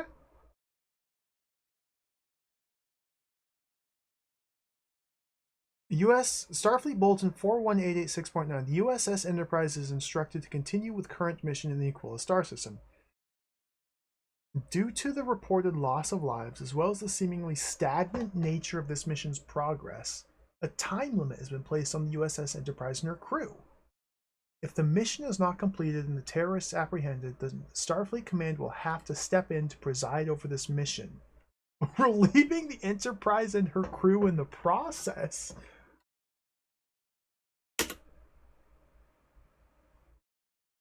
What?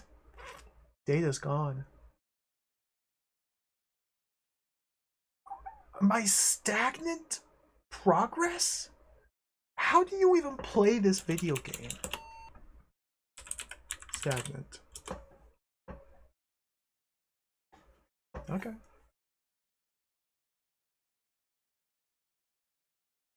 Maybe this is good. Maybe this just means we're actually approaching the climax here, the finale. What do we even do though? Like, what do you even do in this video game? Analyze the children?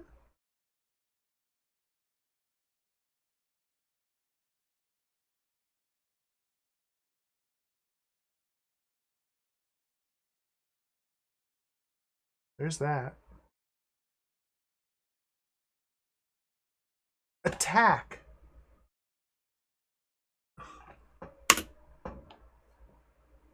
The ship.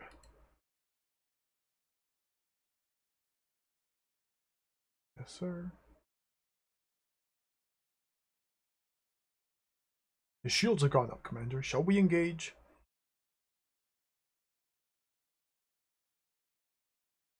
Data's gone. Geordi, should we engage? Fast. Too fast for its size. Its propulsion systems must be very advanced. I don't think we're ever going to be able to defeat this ship if we engage it in combat. It's just never going to work. It's too fast, so we can always just escape at warp 18. We can fight them off and scare them away. But we can't fly at warp 18.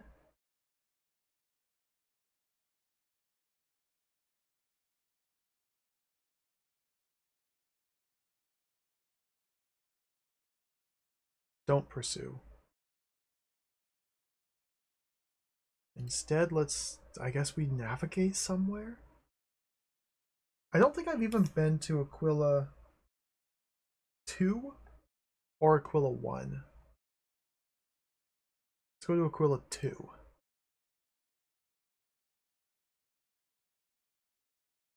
Oh, this is where Alfred Chicken was. Never mind.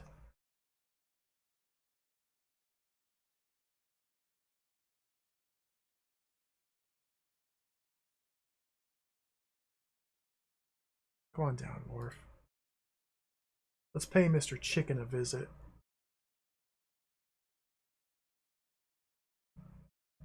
Coconut.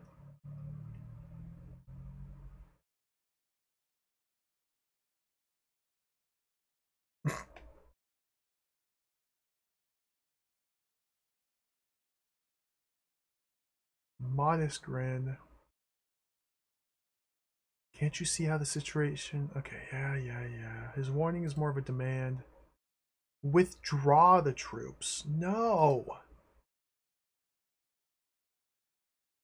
What if this guy's the alien? Every time I come here, he just asks that we withdraw our troops.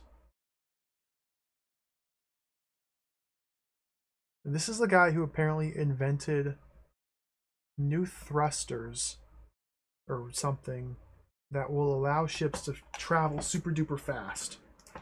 And this unidentified alien craft who's been attacking us can travel super duper fast. I wonder if there's a connection. However, I don't seem to be able to pursue that at all. Something more behind this that he doesn't want us to know about. There definitely must be.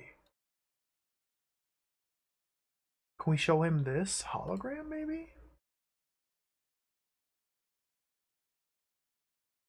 Drop it? Take it? Okay.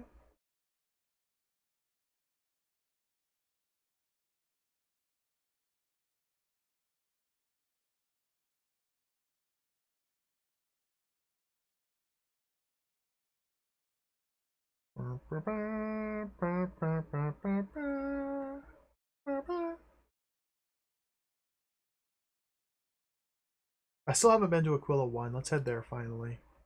Maybe all of our answers lie here. The one planet I've never gone to. The size of Earth's moon, its highly volcanic surface is dotted by lakes of molten sulfur. Surrounded by a fog of sulfur compounds ejected from the unstable surface, no landing party would long survive. Well, let's go down. Data's back! So what about the kids? Coming with Data. So what?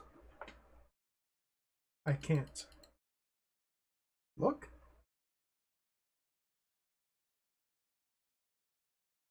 Move.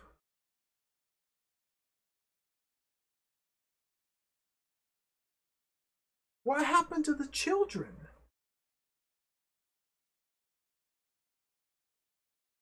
Are they in this room? Are they on the bridge? Data, did you kill those children? Oh, they're here. Okay. They're here. Look at them. Continue. I'm making excellent progress with the children. They exhibit an extraordinary curiosity and are adept learners. They're already displaying the rudiments of a human-type speech. Shall I continue to look after them? Agree. We're on a time limit, Data. You gotta go faster. Check the archives.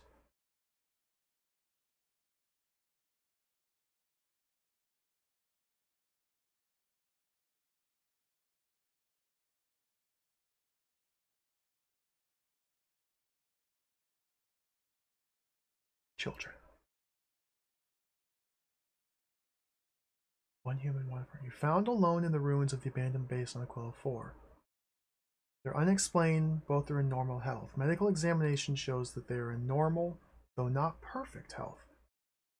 Microscopic cell tests indicate normal growth. They look like children, but are they? Really?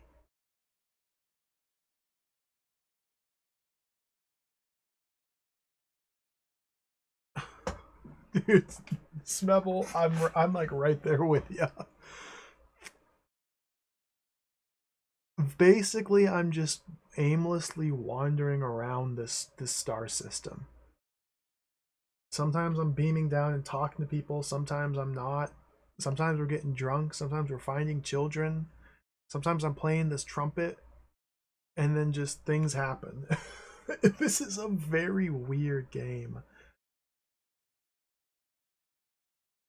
And it's incredibly unclear what it is we're supposed to be doing ever. Back to Aquila 4.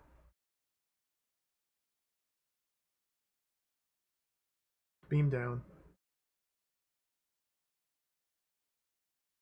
Data's back in his children habitat, so we're gonna bring Jordy can't come with us. We're gonna bring Worf and Troy. Maybe there's something new here we can find.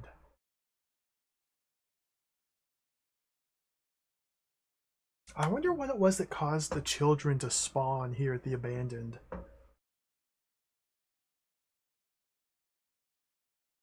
Something must have caused them, triggered their spawning.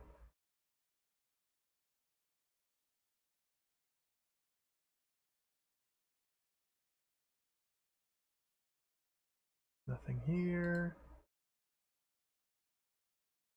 It could have been the booze. It could have simply been returning back to this place after first looting it. Because the first time we came down here, we found 2 objects and then left. And the next time I came back, which was a while later, is when the children were here. But maybe if we would have left and immediately returned, the children would have been here. And which would have bought us more time to work with the kids to learn how to communicate with them. Although maybe this ultimatum that we've been given isn't actually like real.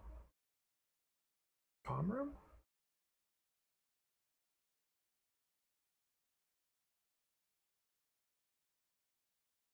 Largely intact, though unsurprisingly not functional.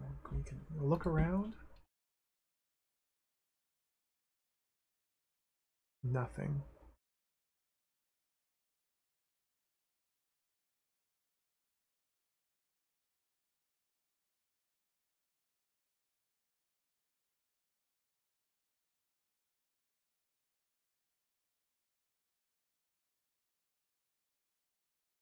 Check the storage. I get the feeling we're just going to get a very abrupt game over. Back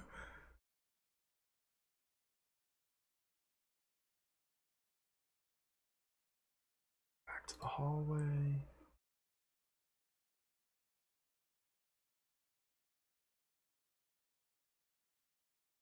Yeah, there doesn't seem to be anything new here.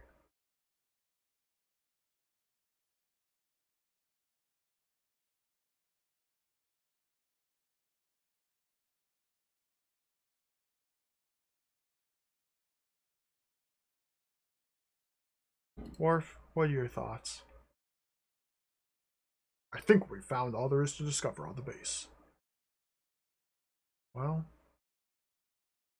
you're probably right. Let's head back out to the hallway, though. Just to be sure, let's double check the last remaining rooms.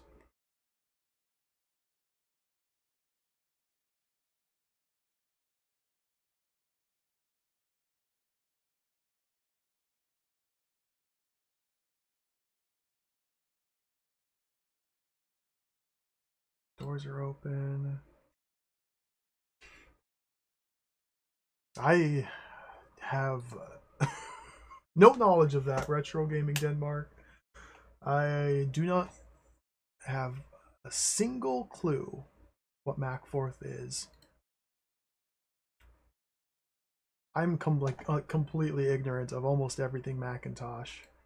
Just never had Macintosh computers.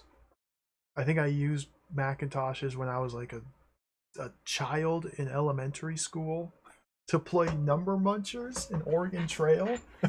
I think that's the extent of my Macintosh usage. It's just a complete unknown to me. All right, let's get out of here.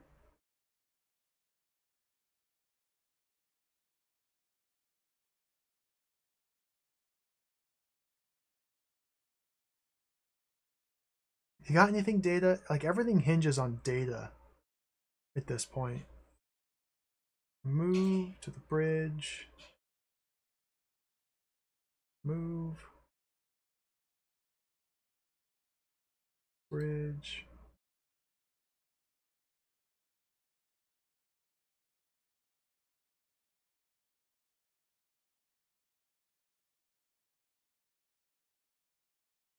Data! Children!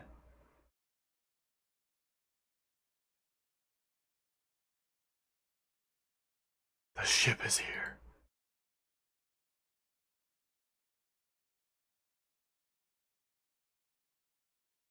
Worf looks to you from his post. The shields have gone up, Commander. Shall we engage? Data? How are the kids? They're the key. They're the answer to all of this. Oh, they left. Okay.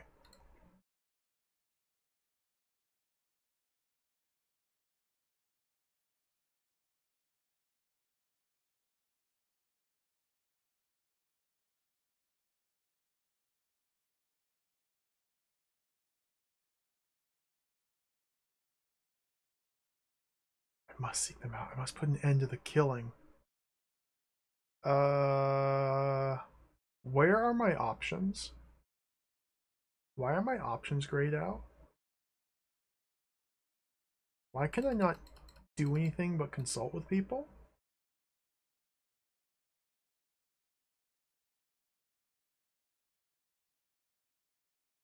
Go to?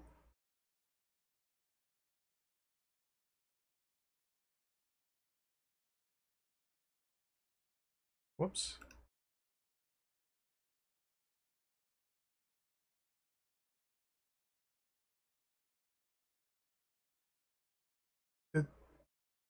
Excuse me? Trumpet?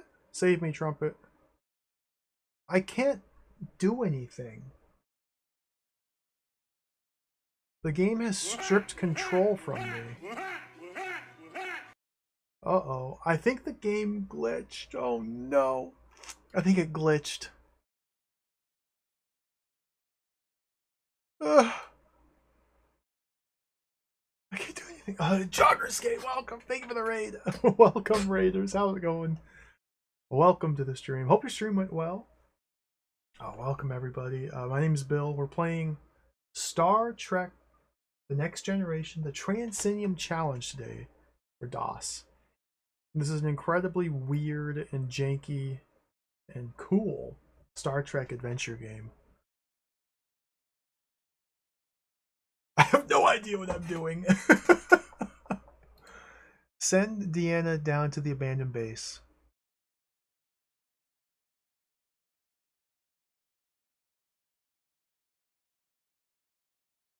Report.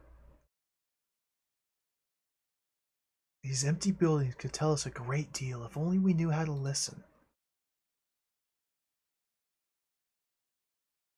I think the game is glitched. Like I lost access to a bunch of my my commands down here.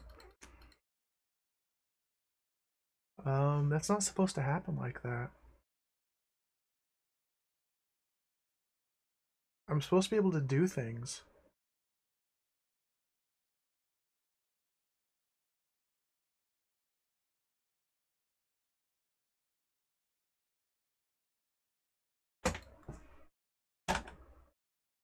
And so I think what happened is when I consulted with Data when the ship attacked us, or when the ship appeared, it caused the ship to leave automatically. So I was never able to resolve that encounter. So the game still thinks we're in encounter with ship mode. However, the ship has left, and none of my available options can resolve that encounter because it automatically resolved. I think we're just stuck. Let's restore. I think the game broke. Retrieve. Let's go back to the stagnant save file. Yep, there's my icons back. Okay. Yeah, this is a season 1 Next Generation game. So the first season of the TV series, Riker was smooth, baby-faced, and he looks very strange. Okay, where am I? What am I doing here? Are the children still here? There's an attack. I didn't really accomplish anything after we got the message that we were stagnating in our mission. Okay, Data is currently away with the children for the first session.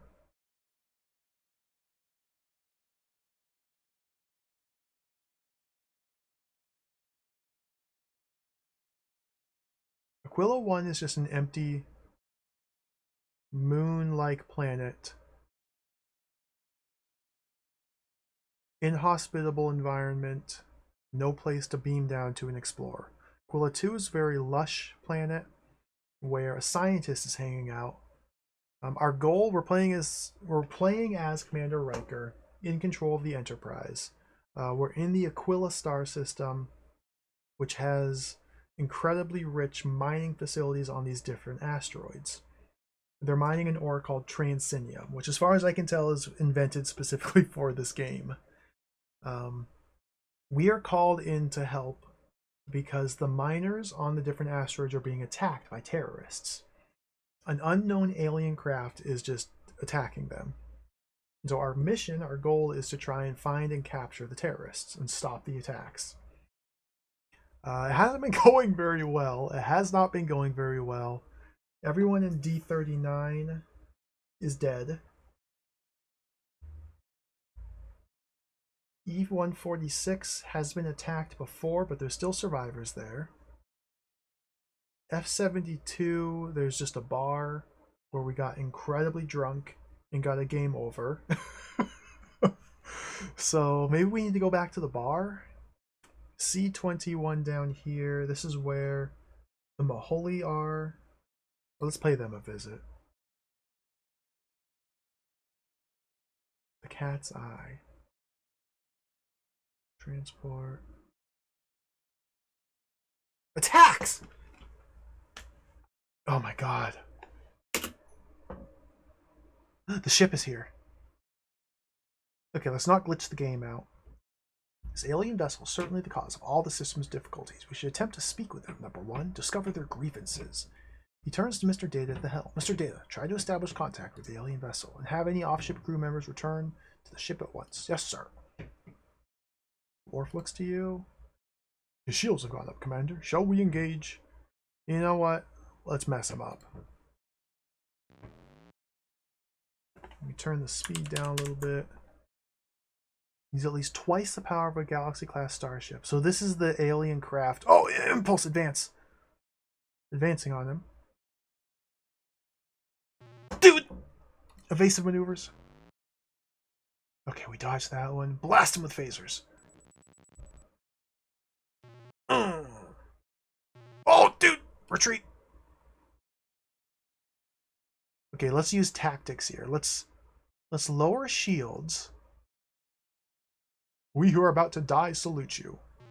Oh, I think we just died. And then torpedo them. All torpedoes miss, sir. Oh my god. Raise shields. Dude! Evade, evade, evade! Advance! Okay, we dodge. Phasers. Oh, we hit him. Torpedoes.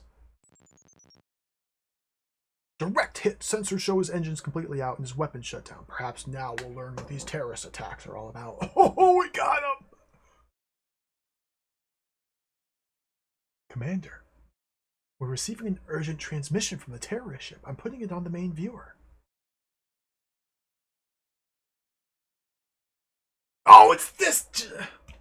I knew it was him. Yes, Commander Riker. It's me, the lowly Maholi scientist, Tarkin. It's Maholi Tarkin. The Maholi pauses for a moment to take a breath and then haughtily continues. I learned of the tremendous untapped power of Transinium when I worked as a student assistant to Dr. Parks, and I harnessed that power in this vessel for the good of my people. Parks has what you humans call a good heart. He envisioned a galaxy enriched by the discovery that Transinium can be used to greatly augment more traditional power sources, such as dilithium crystal. But to we Maholi, who have been oppressed and enslaved by one rich alien race after another, Transinium represented a chance to gain stature of the first rank. I held Park's wife hostage and forced him to turn all his research to Maholi ends. I launched my attacks against you and the others to test our new powers and to scare our rivals away from the Aquila system. But it seems as if I have been drunk on power. Once again, we Maholi will be stripped of our dreams. But, Commander, I have a proposition. And Parks is aboard my crippled vessel. Lower your shields. I will beam the Parks woman aboard the Enterprise if you will guarantee me safe passage from this accursed system.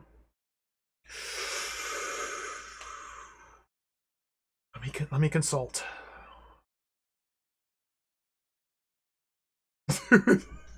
He is just nose.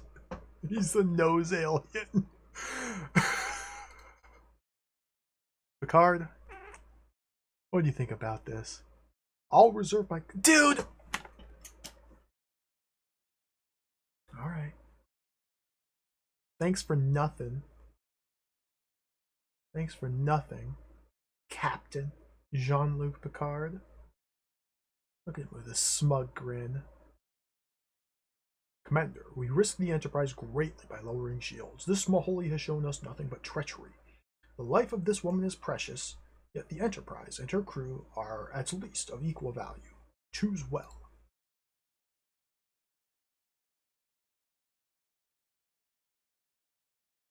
Can I disengage the saucer? Can I disconnect the saucer? I mean, I am playing as Riker. We have to destroy the Enterprise somehow. Look at him. Listen to him. You don't need me to tell you that this is a distraught being capable of anything. Your heart must be your guide in this, Will.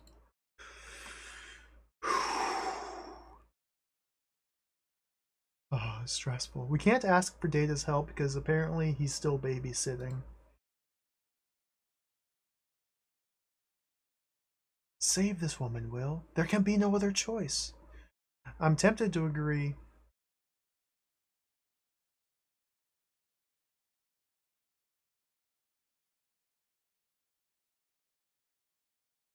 Geordi, you've done nothing this whole game. Commander, I don't see how we can allow news of this power source to get out. If you refuse him, he may choose to fight or destroy himself. I think we can weather whatever it is he has to throw at us. As for Ann Parks, there will always be innocent victims to ambition. Cold. Wow. Dang. I'm not sure what to think. Well, have we considered...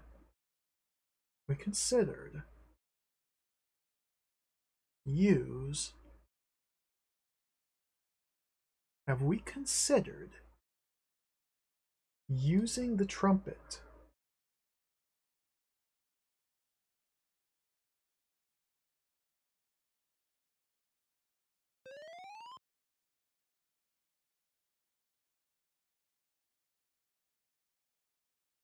Good.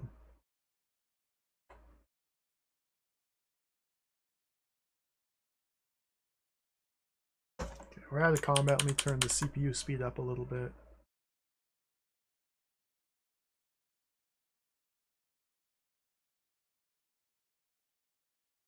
I'll go back to the encounter.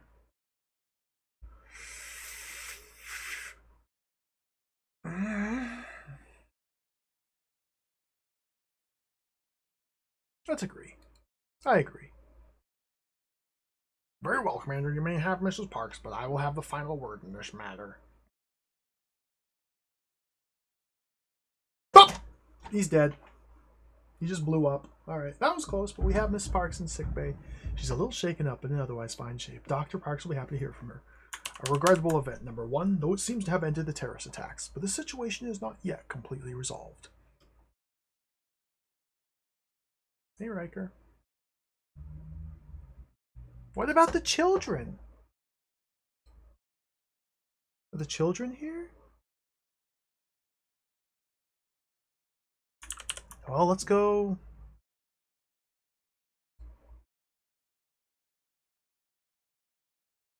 Back to Aquila 2?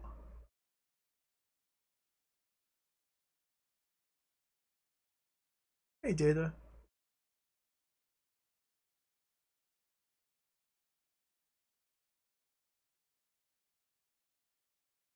I feel like there's like large chunks of the game's story that I've just missed.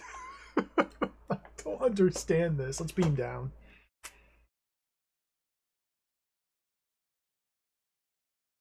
Crusher and Troy. Let's go. So the alien terrorist blew himself up. So the threat to the mining colony should be over. We've rescued the kidnapped wife. I guess there's still the Klingon, but he should be. There he is. The children are really the big outstanding mystery. As if he were another person, Dr. Park seems transformed. His eyes are brighter, his tone warmer. Thank you for saving my wife. It is to my deep shame that I deceived you. I know that I don't deserve your trust, but there is one matter left that must be attended to.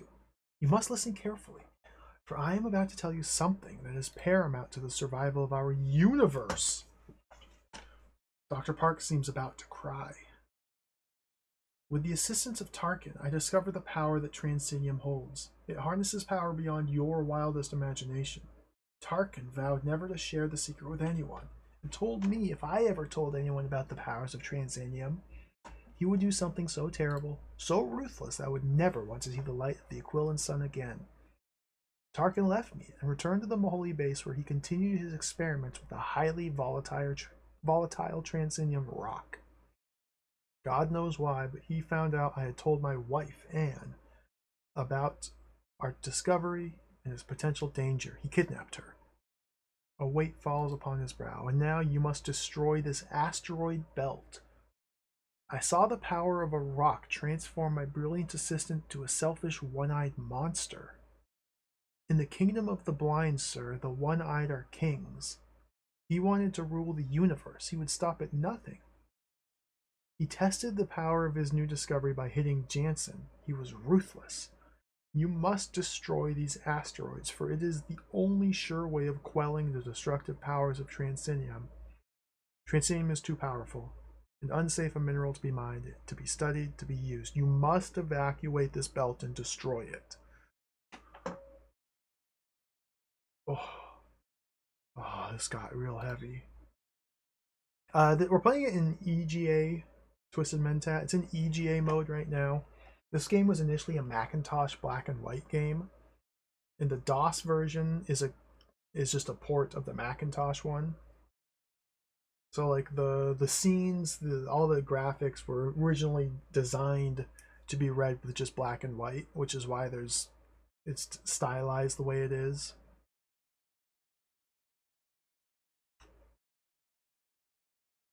I sense he's sincere. Okay.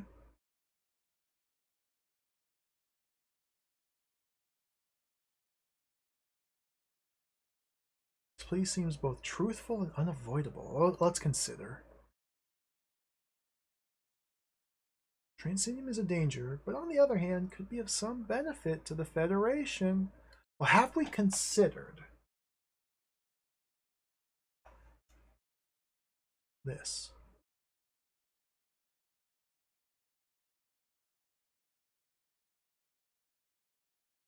We considered the trumpet.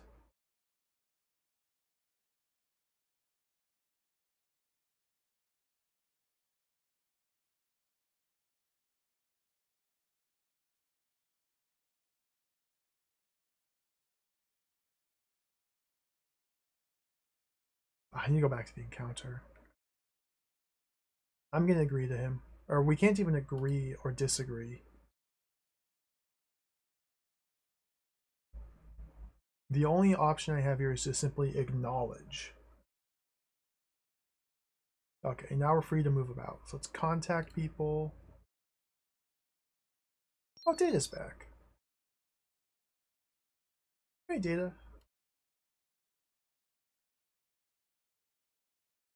Yeah, he's talking about the ruins again. Don't care about that.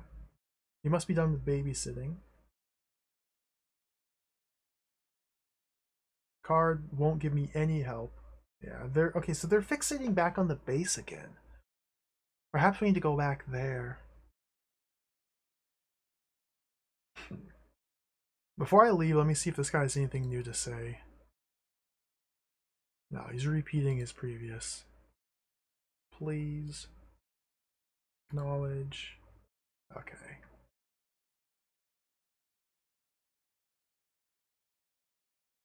There's no other rooms we can visit on this planet, so let's beam back up.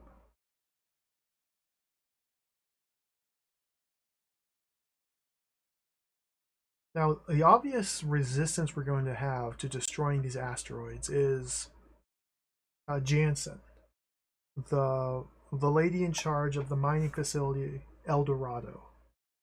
She is adamant about running this mining facility very effectively. I don't think she's going to willingly leave. Let's move back to the bridge. Because there's still the matter of the children, too. Interesting.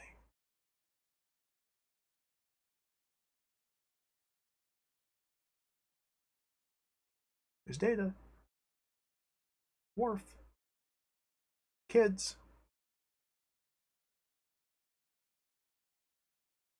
Look. Sir, I'd like to report on the children's progress. Continue to look after them. Yep. So we found these alien children in the ruins on one of the planets. The ruins of an ancient civilization. We visited them once. They were empty. We picked up a couple artifacts, left. We came back later, and these children just appeared. Visually, they look like a human and a Ferengi child, although they almost certainly are not. They're aliens assuming the forms of humans and Ferengi. Let's do a save here.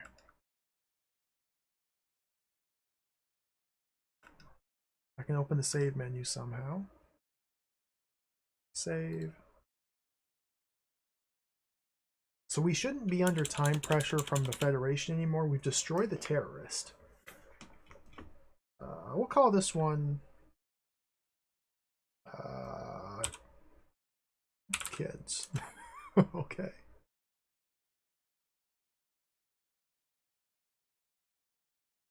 I guess it's time to go pay a visit to. We can let's take a moment and just confer with the crew. Let's see what people have to say here.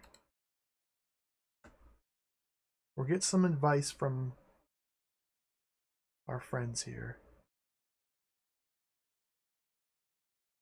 Oh, dude, this screen is so slow.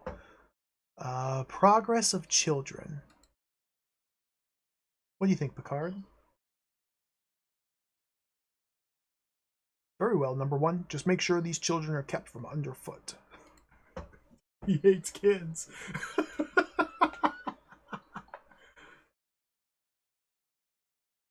Troy.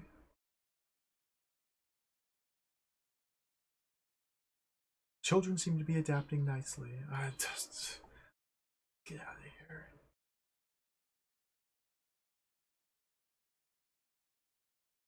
Transinium danger. What do you think about this, Picard? Anything? Any thoughts?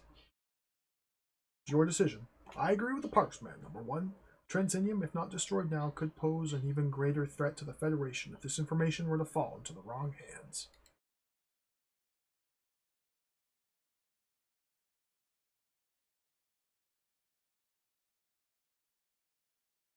Worf? Worf's always down for blowing things up. He has lied once already. I would not give him a second opportunity to deceive us. Okay.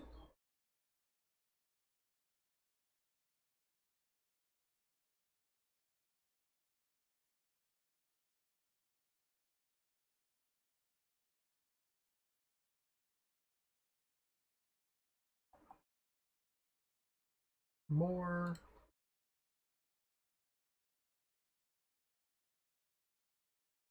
The drinks at Finn McCool's. Priority issues. What are the priority issues, Picard?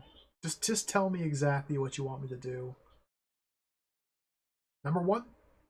Oh, dude, this is the abandoned base. All right, let's get out of here. Get out of here. Get out of here. Go to the bridge.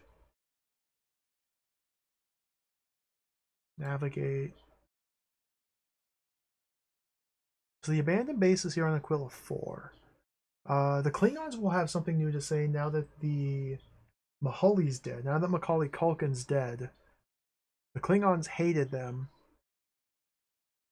Let's visit the Klingons. Transport. Wait, Can I just call him? Yeah, I can just call him. I don't need to beam down. I look at the earthworms and their glistening white ship. If I had a ship like that, I could have defeated that Mahully slime in half the time. He's a jerk. Okay, well, let's come down and pay him a personal visit. Worf, you're coming with. Geordi can't see. His visor doesn't work on any of these planets. And Crusher. No Israeli, sure. Welcome, welcome. Klingon post.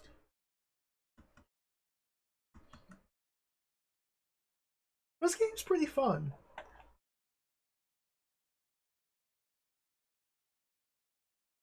It's incredibly weird. Like, incredibly weird. Okay, there's the Klingon. Dude, he's saying the same thing. Okay, let's get out of here.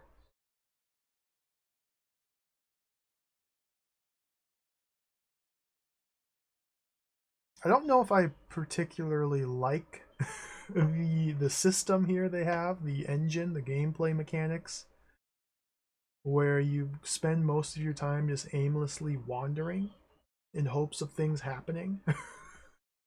I don't know if I really enjoy how little effect we have on the events or our environments, but it's definitely unique. Let's head to El Dorado. So again, this lady here who runs the El Dorado mining operation will not want to move. Can we call her?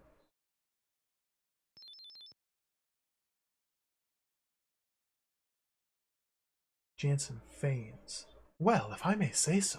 Congratulations, you finally defeated the terrorists. One lousy Maholi in his little ship. With all your crew, with all your ship's power, you couldn't have done it any quicker? You, with your Starfleet badge, you chasing your tail. If you had done as I suggested, perhaps we could have avoided all this bloodshed. Really, Commander, I'm surprised. Or am I? What is wrong with her? The doorway leading to new adventure.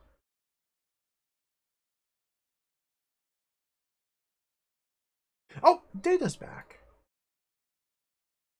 Ready to transport, sir. Okay, Data's back, so let's go see what's going on.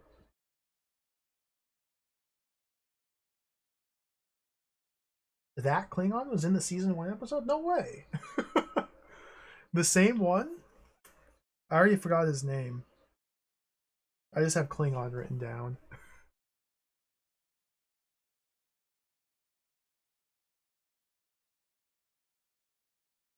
Children? Sir, I'd like to report on the children's progress. I've heard about the curiosity of children. It's quite a remarkable thing to behold. They exhibit an immense curiosity about everything. Dude, that's not an update. Yeah, keep at it. Keep at it.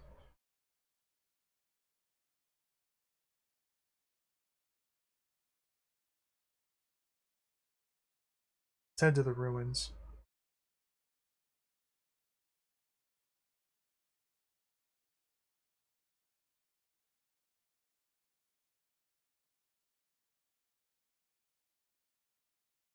I wish Jordy could bring us. I wish Jordy could come down, but you can't. And there's got to be something else here. More children, maybe? Well, same room description.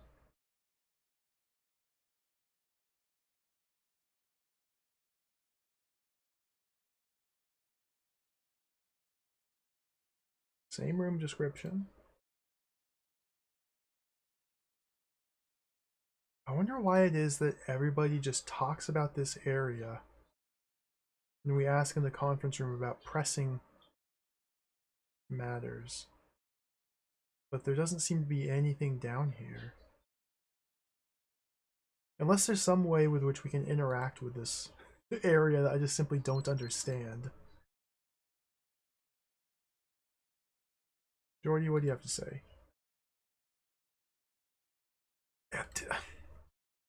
Yeah, I get it.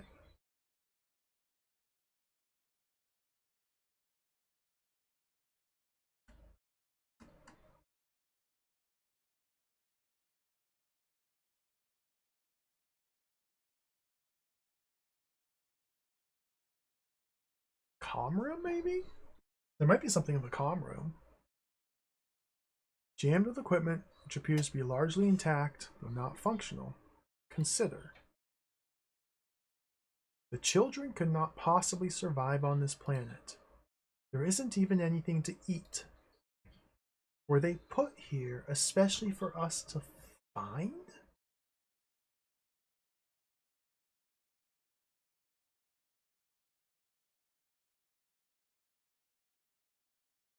Trumpet.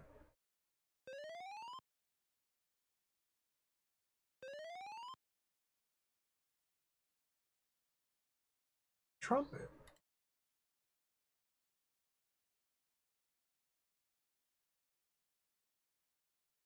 It's a trap! What is going on? I get the feeling there's not much more to the game. Like this is probably like the final scenario here. Wrapping up the mystery of the children, which might just happen over time as Data works with them. And I think that will directly lead to either evacuating the asteroids and destroying them or some other resolution.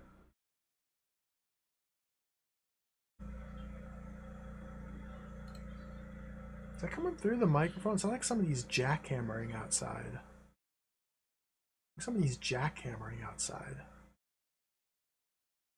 Nothing for us here. Sounds like a pump or generator.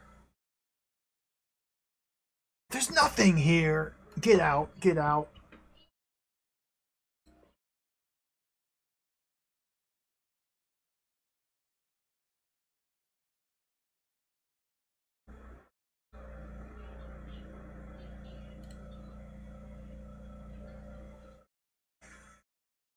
Fridge. Make sure the window's all shut.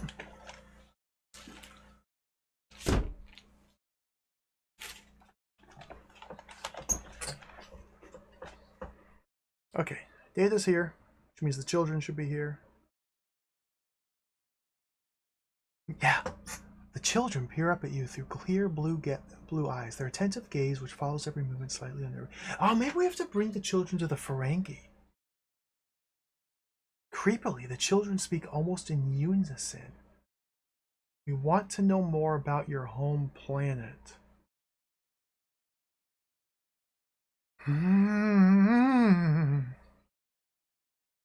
Consult. Captain, what do you think about this? Number one, this is not the way a ship should be run. Children should not be allowed on the bridge. Loosen up, Jean-Luc. Come on.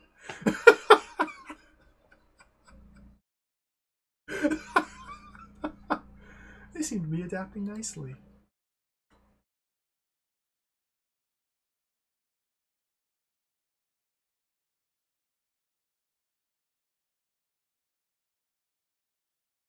We're making excellent progress. The children have already learned several human and computer languages and have shown great interest in knowing more about Earth history. I think I don't know about this.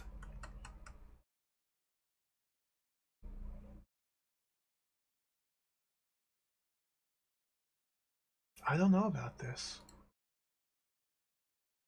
I don't know if Data should be looking after them anymore. Captain Picard should care for the children. Alright, Captain, you're up. I'd like to report on the children's progress. Sir, I think that with the vast amounts of information I've stored in my memory, I am by far the best prepared to serve as babysitter for the children. Sir, if you will allow me to take charge of the children, I feel it would prove to be an invaluable experience for both parties. Okay, Data really didn't like that I just assigned them to Picard. Picard's not even protesting, it's Data that's protesting. Are you doubting the captain's capabilities as a parent, Data? See, I'm worried. I guess we don't know these alien children and their intentions or anything about them. Now, normally, when things like this happen in Star Trek, when some strange alien race appears from out of nowhere, they have noble intentions, and so it's okay. It's okay to just play along. Let's play along. Data, take them back.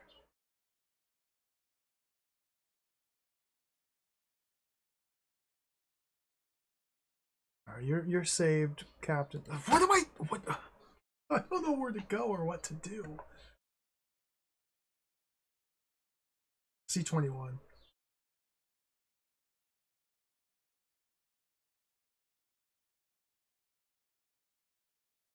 The Maholi. Oh no. I think the game glitched. I think now both Picard and Data are both actively working with the children. We have simultaneously initiated both of them in their babysitting procedures. I think we're only supposed to be able to assign one or the other to babysit. I think we may have now like a quantum superposition of babysitting. I think the children are both being watched by Picard and by Data. Two sets of children. And if you measure them, they move to another spot. I'm sure it'll be fine. It'll be fine. I'm sure everything's going to be okay. Let's beam down.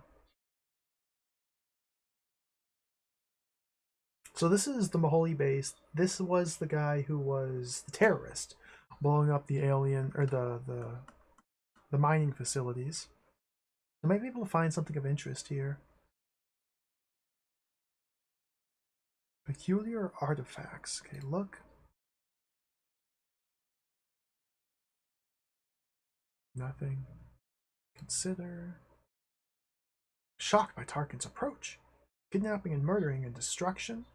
It's so very extreme. Suppose that the Transinium caused him to lose all sense of logic and feeling. He was so intoxicated by its potential power. Yes.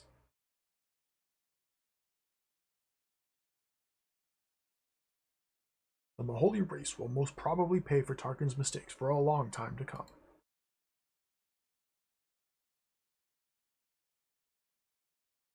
We've been downtrodden victims for centuries. While I'm appalled about the terror and violence that Tarkin has caused here, I can feel for his anger and for his need not only to break out of this subordinate position, but to feel that he and his people are in a place of power.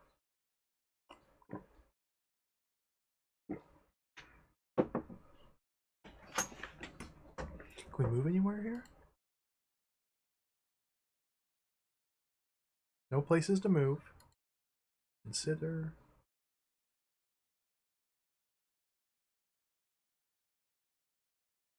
I wonder where the Ferengi are. We'll pay them a visit next. Let's activate. Whoa!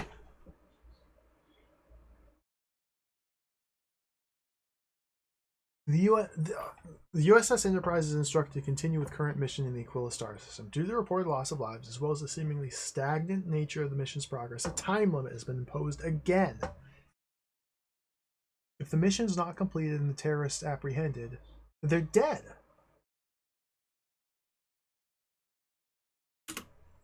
They're, the terrorists are dead.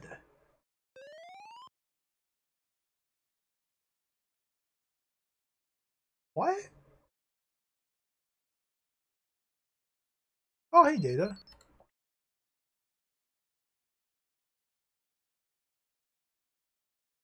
Talking about the ruins again. Alright, well, Data's back, so let's beam up. See, I feel like there's just some, like, a little bit of glitchiness in this game. Where these Starfleet bulletins just kind of appear, seemingly at random. They move to the bridge. And the star dates on the bulletins are all just jumbled around.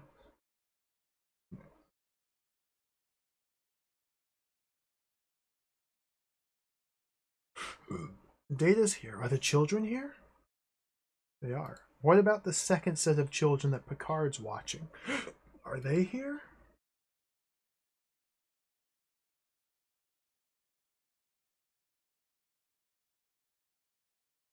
I think their development must be much faster. Sure, sure. Analyze.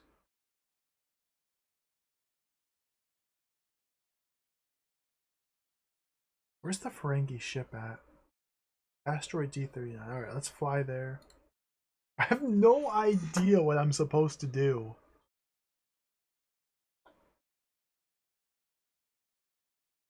Frankie here. Okay, save.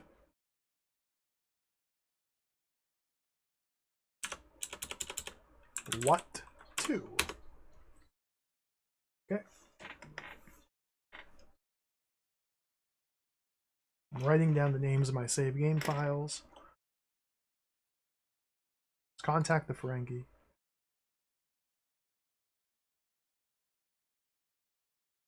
Well, well, well, that's quite a fine starship you have there. You outmaneuvered that little ship so nicely. And oh, what firepower your white gem carries. My, how I wish I had a starship such as yours. I could trade all over this grand galaxy. I could zap my competition right out of the sky. Oh well.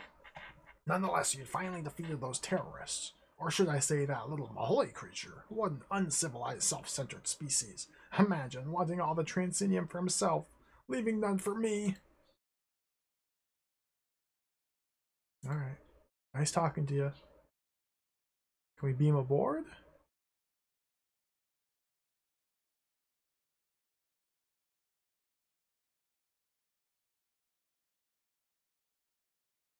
Everyone at the doghouse is dead.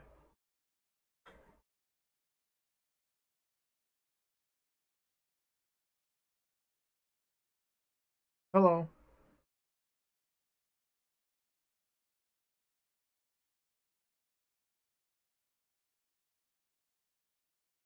The exact same conversation. Okay.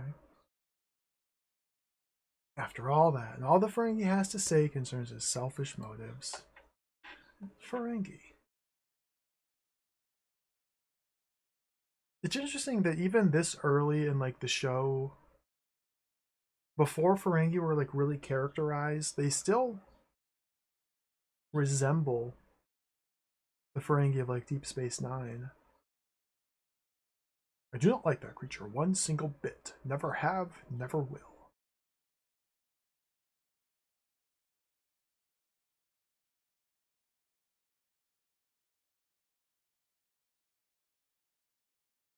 What? I can't do anything. Acknowledged. Okay. There's just nothing to do. Just walking around aimlessly. Well, eventually we'll have revisited every planet in the system. Dead.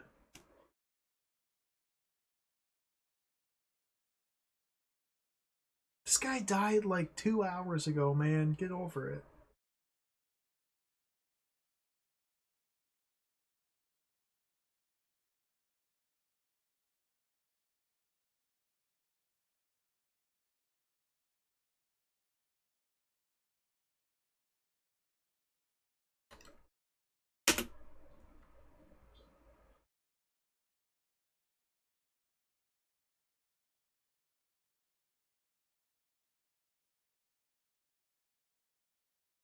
Nothing.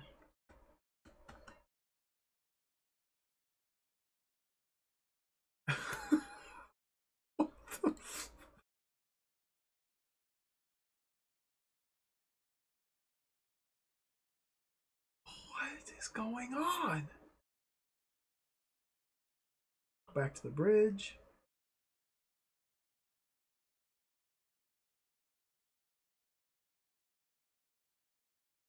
Are the children here? Children aren't here yet.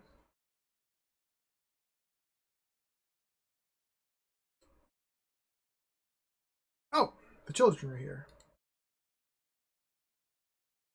The children continue to devour all the information I place within their reach. I can't help but think that human civilization would be much more advanced than it is if all children learned this fast. All right, let's talk to the children. Verse. We would like to know more about this machine you use to think for you. Their speech patterns like those of adults. May we have access to the ship's computer? No. Absolutely not.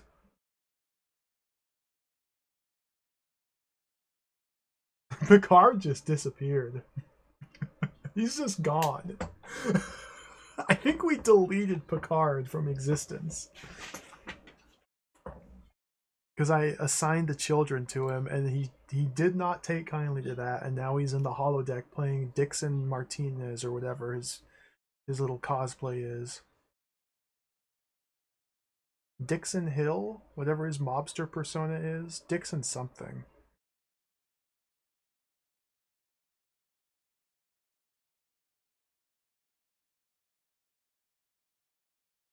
Well, do you think there could be a danger in the children's curiosity? I do! It's the ship's computer we're talking about. These children with their super hyper intelligence, voracious appetite for knowledge, gaining access to the ship's computer does not seem smart. I think it would be wise to limit the children's access to certain areas. You know, Worf. Okay, maybe Worf's got the right idea. Maybe we can quarantine them. Although they're just gonna like break the quarantine and become super awesome god children, and just ascend to a higher plane of existence, and then just become part of the. Maybe they're part of the queue.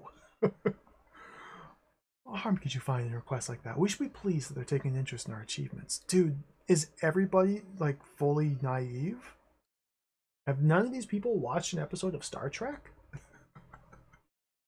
What? We have nothing to hide? Ah! I'm getting bad advice. Maybe that is going just a little too far. A solicitation to access the computer's databanks is not exactly a childish request. I can't save here, by the way, because we're mid-encounter.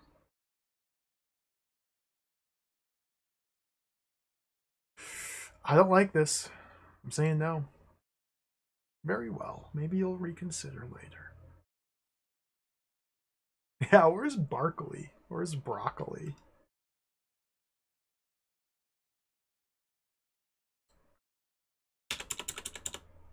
Uh,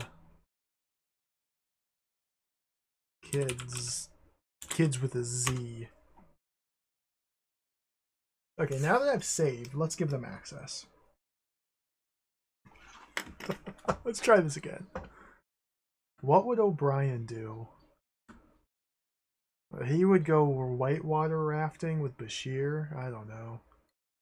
He'd get captured by these alien children. He would be assigned to babysit the alien children, but they would actually like do a role reversal and just start to like break him down psychologically and like probe his brain with their non-stop questioning, and he would just completely freak out and go insane and become a shallow husk of a man.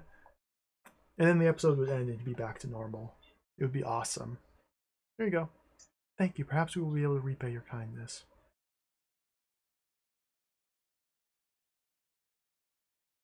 Keiko would try to homeschool them and he'd complain about it. Okay.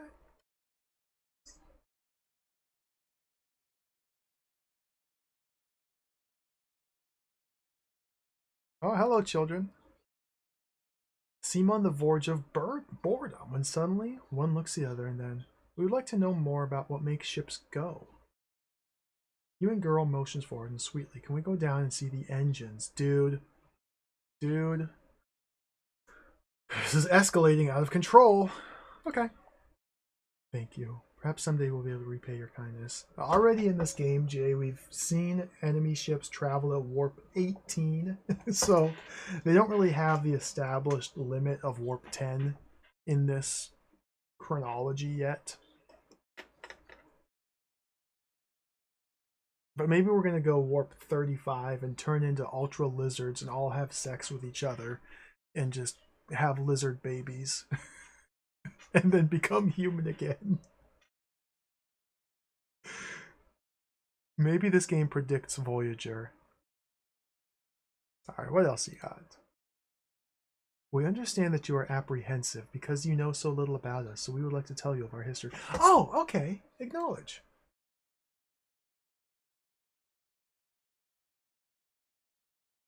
The children stand forth proudly. The girl begins the story, and the little boy jumps in to create a short dialogue. We're members of an ancient nomadic race, wanderers rather than builders. It has been our blessing and our curse to be always dependent on the material accomplishments of alien peoples for our survival. In this way, we have lived in symbiosis with various groups, sometimes as guests, sometimes as servants, occasionally as feared and hated others. Over time, our people evolved several traits that enable them to survive this perilous existence. You've already witnessed one of these, our ability to physically resemble members of a host race. I knew it. A very strange story. Consider your options. Either they're trying to make a fool of me, or else it is true.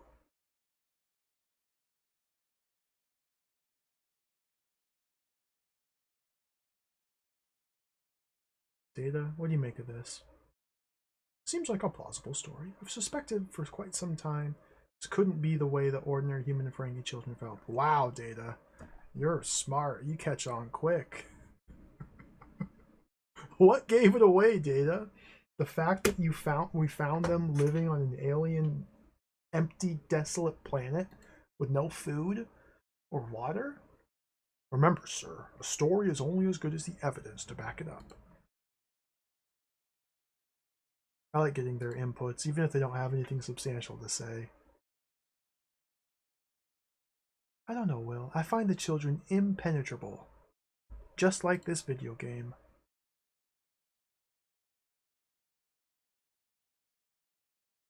The story's too fantastic to believe. How else could one explain it? Did Data use a contraction? I didn't even notice. I think we should believe the children. You know, Jordy? So do I. Let them talk.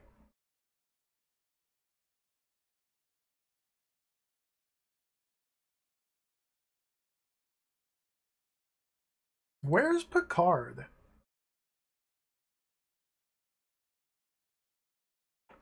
Now that we have told you our history, who we are, you must allow us to complete our education. We need to spend more time alone with the computer. What are you gonna do? Little Ferengi child asks. Can we have access to more computer's memory?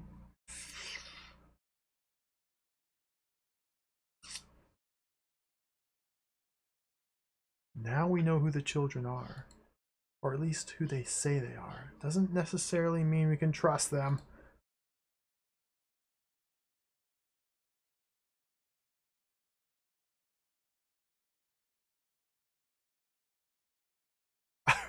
Picard's gone!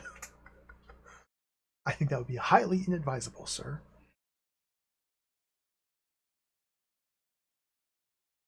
Troy? I sense nothing untoward in the children's motive. Still, I think we should exercise caution.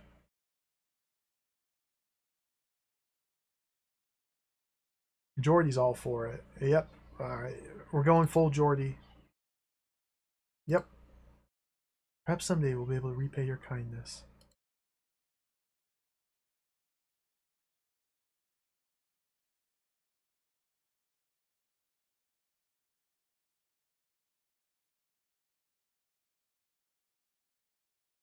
They want more?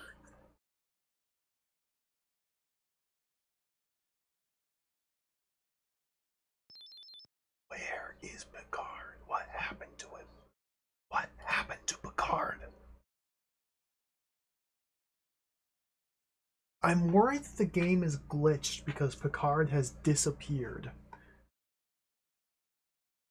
And we may need him to contribute to one of these scenarios. But he's just gone. He doesn't even show up in the conference room. He's just gone.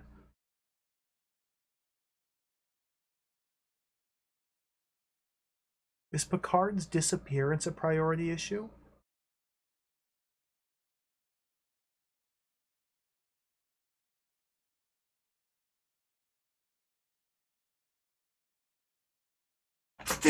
They're fixating on this stupid base.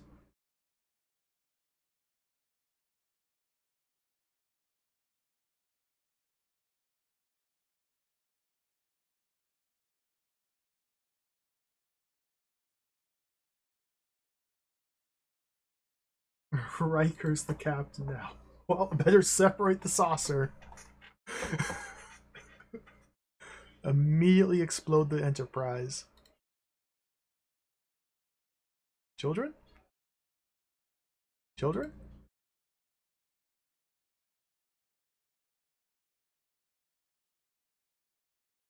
Refuse.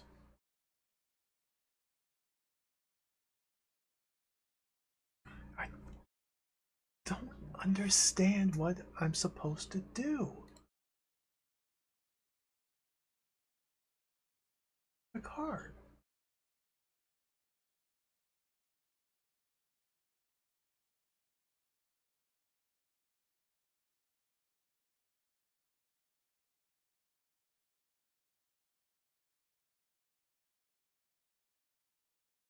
Kids.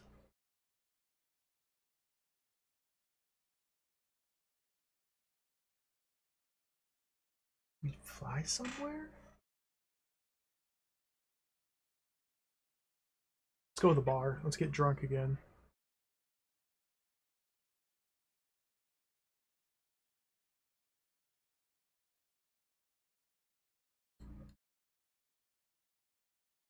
So if Picard is just MIA, Riker's in charge. If Riker beams down to this planet with Data, who does that leave in charge? Is Troy? Is Troy the leading officer after Data? Let's take her then. Is Worf going to be in charge? Is the Doctor going to be in charge?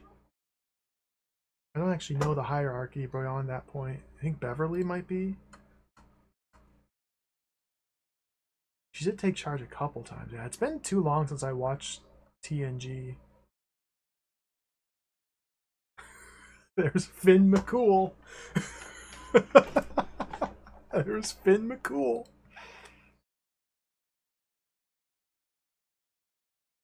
Holy Beta Centauri! Now that was some excitement. We had people betting left and right who'd win that battle. Darn near couldn't keep their glasses full. Thanks to you guys, I had a record-breaking night. Never seen anything like it before. You people were lighting up the sky with all sorts of firepower. Old Finn himself would have loved it.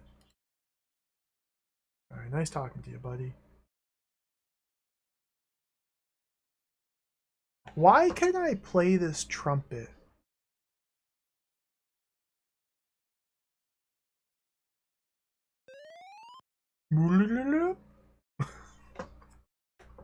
The game allows me to make that tone if I activate the trumpet. Surely there's a reason, and not just for mirth, not just for joy and awesomeness and cool. Or maybe it's just because it's awesome and cool. Remember the episode where they collect a lot of Irish people in the cargo bay and the old guy wanted to pimp his daughter? I don't remember that one.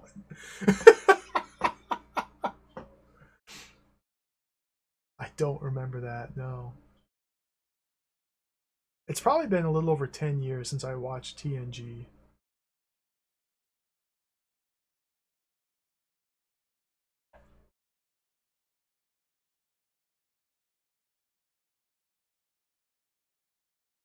I'm about due for a rewatch. It is a mistake, I know.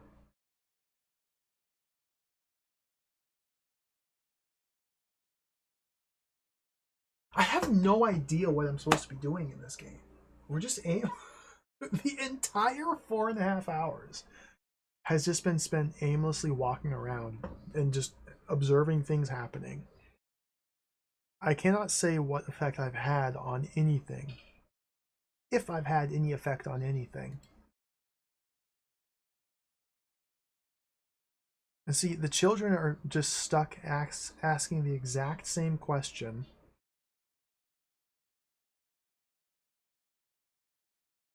I'm worried that it's glitched because Picard disappeared. He's just gone. There is no Picard.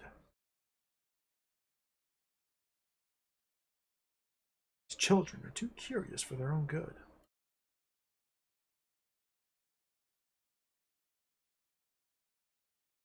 Transinium. Let's analyze some stuff.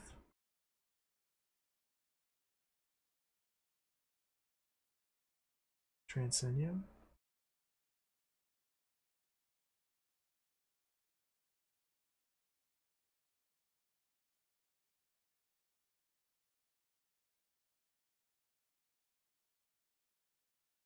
Egg.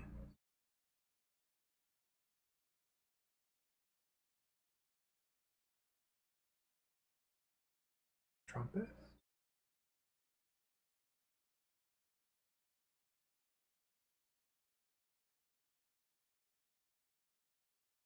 Ferengi ship.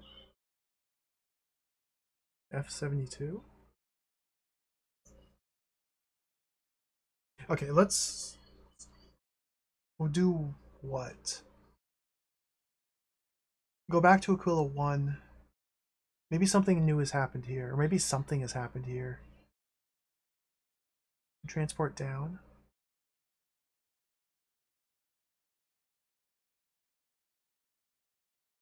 Yeah, we're not allowed to beam down to this location. Okay.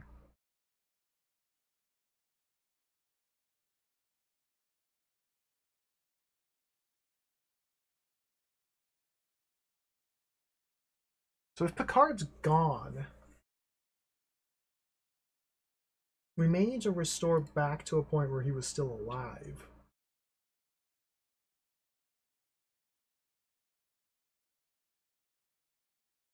Because they're just going to ask to use the computer again. Yeah, they're just asking. I think we're stuck. I think the game glitched. I think we're stuck. I think we're stuck.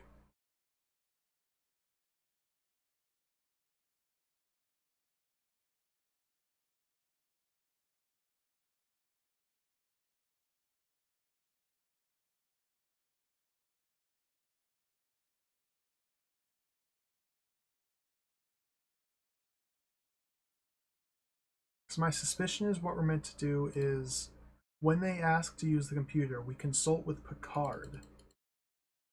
And Picard has a unique option which will resolve this encounter and allow the game to progress.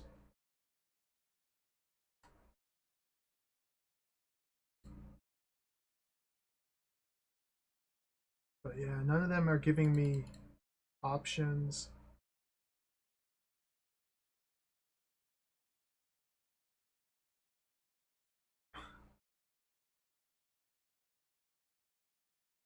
Restore back time travel. I've got to finish this encounter first.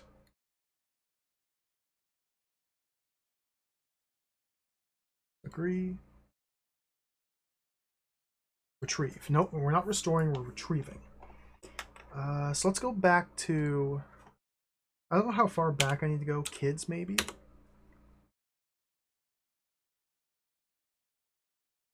There he is! Okay, Picard's alive here.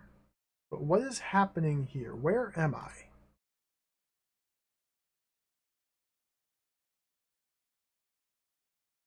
Stagnant nature of the mission. That's fine. That's fine.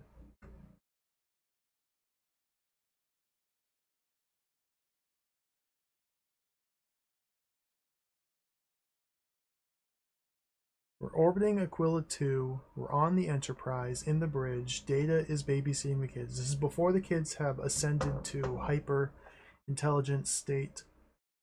I think this is after destroying the terrorists, but before the kids have fully evolved. I sure wish there were like things to do in this game. Okay. Is this before or after I returned the scientist? Yeah, Picard's back. Let's go back to the Parks lab.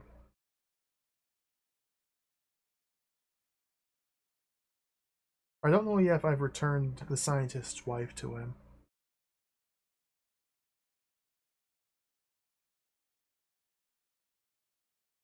Thank you for saving my wife.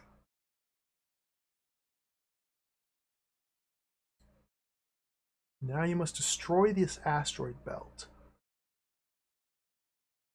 I don't know how. In the kingdom of the blind, the one-eyed are kings. You must evacuate this belt and destroy it.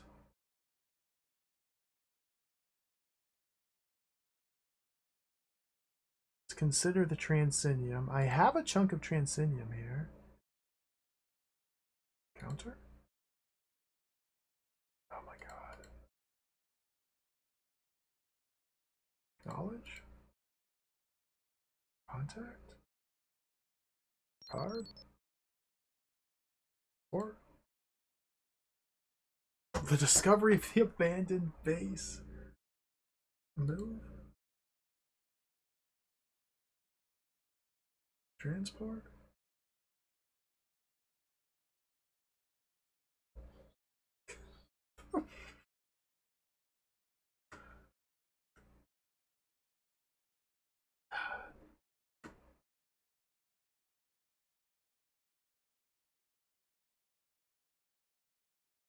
Move back to the bridge.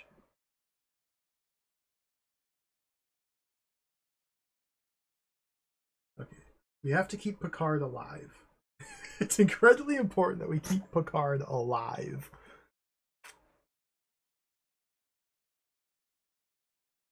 Data's still watching the kids, so there's nothing we can do yet. Let's check back in, because this is just after destroying the terrorists. Let's check back in with all the different friends. Kurat. Yeah, he's a jerk. Okay.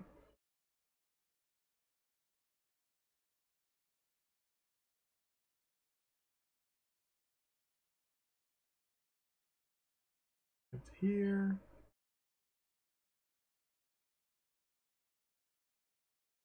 The Ferengi are here. Nice.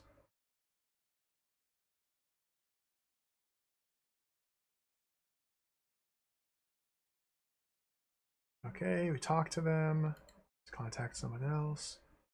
Oh, ooh, children. Continue to look after them. Yes, Data.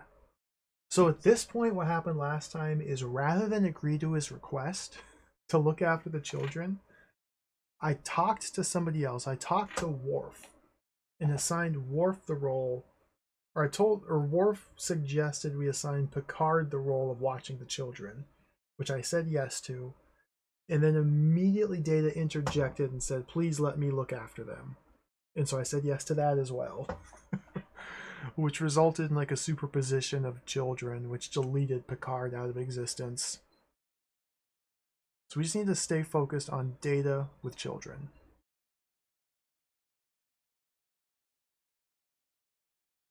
Let's call the bar.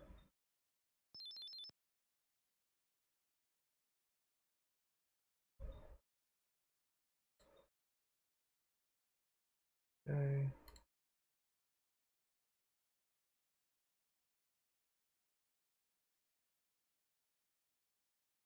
Stop, Eldorado.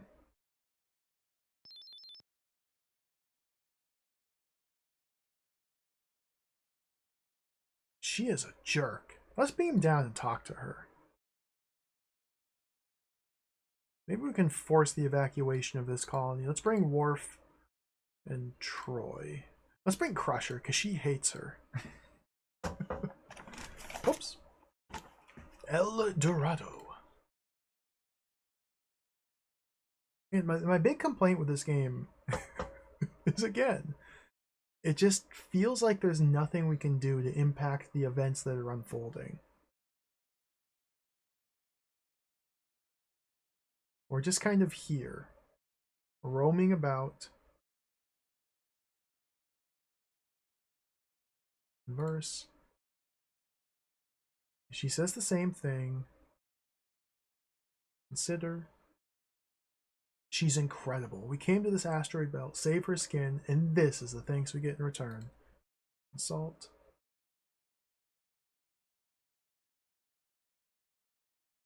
There's nothing else we can do for this woman. I would be quite happy to simply wash my hands of her. We're supposed to evacuate her. Or I guess we evacuate the mining facility. You need to evacuate the El Dorado. It's truly unforgivable. But there's no option, there's no like evacuate option. We can't even like bring up the subject. There's no dialogue system in this game. What the?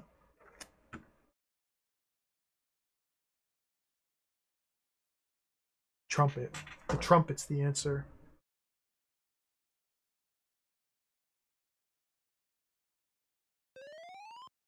Beautiful. Beautiful.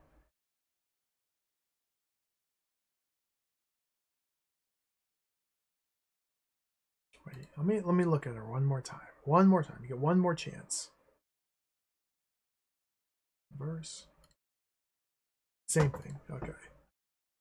Knowledge. Can't move anywhere on this El Dorado? No.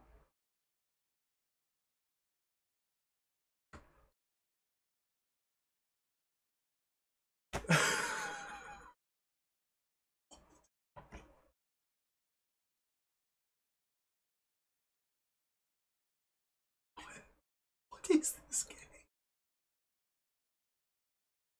Okay. Picard's still alive.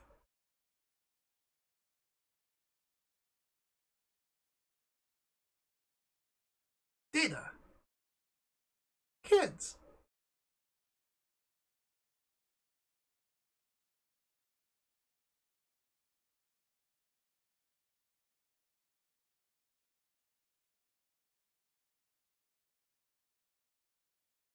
I don't think this is this is how the game is ended.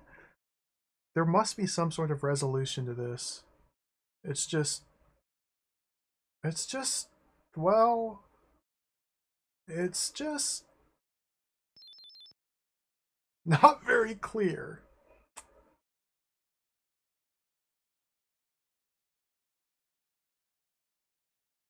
Let's just keep flying around. So D39, everyone there is dead. C21, everyone there is dead. Aquila 3 is the Klingon. Aquila 2 is the Doctor, who wants us to evacuate and destroy the asteroid belt. Aquila 1 is uninhabited and there's nothing for us to find. 146 is Jansen. F72 is the bar. Dead, dead. Aquila 4 is the abandoned ruins, which I've explored thoroughly multiple times. We can't go to the sun. Is there a hidden planet we can fly to?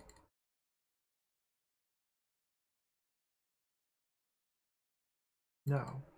Now it appears an operator. Go back to D39? The happy dog?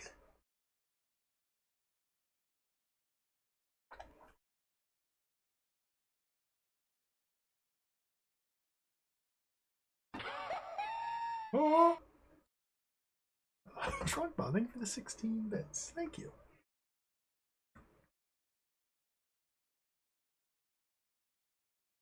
Okay, this cutscene is forced to play out. I think this is the first time I visited this base after this guy died. It's possible that this is a preventable death. But I don't know. It doesn't seem like we as the player have much agency over the events that are unfolding. I get the sense that this is just a scripted thing that will always occur, but maybe not.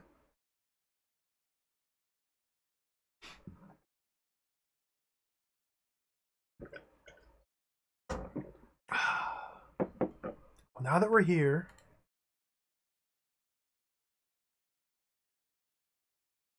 can we consider use the trumpet? might be the answer. It wasn't the answer. Card. Or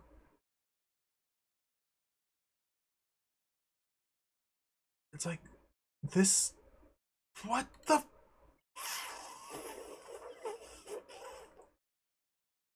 Can I get off here?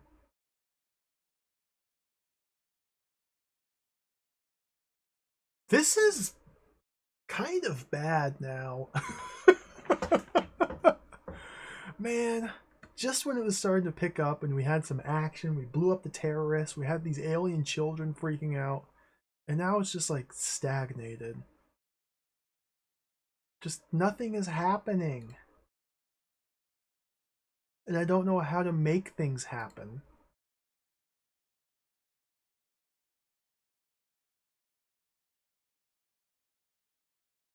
Hey, Jordy. Are the kids here? Data's still looking after the kids.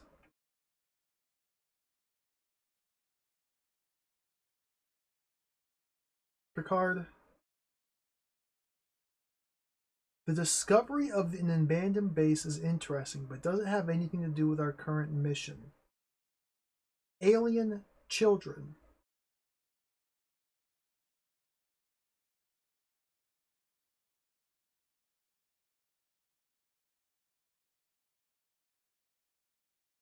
They're literally on the ship. They're on our ship right now.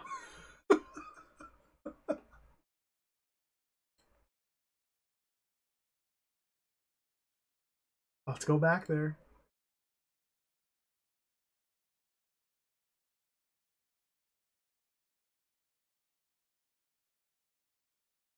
Hey, Data. Oh! Report.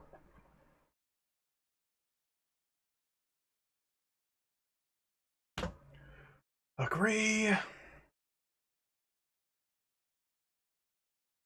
Can you just... So, Data seems to check back in with us after we do a certain number of actions. And if we're on the Enterprise, you will automatically interrupt us to report after we do a number of actions.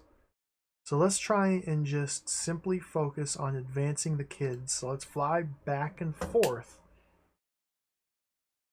between these planets, advancing the terms.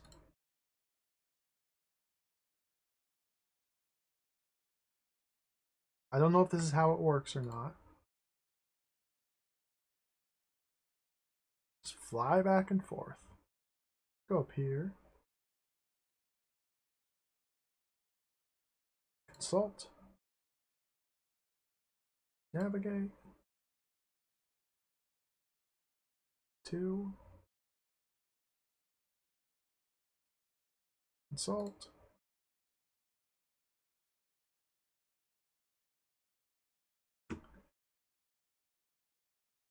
I don't think I've beamed down to C21 yet since...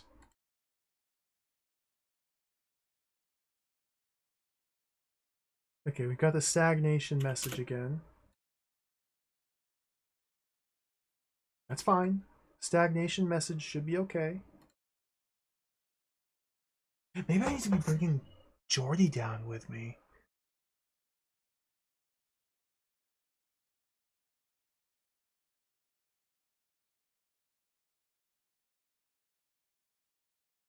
Nothing.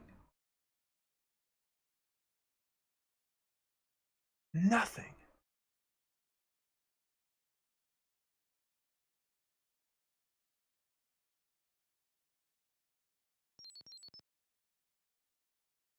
Or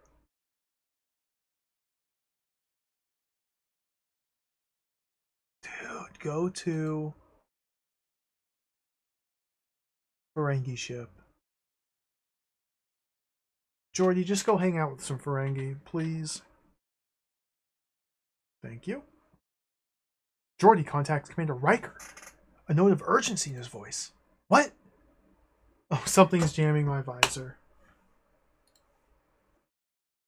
He's useless. He's useless. Jordy. He's useless. Alright, back to the ship. Let's visit the Ferengi.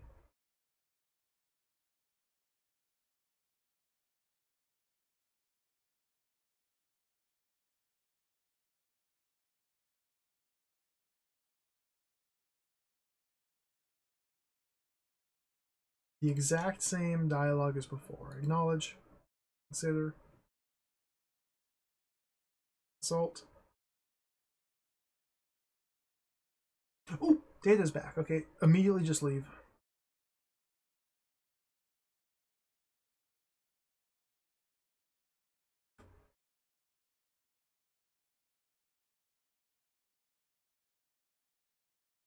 Move to the bridge.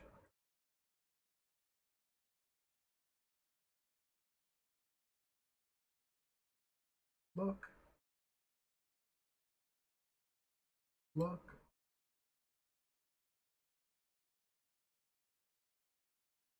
Children continue to devour all the information I place within their reach. I can't help but think that human civilization would be much more advanced than it is. Okay, okay. So now we can save.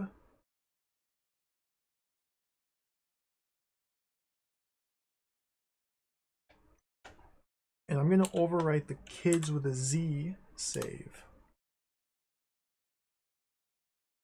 Already exists. Replace it. Okay.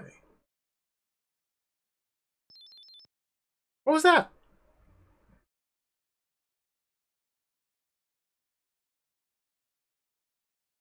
I should be able to talk to the children now.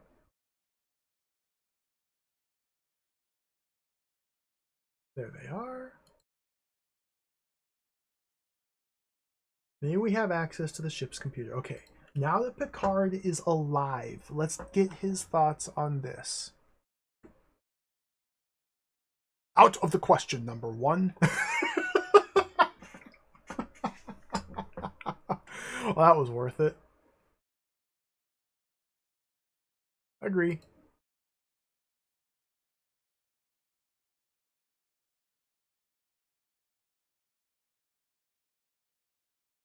Yeah, Picard, just stuff it.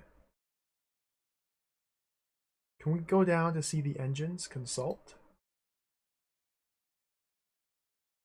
Picard. Number one, I think it's about time that you start thinking of a more permanent solution to this problem.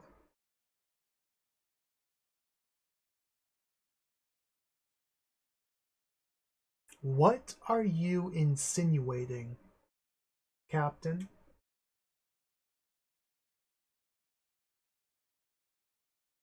A more permanent solution? I think he wants me to shoot the children. Yeah, go see the engines.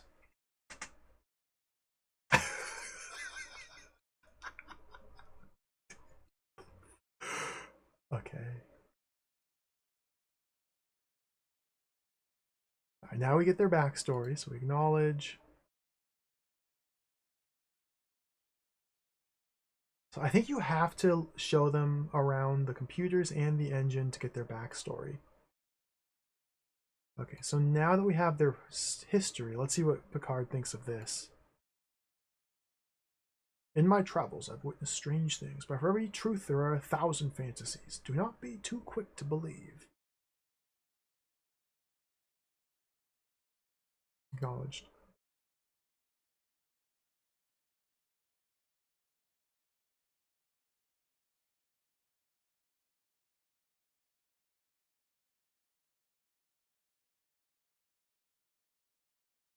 More of the computer's memory. Okay, consult.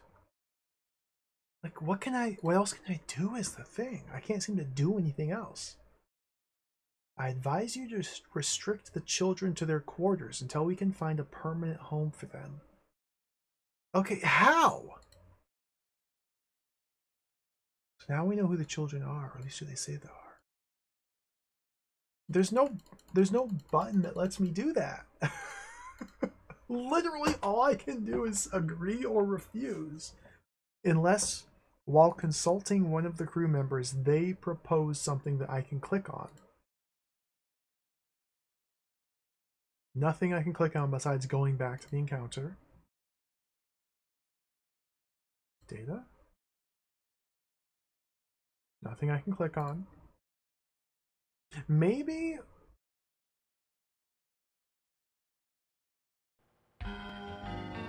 they're seriously compromising the ship's security.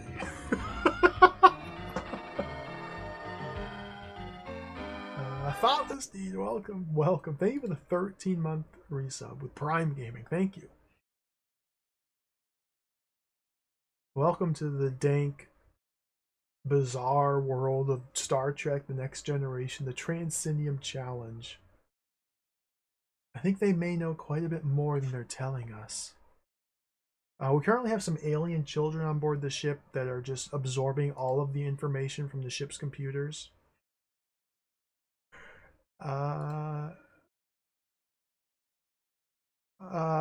Yeah. Just continue your absorption. Let's head back to the asteroid belt here. Maybe we can just dump them off on an empty planet. Contact. Jansen? They're saying the same thing. I can't, like, tell her, hey, I have these alien kids here. You want to look after them for a while? No.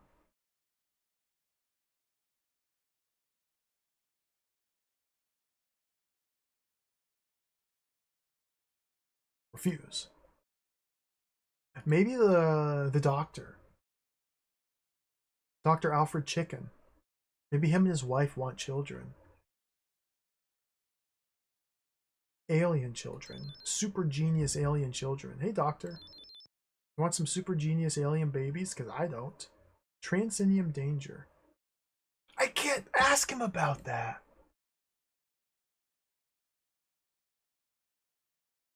We've already read all of this before. You must evacuate this belt and destroy it. I want to. I don't know how. Captain, what are your thoughts? I don't like this, number one. We really don't know who these children are. It might be wise to restrict their activities. I can't. I don't have the means to do so. I think there's reason to exercise caution.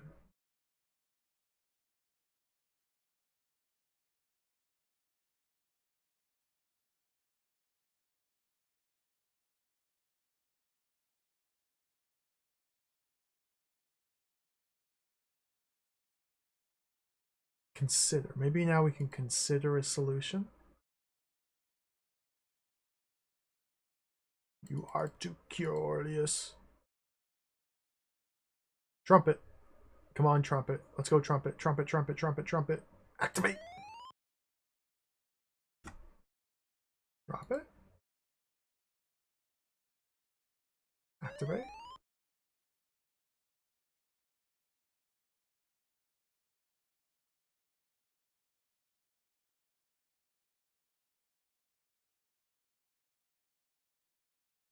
Just leave that on the bridge for a while.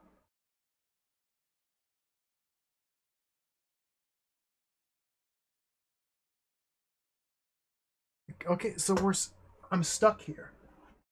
No matter what I answer to these children, they just continually ask the same question over and over again. In the world here that we are playing in, there's only 1, 2, 3, 4 NPCs we can visit and talk with. 5 if you count the Ferengi ship. Can we beam down Aquila 2? I want to bring the kids with me. Can I just beam these kids to some asteroid? Can we just beam them directly into outer space? Jordy, can you come down? into these coconuts.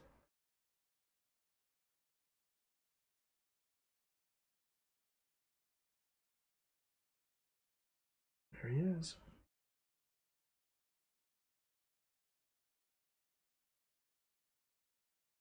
Yeah, they're just saying the same thing over and over and over again. Over and over and over and over again.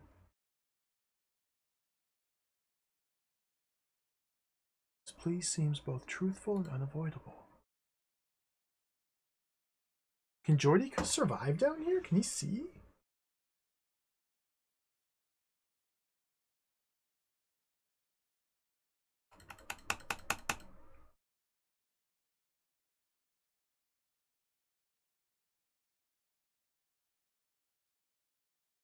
He cannot see.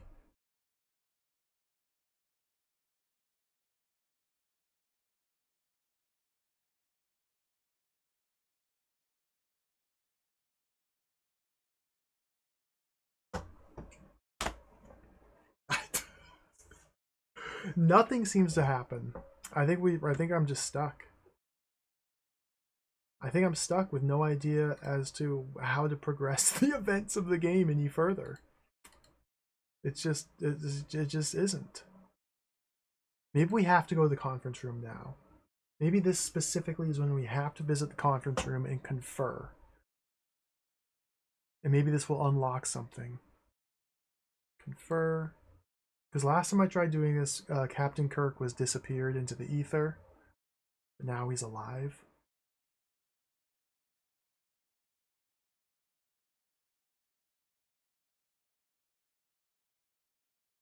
Everybody, our priority issue is apparently the abandoned base still, which implies that there's something I can do there still. I think I need to be a bit more thorough.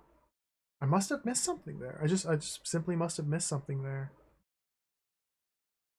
Abandoned base specifically?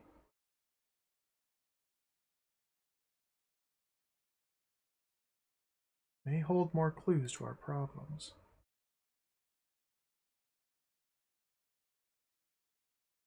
So we found the musical instrument in the spherical device. I'm not sure it was wise to bring that thing on the ship. Dude. Oh, remodulate the children. I wish I could. I wish I could do anything. I can talk. We can talk in circles.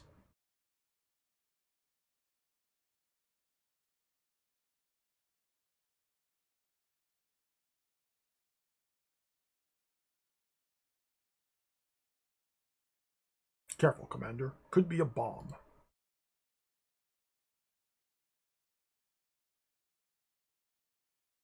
And there are like 25 different topics of conversation I can ask each of the 6 crew members about.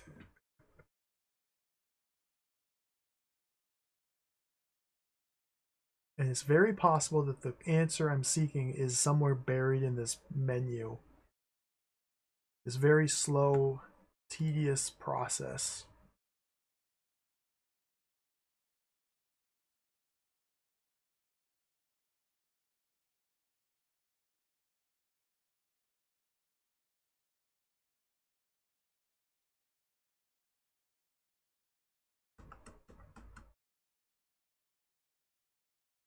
There's patterns on the bottom. Could be some kind of language.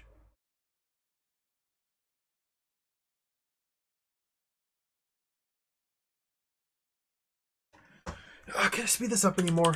CPU cycles increase.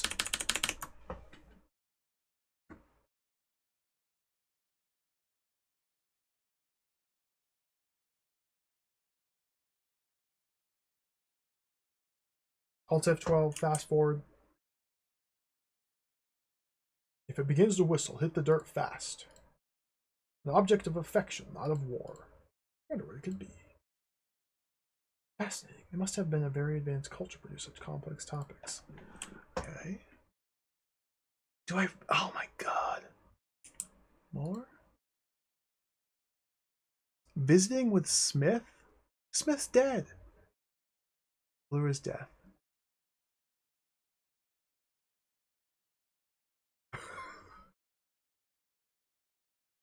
The children?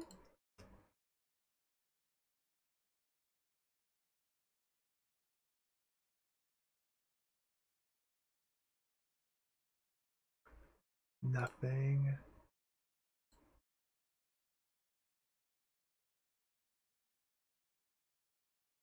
Transinium.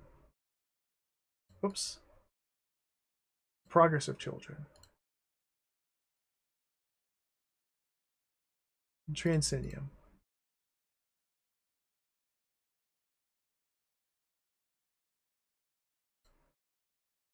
The Ferengi gave us that sample. So if we're trying to destroy all the Transinium by blowing up these asteroid belts, what about all the Transinium that the Ferengi already have?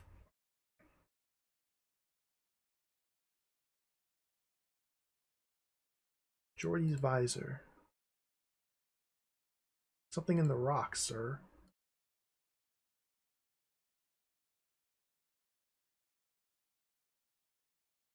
Miss Jansen?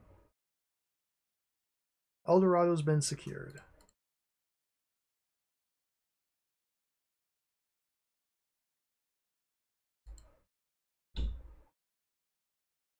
Dr. Parks? Dr. Parks' request to remove the guards from Eldorado seemed quite odd. Oh, this is like outdated information.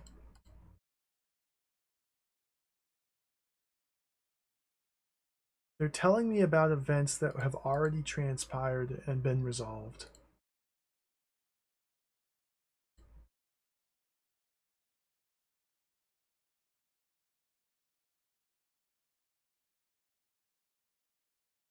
Tarkin's dead.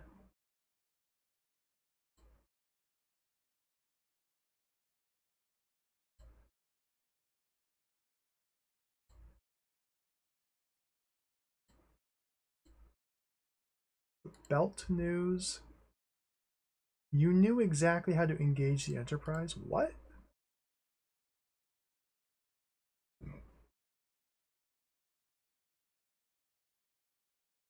Klingon.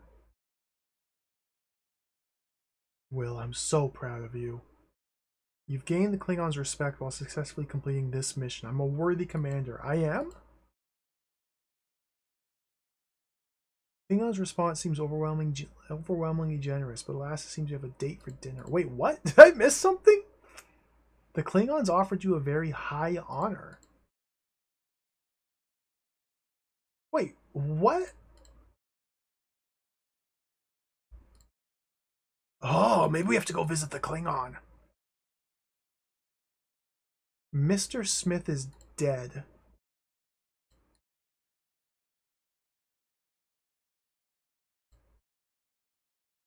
Why is everybody talking about Mr. Smith? He's literally dead. Okay. Welcome back, ATM Machine. Hey, Ray, welcome. I'm using fast forward because otherwise this process of interrogating everybody about everything is incredibly slow. Let's go visit the Klingon because apparently he wants to have dinner with me. Back to the bridge.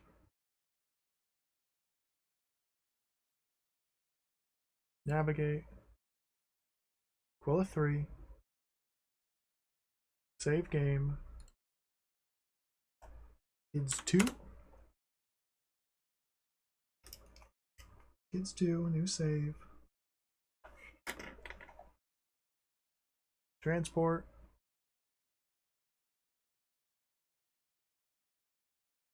Bring Worf. Let's bring Data with us. Klingon post.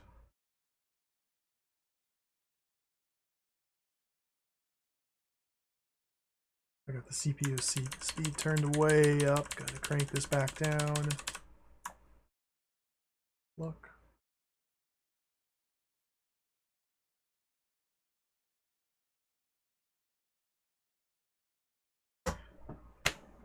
How is... They said he wanted dinner with me. This is not a dinner invitation. This is an insult. Acknowledged.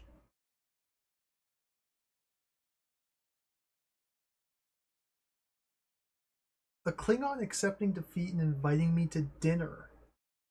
What? That's literally not happening.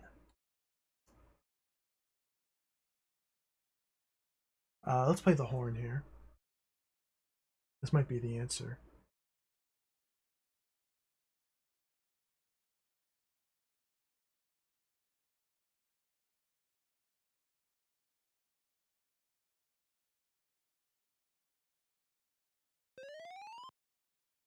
Beautiful.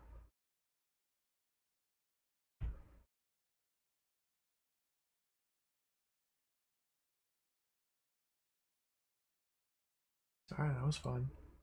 I've been stuck here for a long time.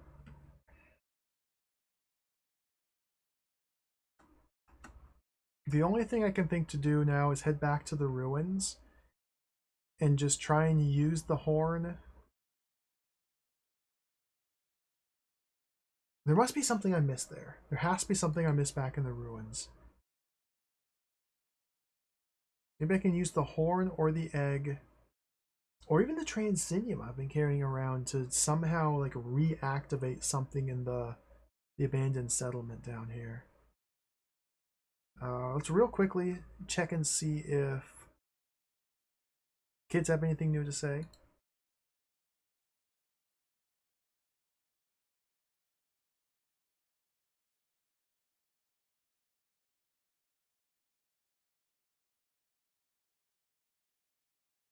Book.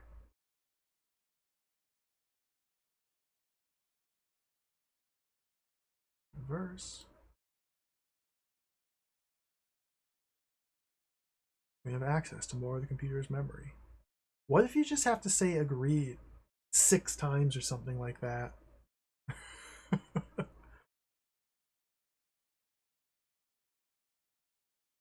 Because they do the exact same thing whether I agree or refuse the request.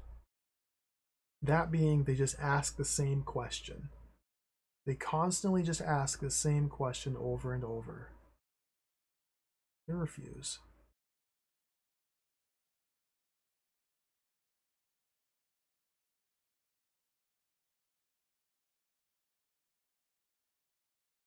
We're gonna head back down to the abandoned ruins. I don't know why I'm bringing Worf, but we're bringing Worf.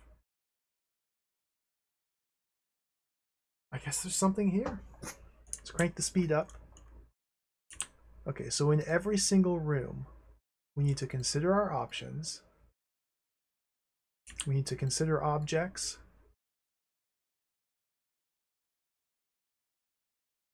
And then use objects. And drop it. Drop it. Activate it. Drop it. Commander Riker drops the Ferengi ship. What? Okay. We dropped the... The way the inventory objects work is they just basically don't. We can't do anything with these. These are just like our inventory. We have a Ferengi spaceship in our inventory, apparently. If I try to use it, it automatically drops it, okay? Let's move to a different room. Go down to the hallway. Consider. I dropped all my objects. Okay, go back.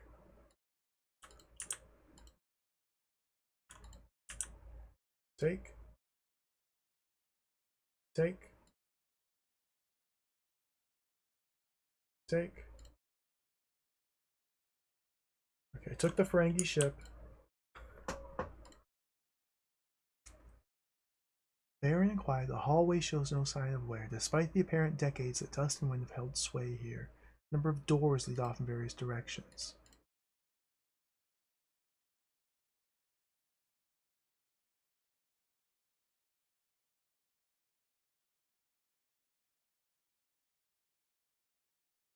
Like literally all I can do is drop items or activate the horn.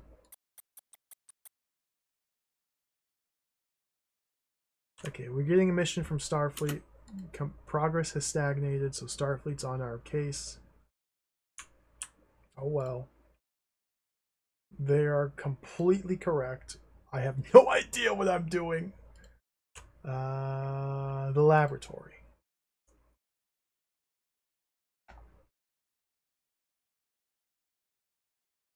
Several large pieces of electronic equipment stand along the walls. The meaning of the dials and gauges can only be guessed at.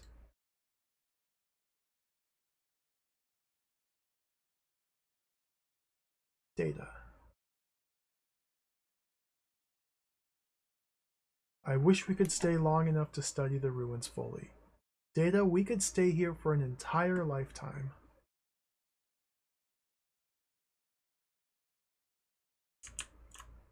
Wharf. Consider. Use. Drop. Pick up. Use. Drop. Pick up. Drop. Pick up. Look. Contact.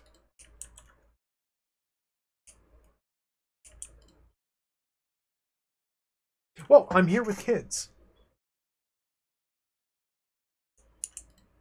Oh, he has different things to say if we mash the report button multiple times.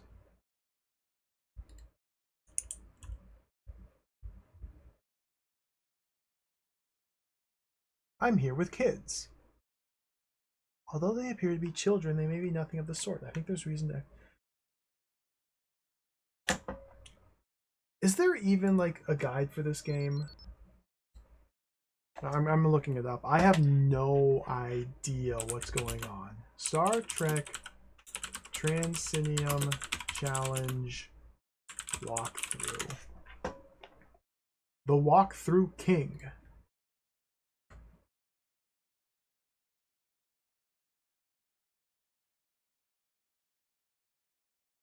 I have to bring Geordi down to the base somehow.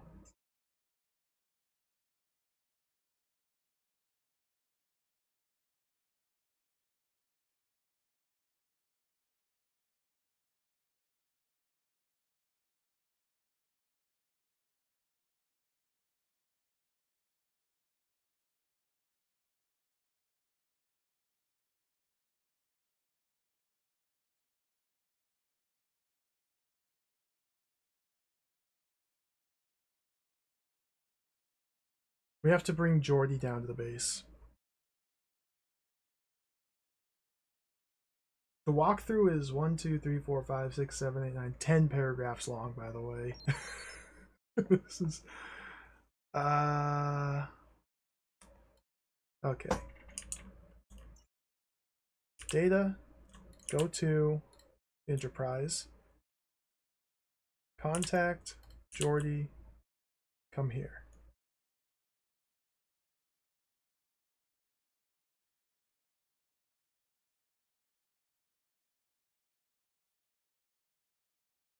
Geordi looks around urgently. Request permission to return to the ship. Ignore.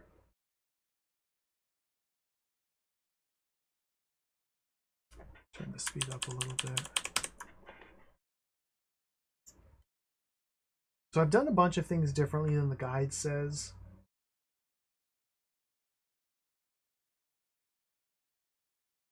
Oh, I think I'm soft locked. Oh, I think I've been soft locked since the literal start of the game. It's one of those games.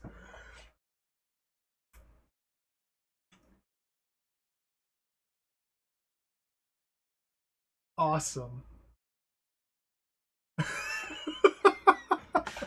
So we have to have figured out how to block whatever's jamming Geordi's visor.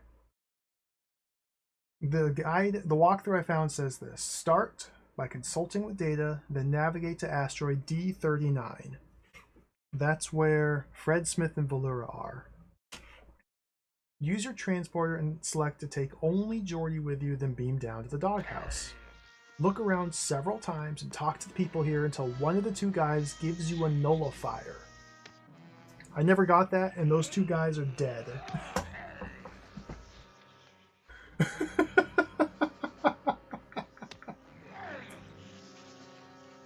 Wow.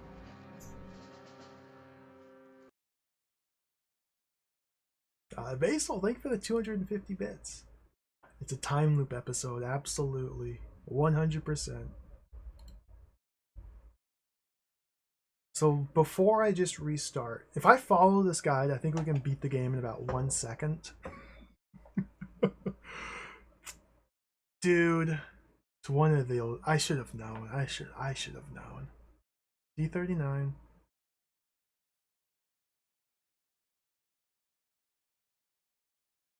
Transport. Just Jordy. Beam down. We may still be able to get the nullifier. Could potentially salvage this. Is Jordy wearing like a ugly Christmas sweater there? Look. Can't see a thing. Keep looking. Keep looking. No. It's been over since the start.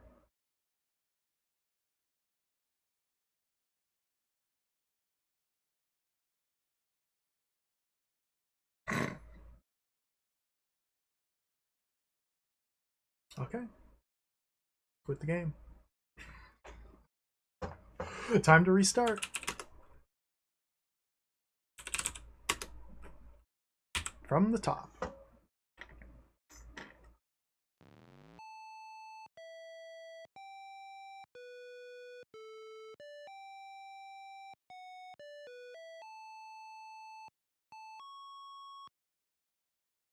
So yeah, there's an item in the abandoned base that only Jordy can find. He can only find it if we first find the nullifier to allow him to see when we're off the ship. But the nullifier is only accessible while those two people on that mining colony are still alive. And since I didn't get it before they died, I had spent the last maybe 5 hours in an unwinnable state. Maybe only 4.5 hours have been in an unwinnable state. All right, so let's start from the top here.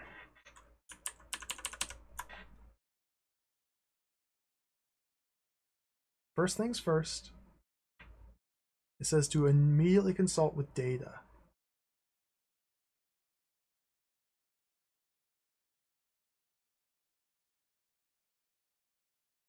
Okay, and he tells us about the different mining facilities. Okay.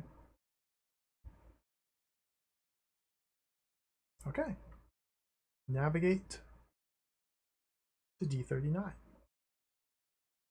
I'm just going to follow the guide here. I don't care. I was almost at the end of the game. We were on paragraph 7 of 10. Transport.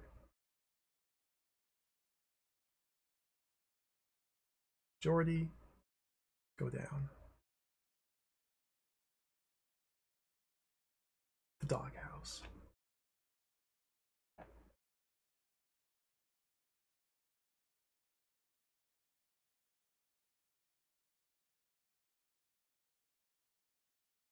Look. The clock wound too far. The man, rocking back and forth in the center of the room, seems unable to find a release for his tremendous repressed energy. Converse. Oh, that must be Farouk. Welcome, my name's Valura, Robert Valura. So it just says to talk until one of the two guys gives you a nullifier. Stick around and talk? Yeah. Jordy is concerned. Can't see a thing. That doesn't matter.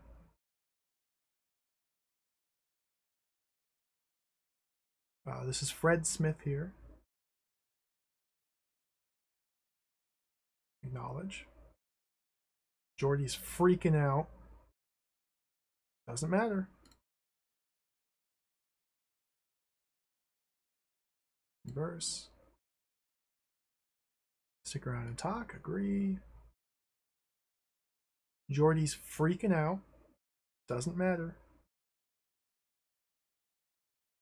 Converse. You've got the greatest ship. I've always wanted to join Starfleet, but my mother would never hear of it. I don't remember my father at all. My mom said he was a great man, a true frontiersman. I ran away at a pretty young age, and I've been bouncing off the satellites ever since. But boy, after being stuck out here for what seems an eternity, I've got to get out. Knowledge. Ignore.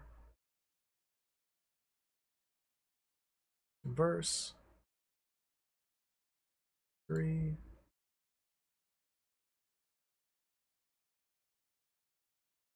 Look. Converse. Velura. He's a sociopath. We don't get. So I never actually talked to this guy. I think that was actually the real problem. I didn't realize at the start of the game that you can continually reinitiate conversations with people to continue along down their dialogue tree. So I only got one of this guy's conversations. Yeah, you have to talk to him over and over. I think that's what I missed. That was the main thing I missed. And you only have a small window of time to do this before he dies. Velura, he's a sociopath. We don't get many visitors on the base, but geez, when we do, he just goes wild. He won't shut up. When I was first assigned here, he'd follow me around constantly, always talking. He's impossible. When he found me on Aliris 2, I was too spaced out on the local Aboriginal hoodoo to know what was happening. Next thing I know, here I am. What? Alright, ignore. It is kind of insane that apparently you're just supposed to ignore Geordi.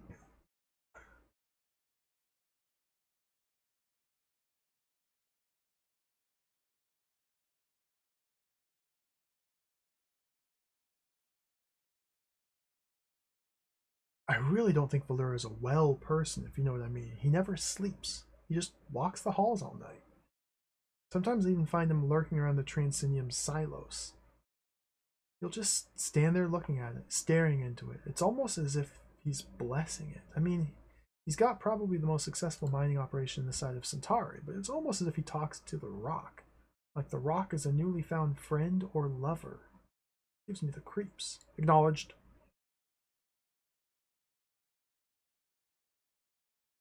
Ignore Geordi. I'm not able to talk to this guy. Because as soon as I agree, Geordi interrupts.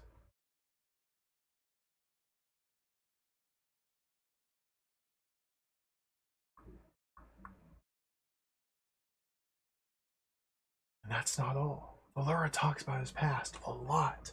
In fact, he talks about it so much that occasionally things will become skewed or overlapped. It's almost as if he's lying about all of it, making it up as he goes. I try to be understanding, but it gets really hard sometimes. He's not a well person.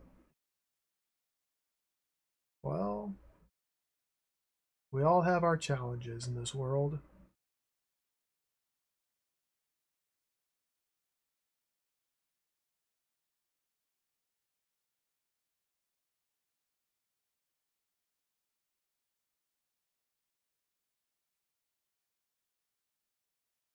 I'm up for a transfer. I can't wait till it comes through. I mean, geez, they should just post a robot here that nods its head and has a randomizer to create responses to him. He's so boring. Just talk, talk, talk. I really can't take it any longer. It's becoming unbearable. Acknowledged. Is this really gonna work, dude?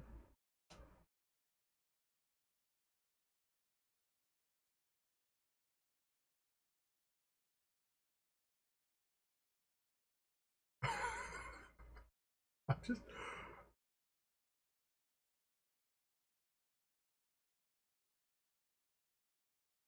My transfer might not come through for a long time, though. I heard it took one woman 14 years to get off a post. Oh my, what an awful thought. To be stuck here with Valura for the rest of my living days. I've got to get out. I simply have to. I wish you guys could take me with you. I mean, I'm sure you've got a suit that would fit me. No, that's a little too much of a request. You guys could never do anything like that. I sure wish you could. Hey, Jordy. You having trouble there? You blind? Oh, sorry. This machine hugs welcome. This game's pretty wild.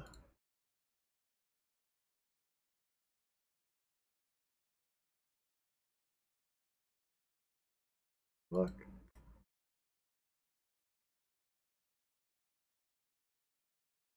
It gets really lonely out here. Smith's voice trails off and then returns in a faint whisper. What in the heck do I think I'm doing out here? I mean, who do I think I am trying to be? A frontiersman? Yeah, right.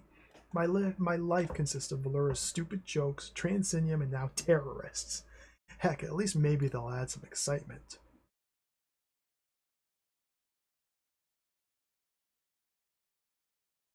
Alright. Continue to ignore Jordy's pleas.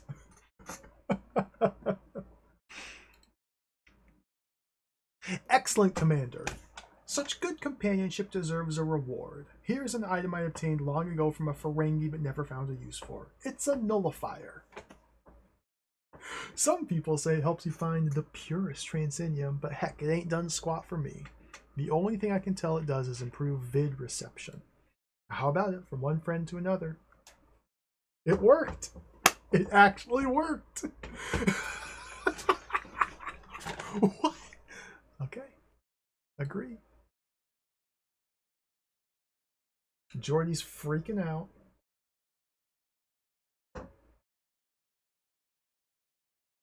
Nope, we're going to beam back together.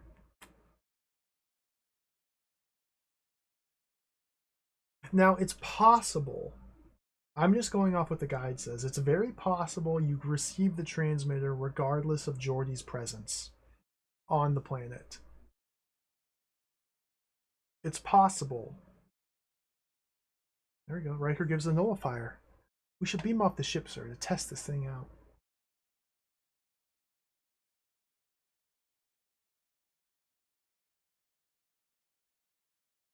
Hey, this thing really works. You look perfectly normal, Commander. He grins. Finally, Geordi's back to his usual efficient self. Nothing nullifies your humor, does it, Geordi? Let's get back.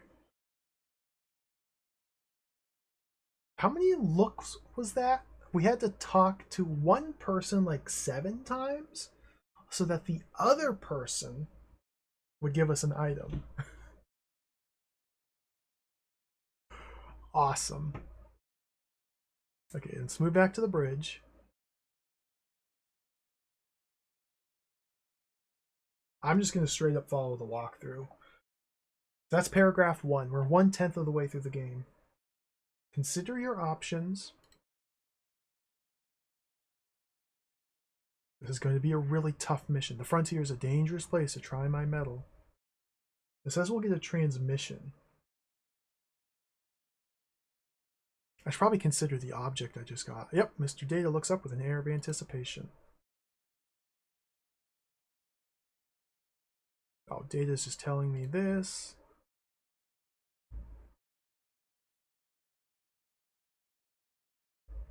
Commander, receiving a transmission from Pamela Jansen.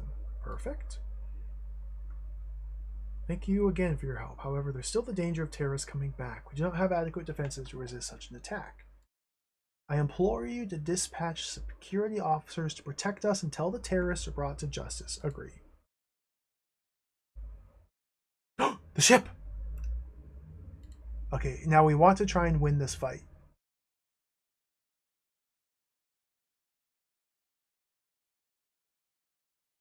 Yep, it just says now we have to destroy the ship. Continue. So let's turn down the CPU speed to normal. Slow speed. Shall we engage? Agree. Right, shields up. Advance! Okay.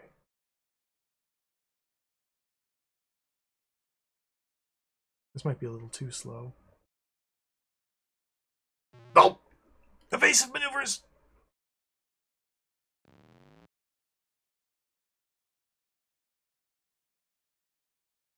Ah! Torpedoes. Oh, they all missed. Hit him with phasers. Dude!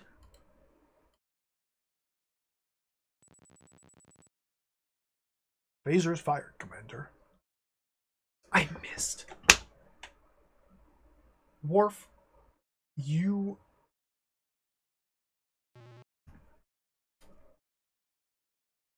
Hit him! Oh, we hit him. Nice. Ah! Torpedoes. Torpedoes hit, sir. A few more will have him. Torpedoes. Oh, torpedoes hit! Ah, he got away. Okay. We didn't win that fight, so right now we just have to wait until we can encounter him again and kill him. Alfred Chicken's here.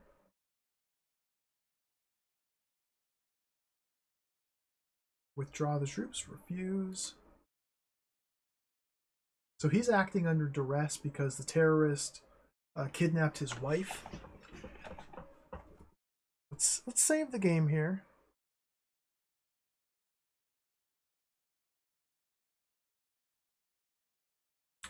Good. This is the good save. Navigate between the asteroids until you come across a small enemy vessel. Hey, look, there's the thing. Cycle the equipment and win the dice game. Oh no. I didn't.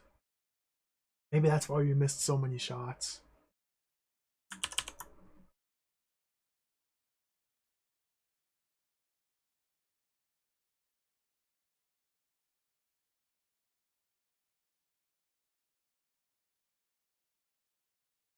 Rangi ship is here. Look.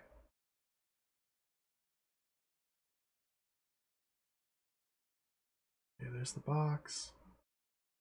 Consider.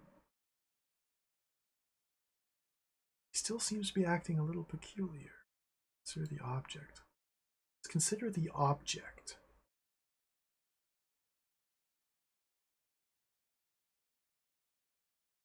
Okay. So we should just eventually come across the aliens. I don't know precisely what it is that triggers the encounter.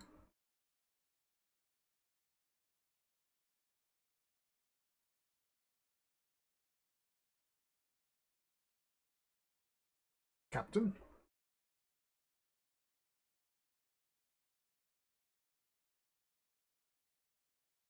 Transmission from Tarkin.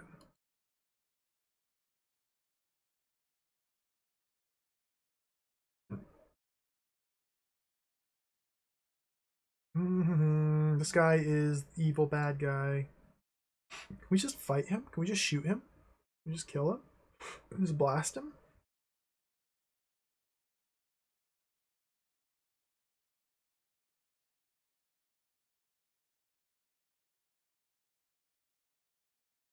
El Dorado.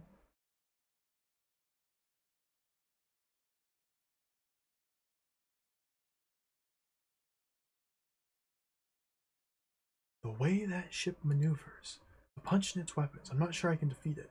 It's funny that they say this because we have to just defeat it. We just have to win the fight against it. That's the only way to progress the game.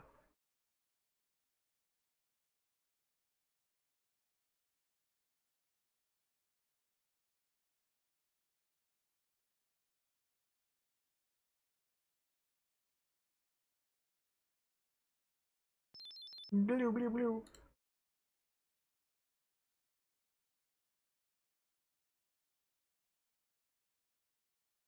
Hopefully I'm not soft locked again.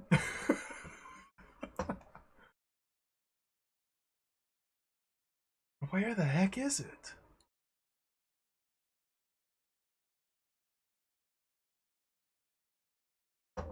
Advised to beware of an unidentified alien craft detected.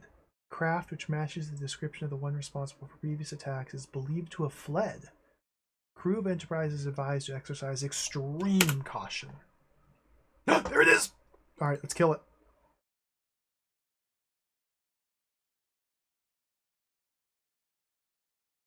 As far as I can tell, this is 100% random. Shall we engage? Agree. So our shields are up. Let's impulse advance as much as possible. Impulse advance. So now we're right on his tail. Let's blast him with phasers. Nice. And now hit him with some massive damage torpedoes. And he's gone.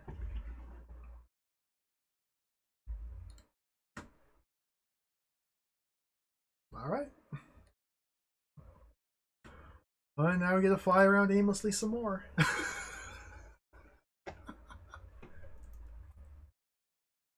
Happy dog.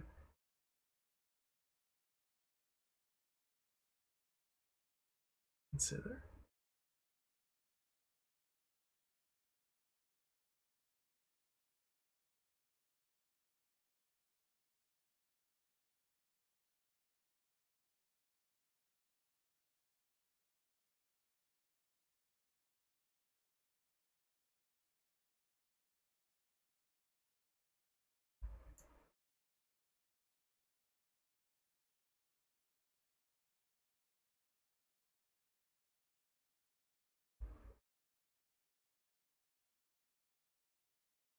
Oh my goodness.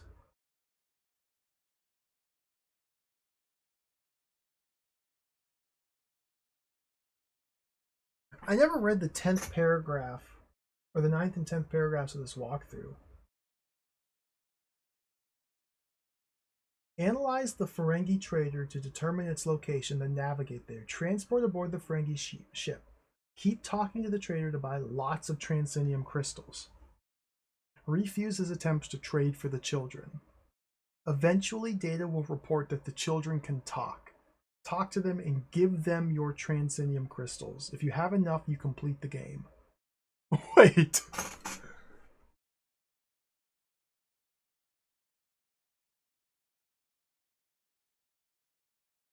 Wait. Wait. Kids too. Wait a minute. Is the Geordie stuff just lies and deceit? Have I been deceived into thinking... What? Analyze. Object. Ship. E146. Navigate. E146. Transport.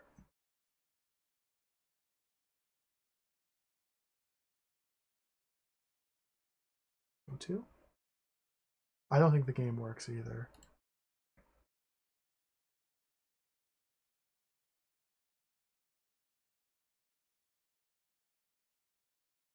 You got any of that crystal?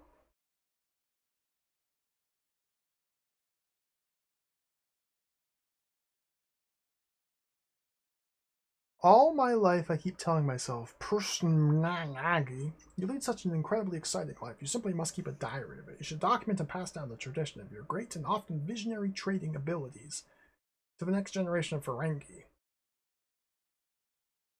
Ferengi pauses momentarily, then continues. Please don't ask me how, but I know you have in your possession a very curious device, a sort of holographic memory contrivance. I also know that you found it on what you call the abandoned base. Yes, yes, yes. After trading in this belt for a while, information can become as plentiful as space dust for the right price. Silly curiosities aside, Commander, I will make you an offer you can't refuse. I want that diary. It was not yours in the first place, but since you seem to have it in your possession, I'm willing to trade something you want. Transinium. No freaking way. Ferengi's voice offers a sort of relish in the pronunciation of his words. A holographic diary from the abandoned base. Yes, I could find a use for it indeed. Commander, you have something I would like, and I have something you might like. Strange Transinium. Let us arrange a deal. Agree. You're a very thoughtful man. I can now document my shrewdness in the great world of commerce and hand it down for my progeny to learn from.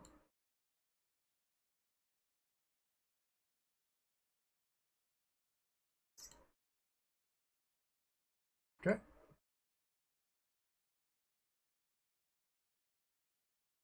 Hey, some guy, welcome. How dank are we talking? Oh man, this game. It's it's, it's a trip.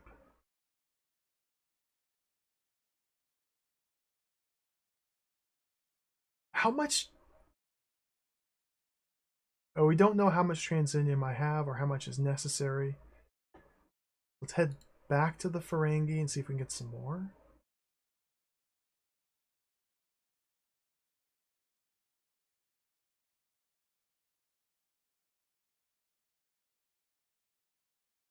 Look. Look again. Converse. Purchase. Agree. This is, dude, this is just as bad as the nullifier. Because you can only do one transaction with the Ferengi at a time. So you have to beam onto their ship, buy some uh, Transinium, beam off, beam back onto their ship, buy some, beam off. They left!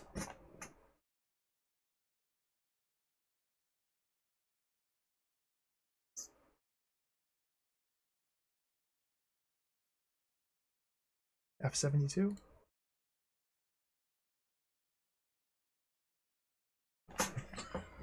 Plus they're moving. So you occasionally have to rescan for them.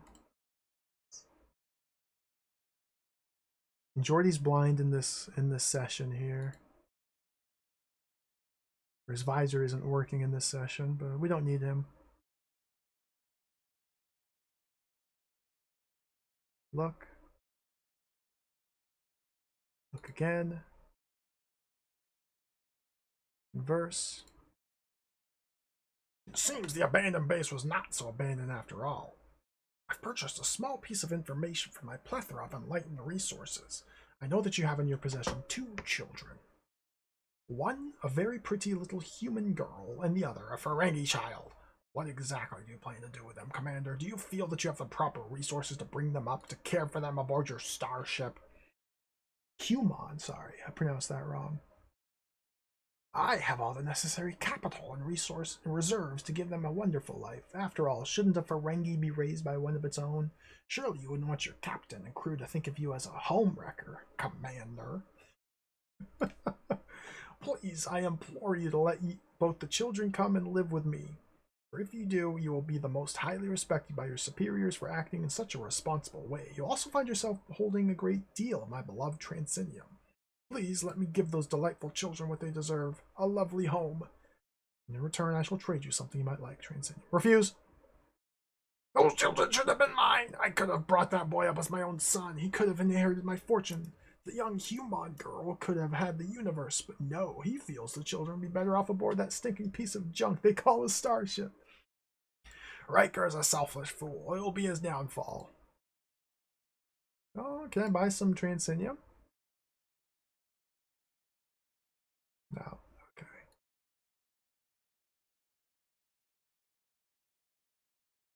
It's not Topple, no. It's all just lumped together into one item, one unit of Transinium.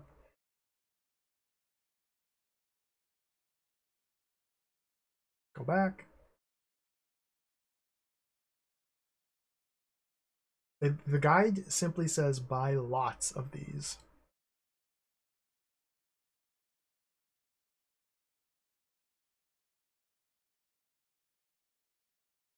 Oh, okay, he's no longer willing to trade with us. Oh, whoa, maybe we have enough.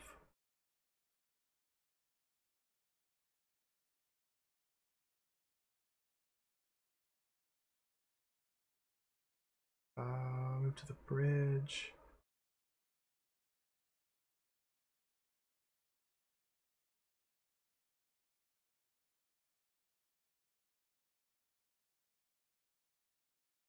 Where are the children?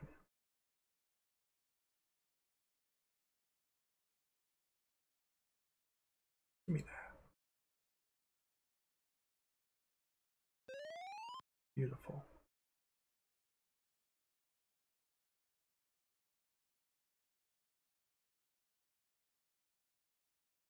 Children. See, they just want more of the computer memory.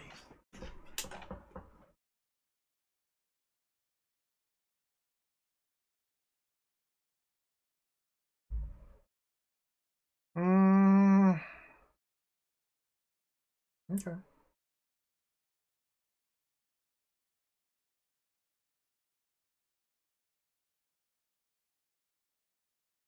I can only drop it. Like, I can't. So the guide does say that there's an item on the abandoned base I didn't find that Jordy can find.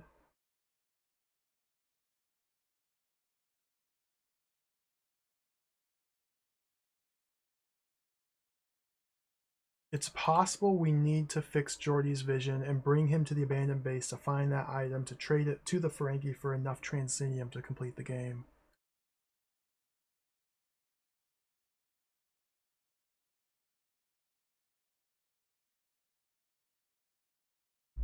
I, I don't even know how you give this to them.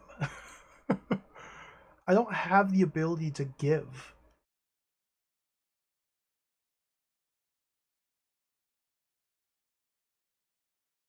Counter?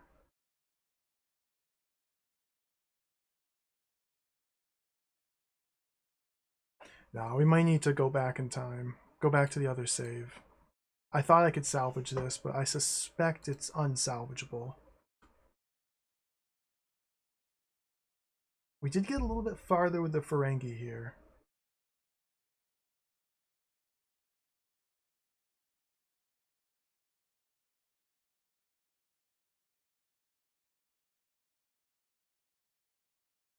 He wants the children again.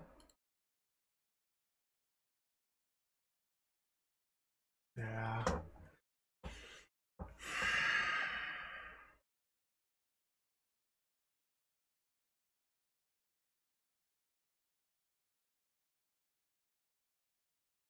Hmm.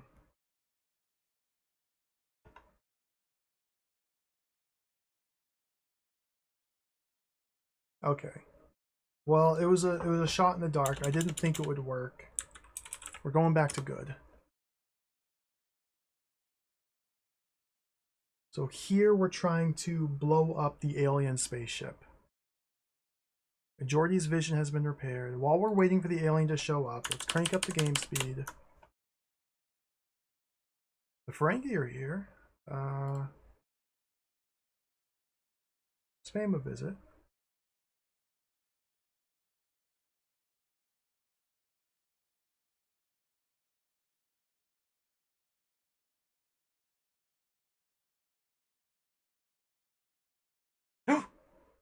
There it is.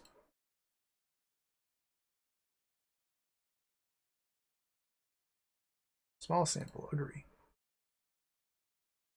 Okay. Alright, take care, ATM machine. Thanks for hanging out. We're gonna finish this game. Let's analyze that.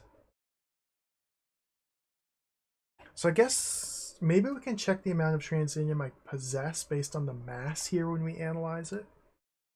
362 grams. Analyze this. Cool.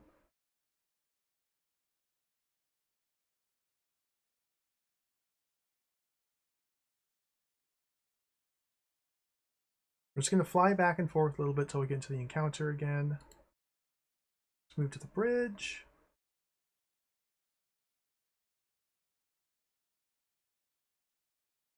Like, the encounter just seems to be randomly.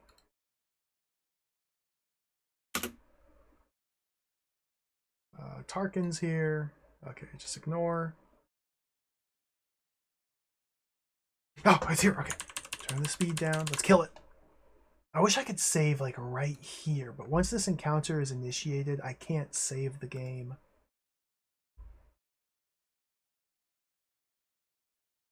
Shall we engage? Agree.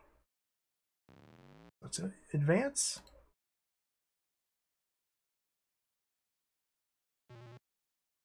Evade. Torpedo. All torpedoes miss, sir. Advance. Ouch. Phaser. Torpedo. Phaser. Torpedo. Phaser. Ooh, he got away. We'll get him soon. We've almost got him.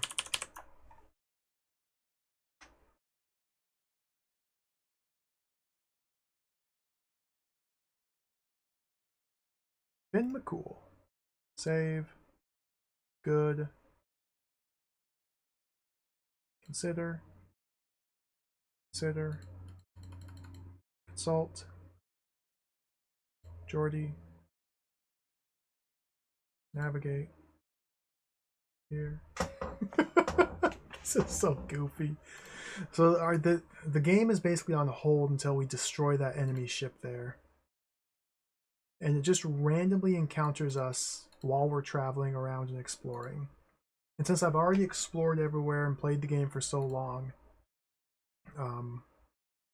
there's nothing to find. Found it all. So we literally just have to fly back and forth. Normally, I guess the intention was this is when you'd be exploring and talking to people and trying to figure out what to do. But if we're solely focused on progressing the narrative to the end, then all we have to concern ourselves with is destroying this enemy. So let's just keep flying around in circles until eventually we come across it.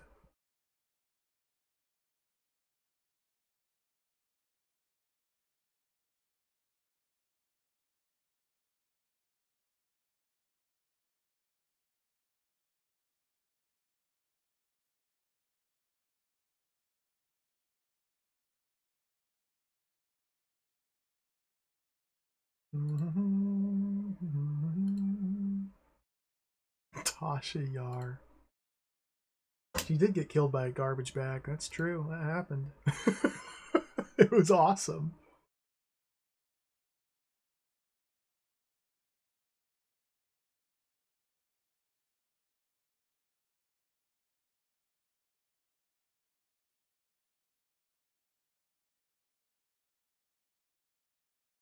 These guys are still alive.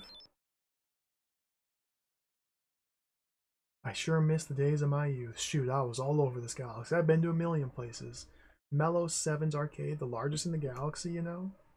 Then there was BX2C's Clone Colony, Jasmine Holkin 3's simulated 3D Earth environment. Yeah, I've had some real adventures. Probably some just exciting as yours, Commander. And now I'm here. Boy, what a mistake this is. Dude, this poor guy. Oh, this poor guy.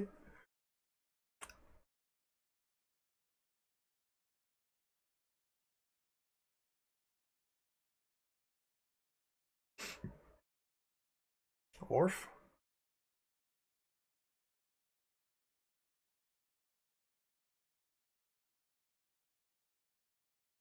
Stop, Eldorado, no! Save.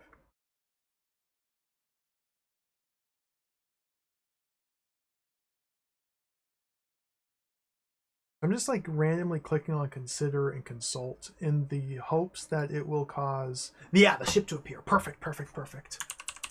See, it worked.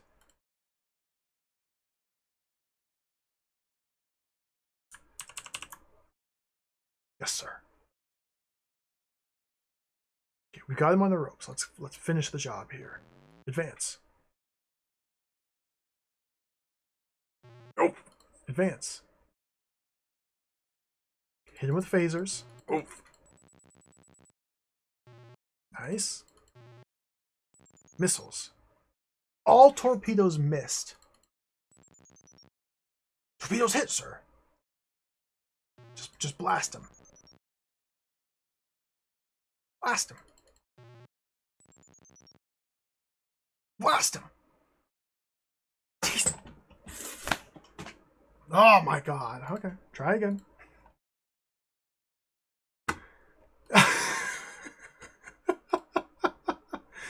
I think on the previous attempt it did take like 6 or 7 encounters to defeat the enemy ship.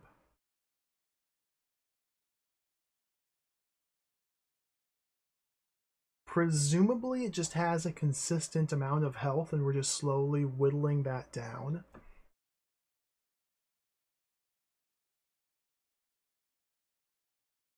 I don't know if that's actually the case though. Finn McCool. I just keep hopping from asteroid to asteroid. Rangi's here, okay. Eventually, we'll get our victory. Just randomly clicking on these buttons, because occasionally it causes the encounter to appear. Okay, move.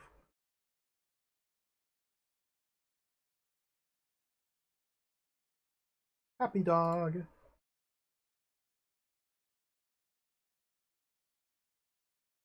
Let's consult with Worf this time. Okay, let's look. Yo, Flipsider, welcome. This is a weird one. This is one of the more obscure. This was originally designed and released for the Macintosh, black and white Macintosh. And then this DOS version is like a port of the Macintosh one. It's weird. It has a very striking style, which I quite enjoy. Just the visual style of it. Because again, all these graphics and images were composed for a black and white image.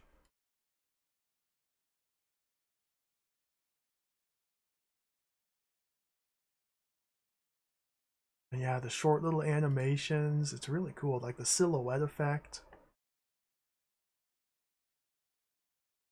The game, like as an adventure game, is quite awful. I must say. But you know, sometimes that's how adventure games are. To solve one of the puzzles, we literally had to talk to the same person like 7 times in a row. It's the sort of game we're dealing with here. While our crewmate pesters us to beam back to the Enterprise because he can't see. You just have to ignore him and just keep talking.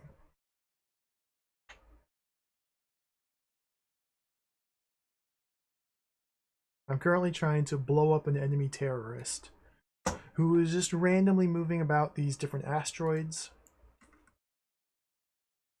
Yeah, basically the Aquila system here sent out a distress call because these asteroids are mining facilities for Transinium, some strange new material. And this one here, E-146, got attacked by terrorists, so they called for help. And we have arrived as reinforcements. So our first order of business is to defuse the terrorist threat. And unfortunately, seems like the only way to do so is to aimlessly fly from planet to planet in hopes of encountering them.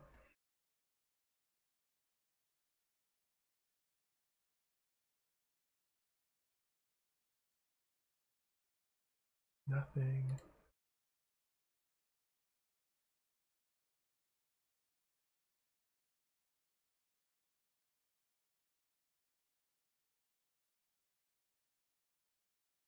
The Mac version is what I have the date down there saying 1989. What I read was that this DOS version was released like a year or two after that. But they seem to fundamentally be the same game. I don't know though, I haven't played the Mac version.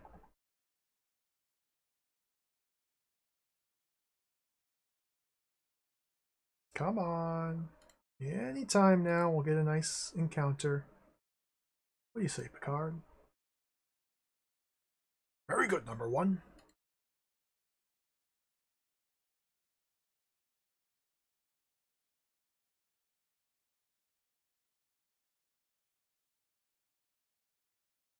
Oh! Smith is dead. That's fine. He can die. Nobody cares. Maybe we can't defeat the enemy terrorist until specific people die. It's possible. that we simply have to observe these notices telling us that people have died to the terrorist attack. There they are! Alright, let's get them. Yes, sir. Worf? His shields have gone up, Commander. Agree. Engage. Okay. Impulse, advance. Nice dodge. Advance even closer. Nope. Evasive maneuvers. Dude! Who has the helm? Blast him. Nice. Torpedoes. Direct hit. Alright, he's dead. Sensor shows engines completely out and his weapons shut down. Perhaps now we'll learn what these terrorist attacks are all about. Okay.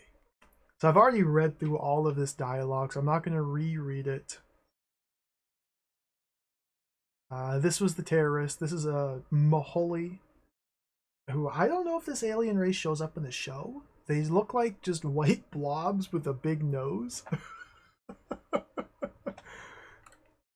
This poor race has been enslaved and beaten down, and he finally has a chance to grab power in the form of this Transinium and repurpose his ship.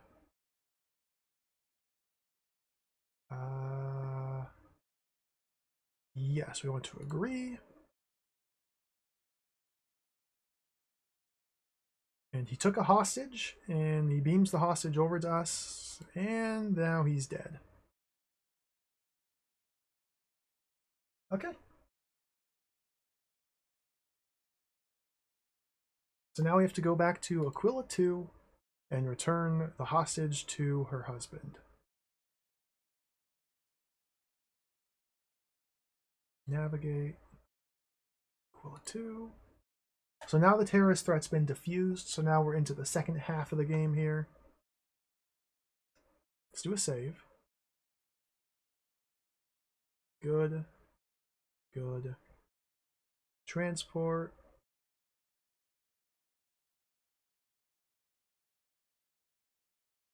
We'll beam down with Data and Geordi. Dr. Park's lab, go with the Coconut Lab.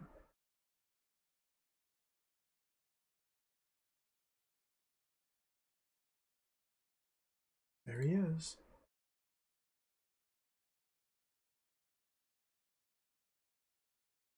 Saved his wife. He tells us he was under duress, didn't mean to be so rude to us.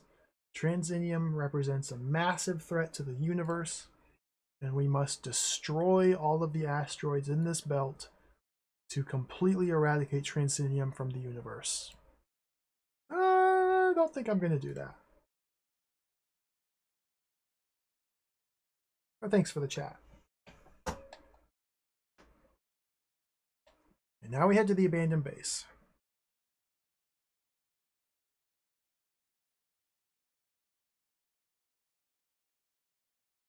Aquila 4, transport down.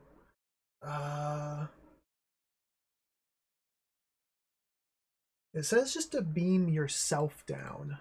Okay. Yeah, I'm just following a guide because it turned out I'd played this game for like over 4, maybe 5 hours while being completely unable to beat the game because I missed a very cryptic thing, the talking to someone 7 times thing at the very start of the game. So now that I cannot trust the game whatsoever, I'm just following a guide. Let's take that. It says move south 3 times to reach the exterior.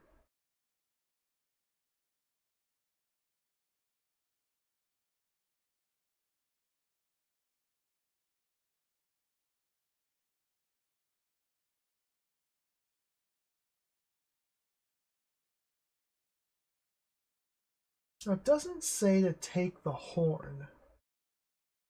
The guide just says to look at the horn and not pick it up. My favorite item, the horn. Are we really just going to leave it here? There it is. The horn.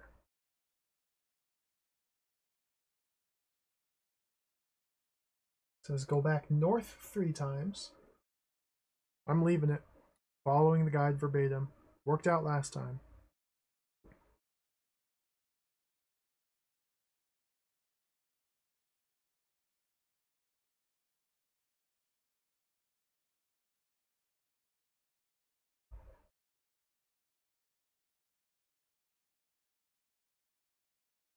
Back to the quarters.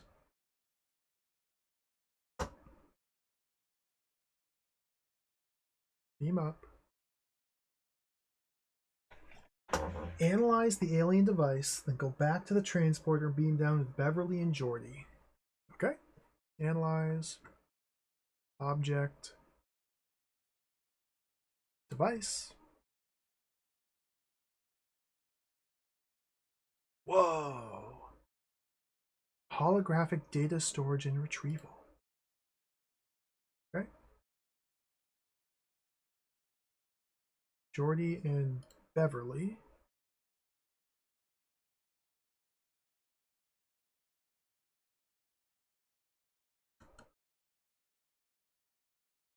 Look around and talk to the children, but don't acknowledge what they say.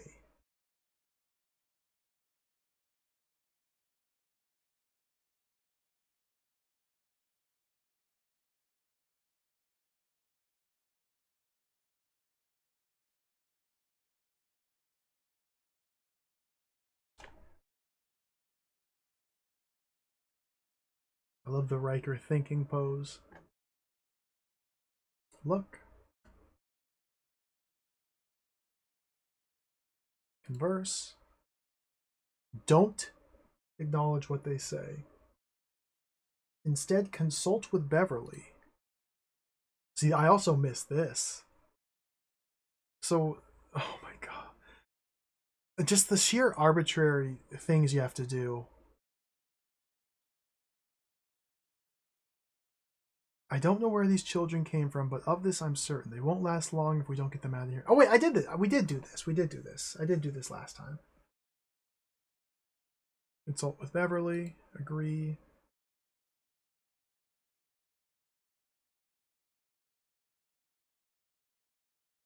Okay. So now we beam up. Beverly beamed up without us. We beam up to follow her. Head to the bridge. And now we have to assign Data as babysitter. Data will teach them how to communicate. Then once they've progressed far enough down their communication, we can give them Transinium, which we should be able to acquire, and that's the end of the game. Look. Oh no, we need to consult. I looked. Consult. Don't talk to them. Data. Ah! How do you suppose? Okay, we do have to talk to them. Or maybe not. Data.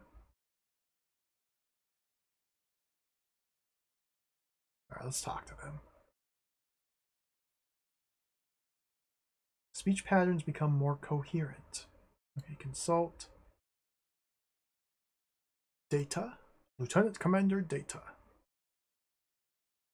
You are the babysitter. Alright, perfect. We're on paragraph 7 of 10. Go to the transport room, take Beverly and Geordi back down to the base again.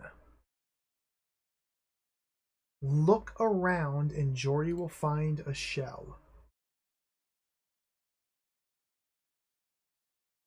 So this item right here, the shell, this is the one I wasn't able to get in my last playthrough because his visor was broken. Geordi's full attention turns to a small heap of garbage in the corner of the room. Commander Riker, I see something. It looks like some sort of shell. LaForge pushes the trash out of the way. Look at it. You can't see the way it's gleaming? I see the oddest emanations coming from it, similar to the ones I see when I look at those children. This is extremely odd. I think we should take it back to the ship immediately. Consult with Beverly.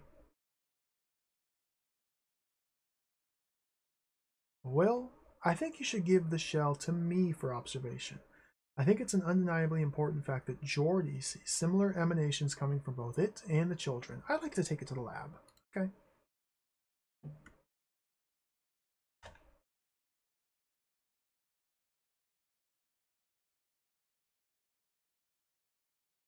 So it's literally that shell. That's what was blocking me from victory in the previous attempt. And I couldn't get the shell because the guy who gave me the nullifier died before I can get it because I didn't talk to him 7 times. Go to the bridge. It says to wait here for Beverly to report back to you.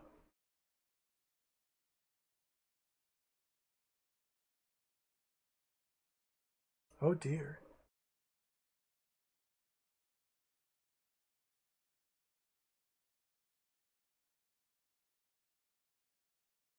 They consider the shell? I don't have the shell up for consideration. Yeah, Beverly's gone, Data's gone.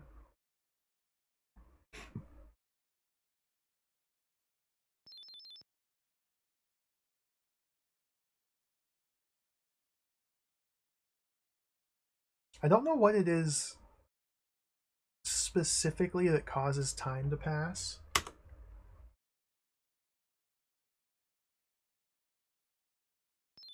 Oop.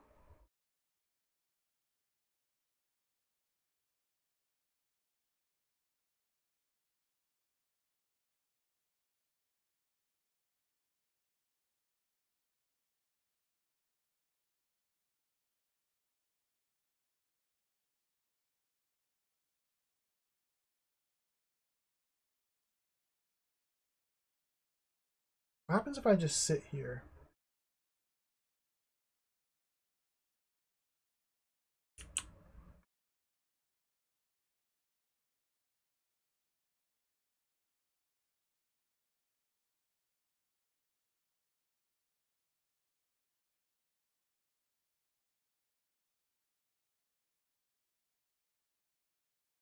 Dude. What the? What the? Oh, okay, Data.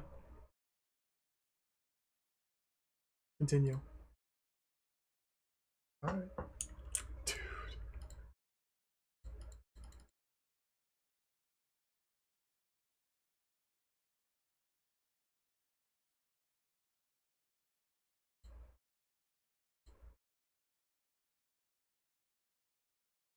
What? Can I just go like this? What? What is this game? Is time passing?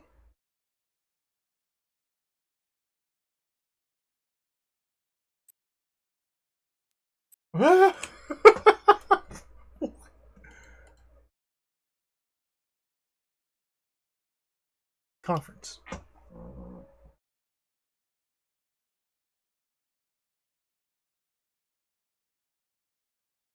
Bridge.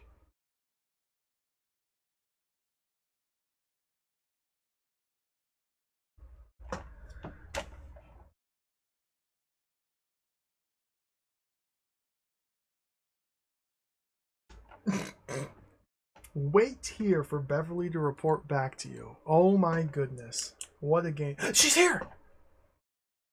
She's here.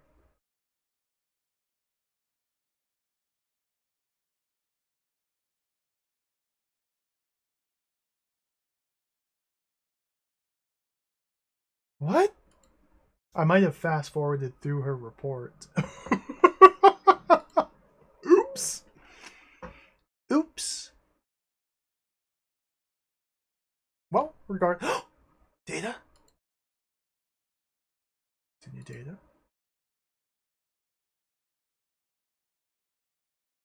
Hey, Tefla, welcome. Okay, let's save. We're going to transition over to good 2. And now it says to find and locate the Ferengi trader and buy a lot of Transinium. It just says Keep talking to the trader to buy lots of Transinium. So let's find him and buy lots. Presumably we're meant to give this to him for lots. What? I didn't. No, no, no, no, no, no. Choose another. This one. D39. Okay, navigate there. This game's really cool. It's pretty it's pretty bad, but it's really cool. Like so many games are. So we navigate. Nope, don't navigate. We need to transport.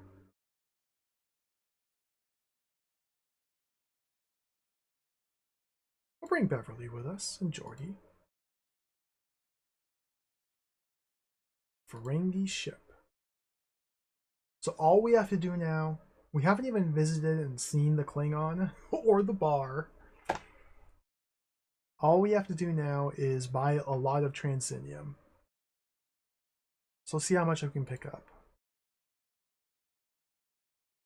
Ferengi.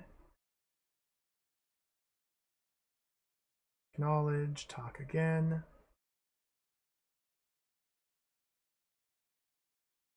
See, sometimes he just... I wasn't able to get any. I'll be able to assist you in a short time. Okay, let's consider. Let's consult.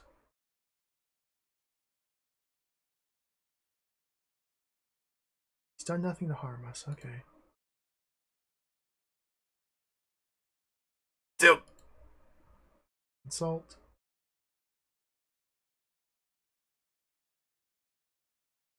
I don't see the joke.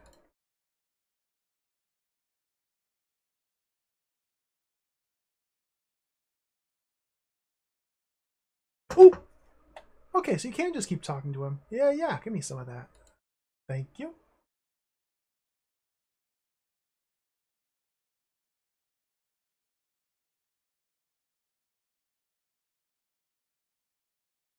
Oh, okay. Acknowledge. Consult. Okay, consult.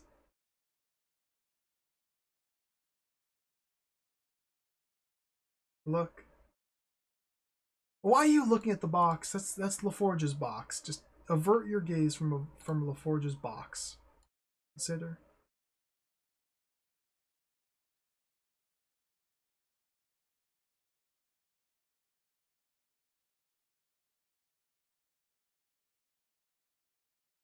I didn't look at LaForge's box before.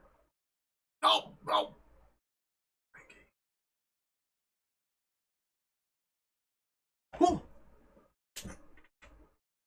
Oh, the children. He wants to buy our children, so we refuse. You know, maybe we can just use fast forward here and just click the look button.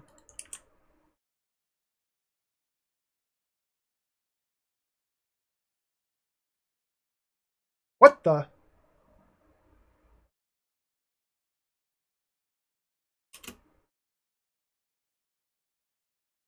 Maybe I shouldn't have used the fast forward button. Okay, let's use the fast forward button again. Oh, okay. Bye.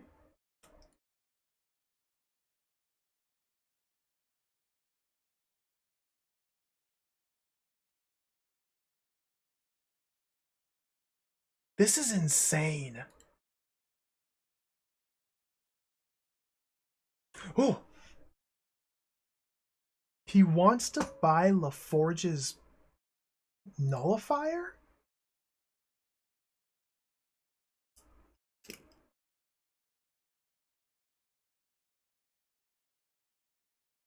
Is this good? We need lots of Transinium.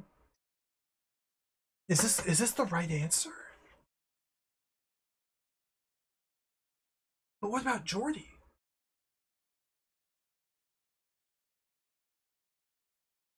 Ah! All it says is to buy lots. Agree.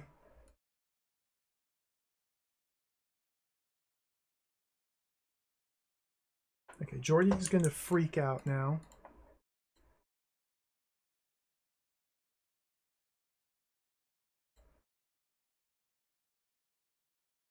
No, he's doing fine. Okay, now he wants to buy the other artifact. Perfect, perfect, perfect. I have so much Transinium. Can I buy any more?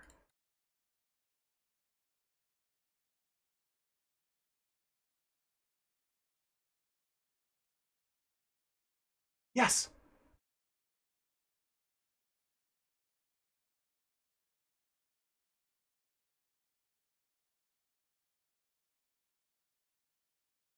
What? Kids refuse.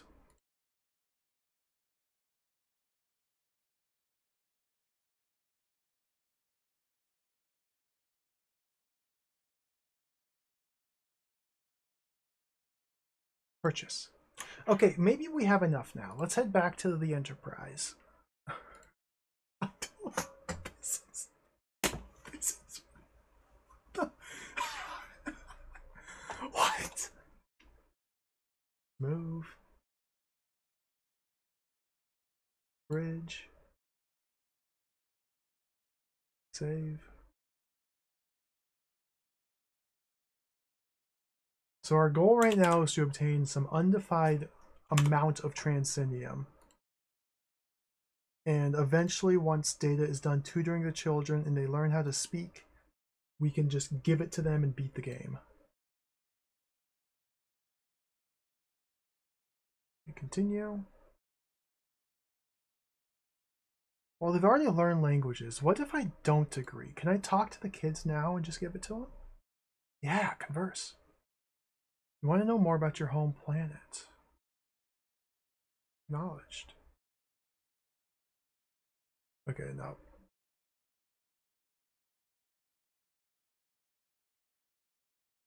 Data?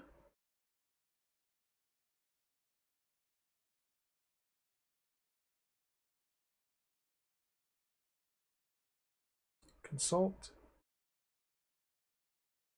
Data?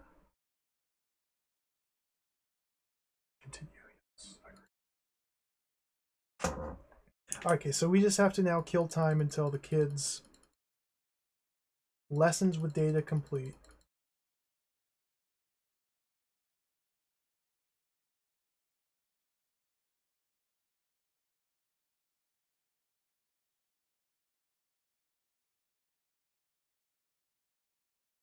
I'm just holding the fast forward button down on DOSBox. It's more. What the heck's this? Valura. Oh, this guy, I don't care about him.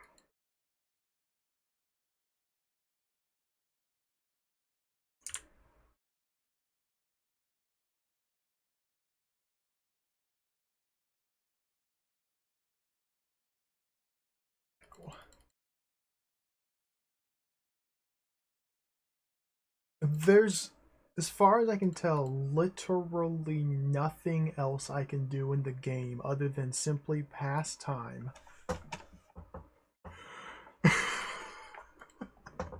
Yeah, maybe this game's not that good.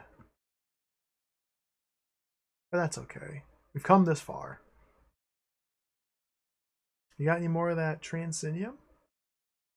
You got any more of that Transinium? Oh, nice. Purchase. Alright, we got some more.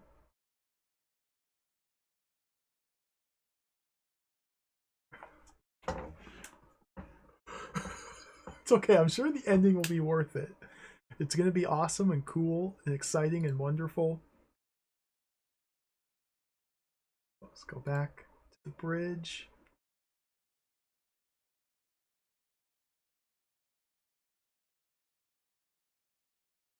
Data, are you done babysitting yet? Dude, I advanced time so quickly. Data still.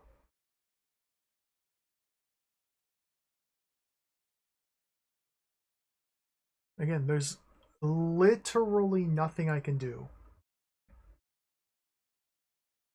other than just wait for data to finish.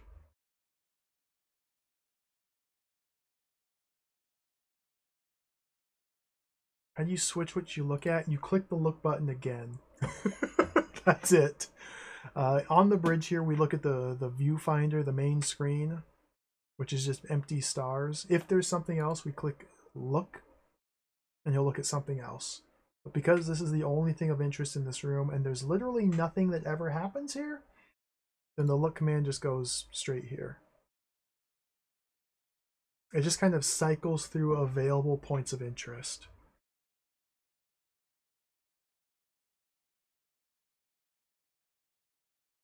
Transporter? There's the transporter. There's the transporter. Maybe we can get some more Transinium.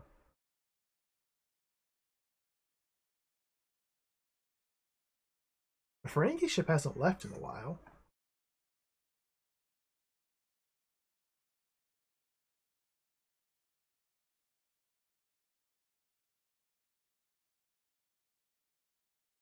So here, because there's multiple objects that we sold to the Ferengi, clicking look first examines one of those objects. Clicking look again examines another one of those objects. Clicking look the third time interacts with the Ferengi. Oh, but he's busy. So we just have to look, converse. He's busy. Look, converse. He's busy. Look, converse. Hey, yeah. We got some more Transinium. All right.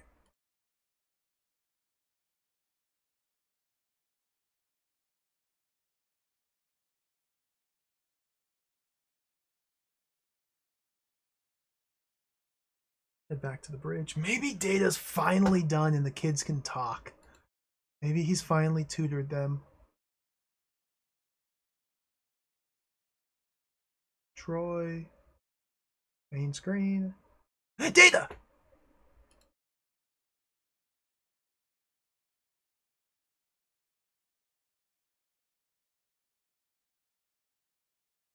Sir, I'd like to report on the children's progress. Children have shown an extraordinary capacity to learn. I think their development must be much faster than that of normal children. Really quite fascinating. Shall I continue to look after them? Let's see if they'll take my Transinium first. Verse. We want to know more about this alliance called the Federation. What harm is there in it? I can't... Okay. Consult. Data. Continue. And now we have to wait for Data to finish yet again.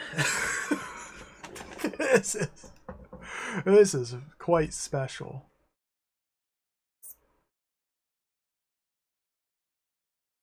It seems like maybe it's progressing a little bit quicker when I beam down. Oh, the Ferengi left.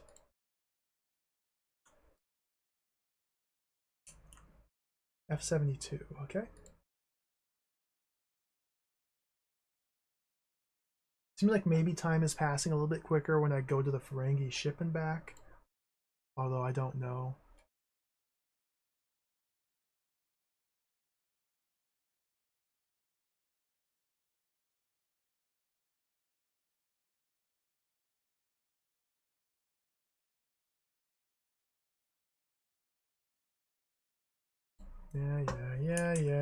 Yeah. Nice. Bought some more. Perfect. Move. Bridge. Is Data here? Is Data here? Is Data here? Oh, Data's not here.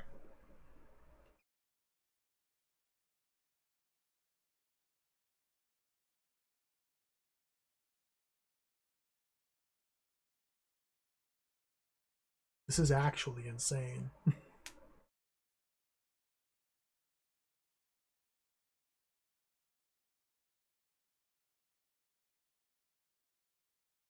So the final two sentences of this walkthrough is where we're at.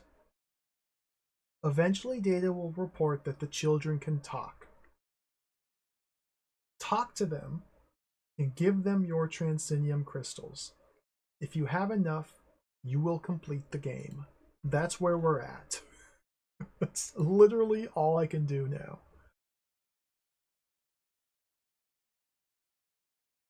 Verse. Oh, he doesn't want it. Okay.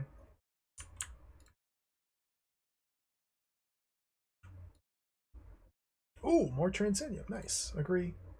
Perfect. Maybe I have enough now.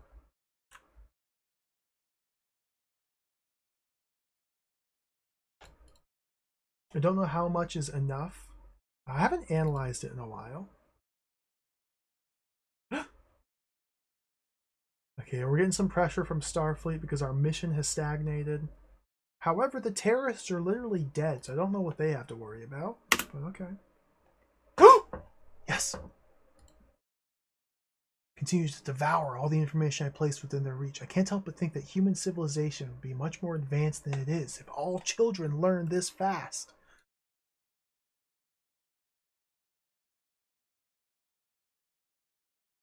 Look at the kids.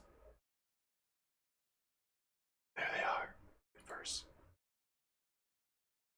We'd like to know more about this machine you use to think for you.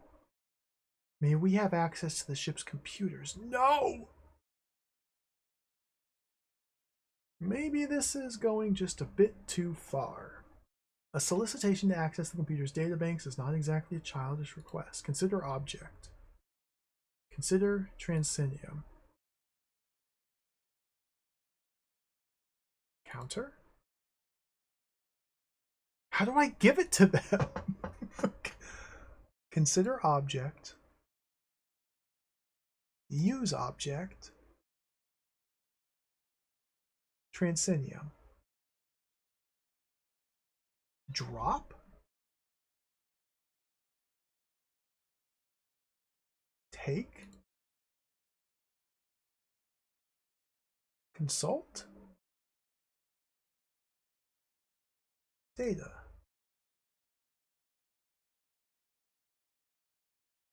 Encounter. Refuse.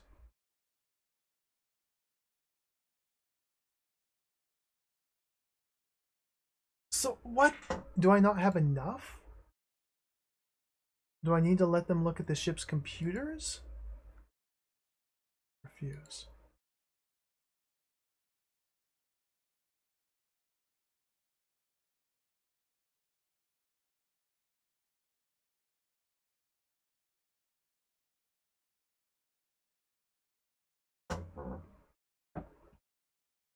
What?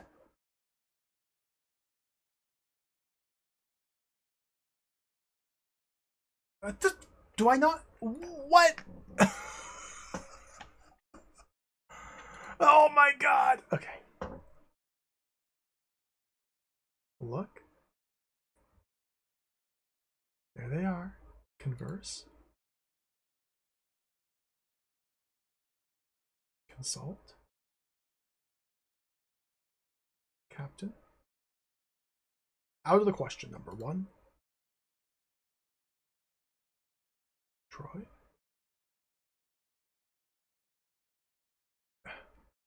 Consider.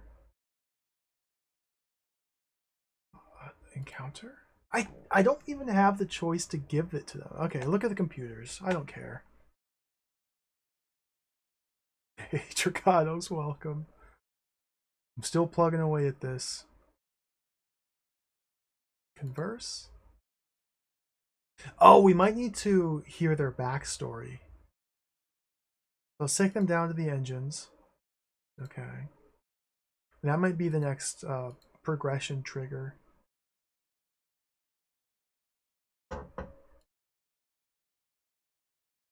We would like to tell you of our history. Perfect, perfect.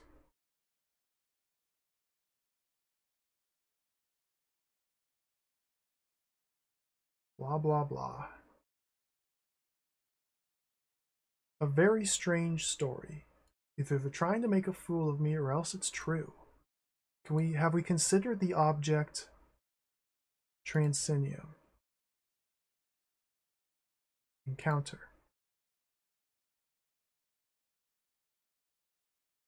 Acknowledged.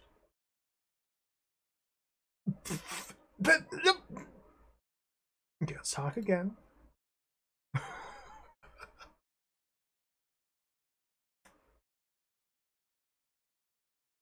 Can we have access to more of the computer's memory?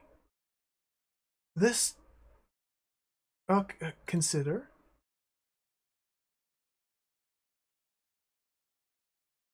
Consider the object. Transinium. I can't give it. Choose another. Use object. Transinium. I can only drop it. Okay. Choose another. Consider object. Consider. Counter. Sure.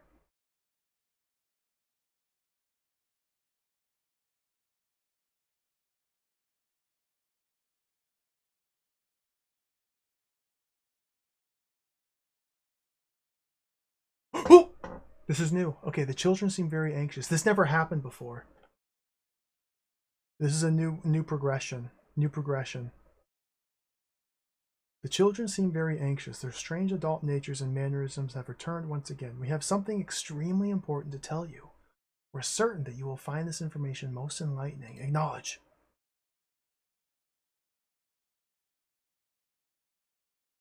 Children's speech is tinged with an emotional intensity.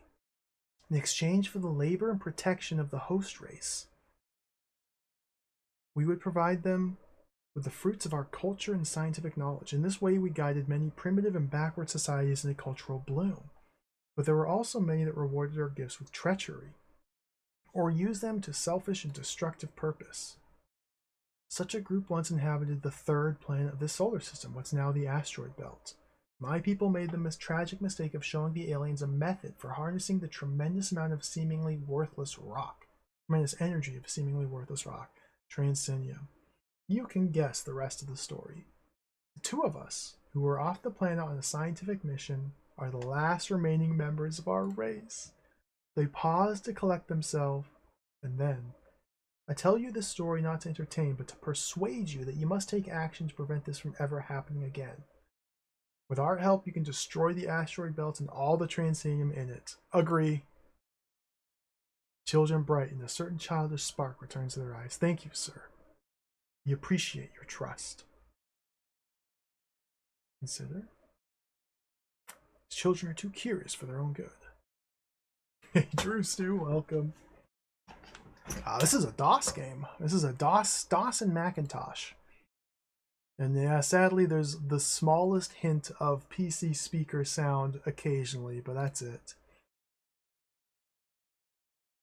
May we have access to technical specifications for the weapon system? Yeah, sure. What could possibly go wrong?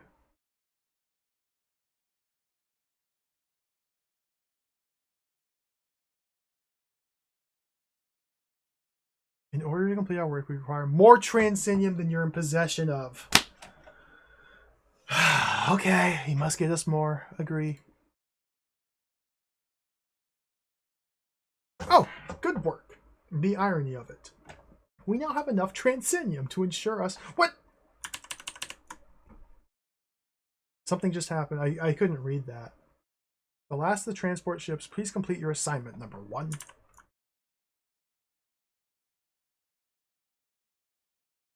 Helmsman positioning us 50,000 kilometers away from asteroid C20. Oh, okay, we're doing it.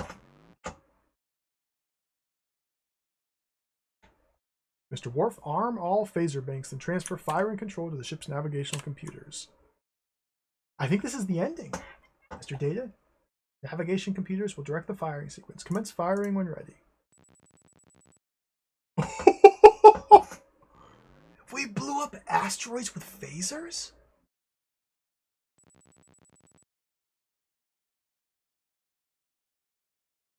Congratulations to Commander Riker of the USS Enterprise. Your handling of the Aquilian situation has been exemplary.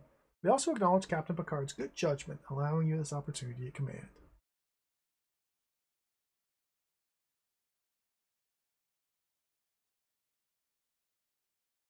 Congratulations, number one. You've fulfilled your duties beyond expectation. You've most certainly proved your mettle. You've brought peace to the system and have done it with a minimum of bloodshed. Starfleet Command seems quite pleased.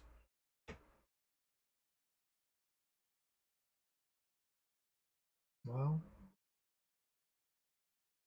we did it. Quit!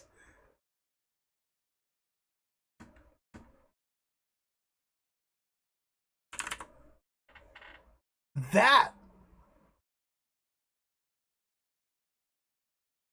was really bad. Thank you for the GGs, everybody. Thank you. It had its moments. It was interesting, fun to play and like learn how to interact with it and explore the world. It wasn't all bad. It's one of those games where playing it just to kind of play around is one thing and cool. Playing it to actually try and finish the story is just not cool. Like, what the heck? The kid said, I didn't have enough Transinium. I need to get more. So I say yes, I agree, and we just instantly are launched into the endgame sequence. Like, what? It's glitchy. Long stretches of just nothingness happening. Remember when you had to talk to that one person 7 times while constantly ignoring Geordi LaForge complaining about how his visor doesn't work, but we have to just ignore him and keep talking to these random people, and then another random person, not the one we were talking to, but another random person decides to give us an item that fixes Geordi's visor? Like, what? Yeah, Picard disappeared at one point? Like, what? This was pretty bad. It was pretty bad. I can see now why they never released their sequel that they advertised in the manual. At the same time, though, I'm okay playing some bad games. Sometimes it's fun to play a bad game. I'm happy I found this walkthrough. Although I may not have actually been soft locked. I don't know. Thank goodness there's a walkthrough out there. And, oh, dude. The coolest thing this game has going for it is probably the visual style. I'm really curious to see how this game looks on the black and white Macintosh. Because this EGA upscaling was pretty cool. But you can tell that the images were initially drawn with, no colors in mind. Hence all the black backgrounds and very striking contrast. And that was pretty cool. That was fun. It just sucked. Well, that's okay. That's okay. That's perfectly okay. Thank you for the GGs, everybody. Thank you for watching. Another Star Trek adventure in the books. I forgot about these faces.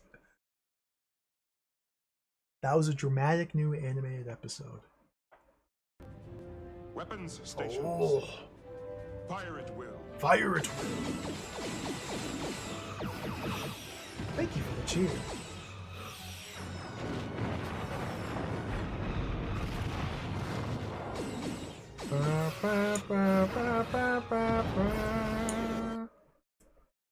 Thank you for the 500 bits.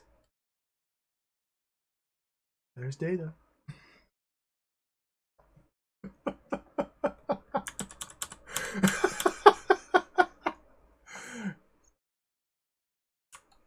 Crusher.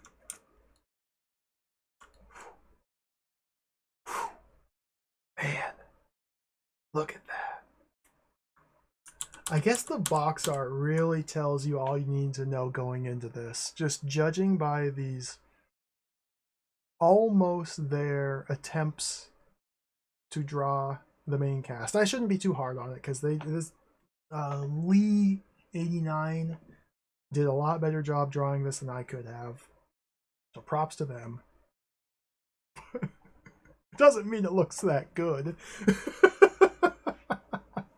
Yeah, the Ferengis got his like hospital gown. When the Ferengi were first introduced in the Next Generation, they were like troglodytes with like laser whips and like hospital gowns, and they were like little trolls. So this is kind of that design.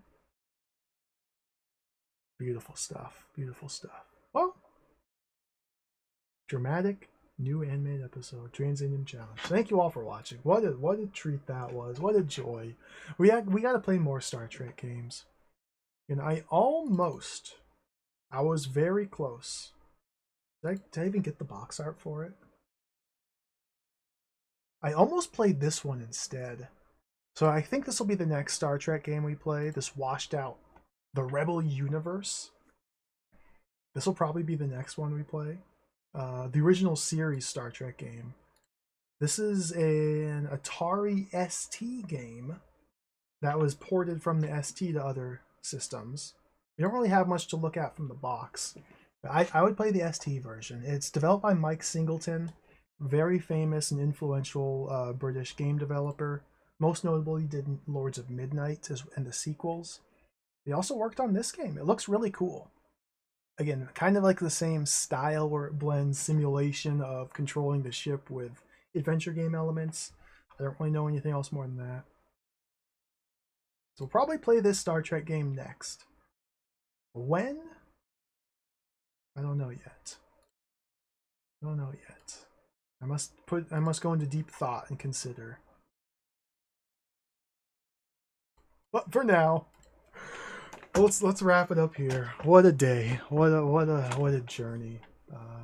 Yeah, thank you again for watching. Thank you for the follows, everybody. Thank you for the cheers, the subs, the resubs. Thank you, Joggerskate, for the raid earlier. I appreciate it. I've had fun with this. Let's get out of here. Get out of here.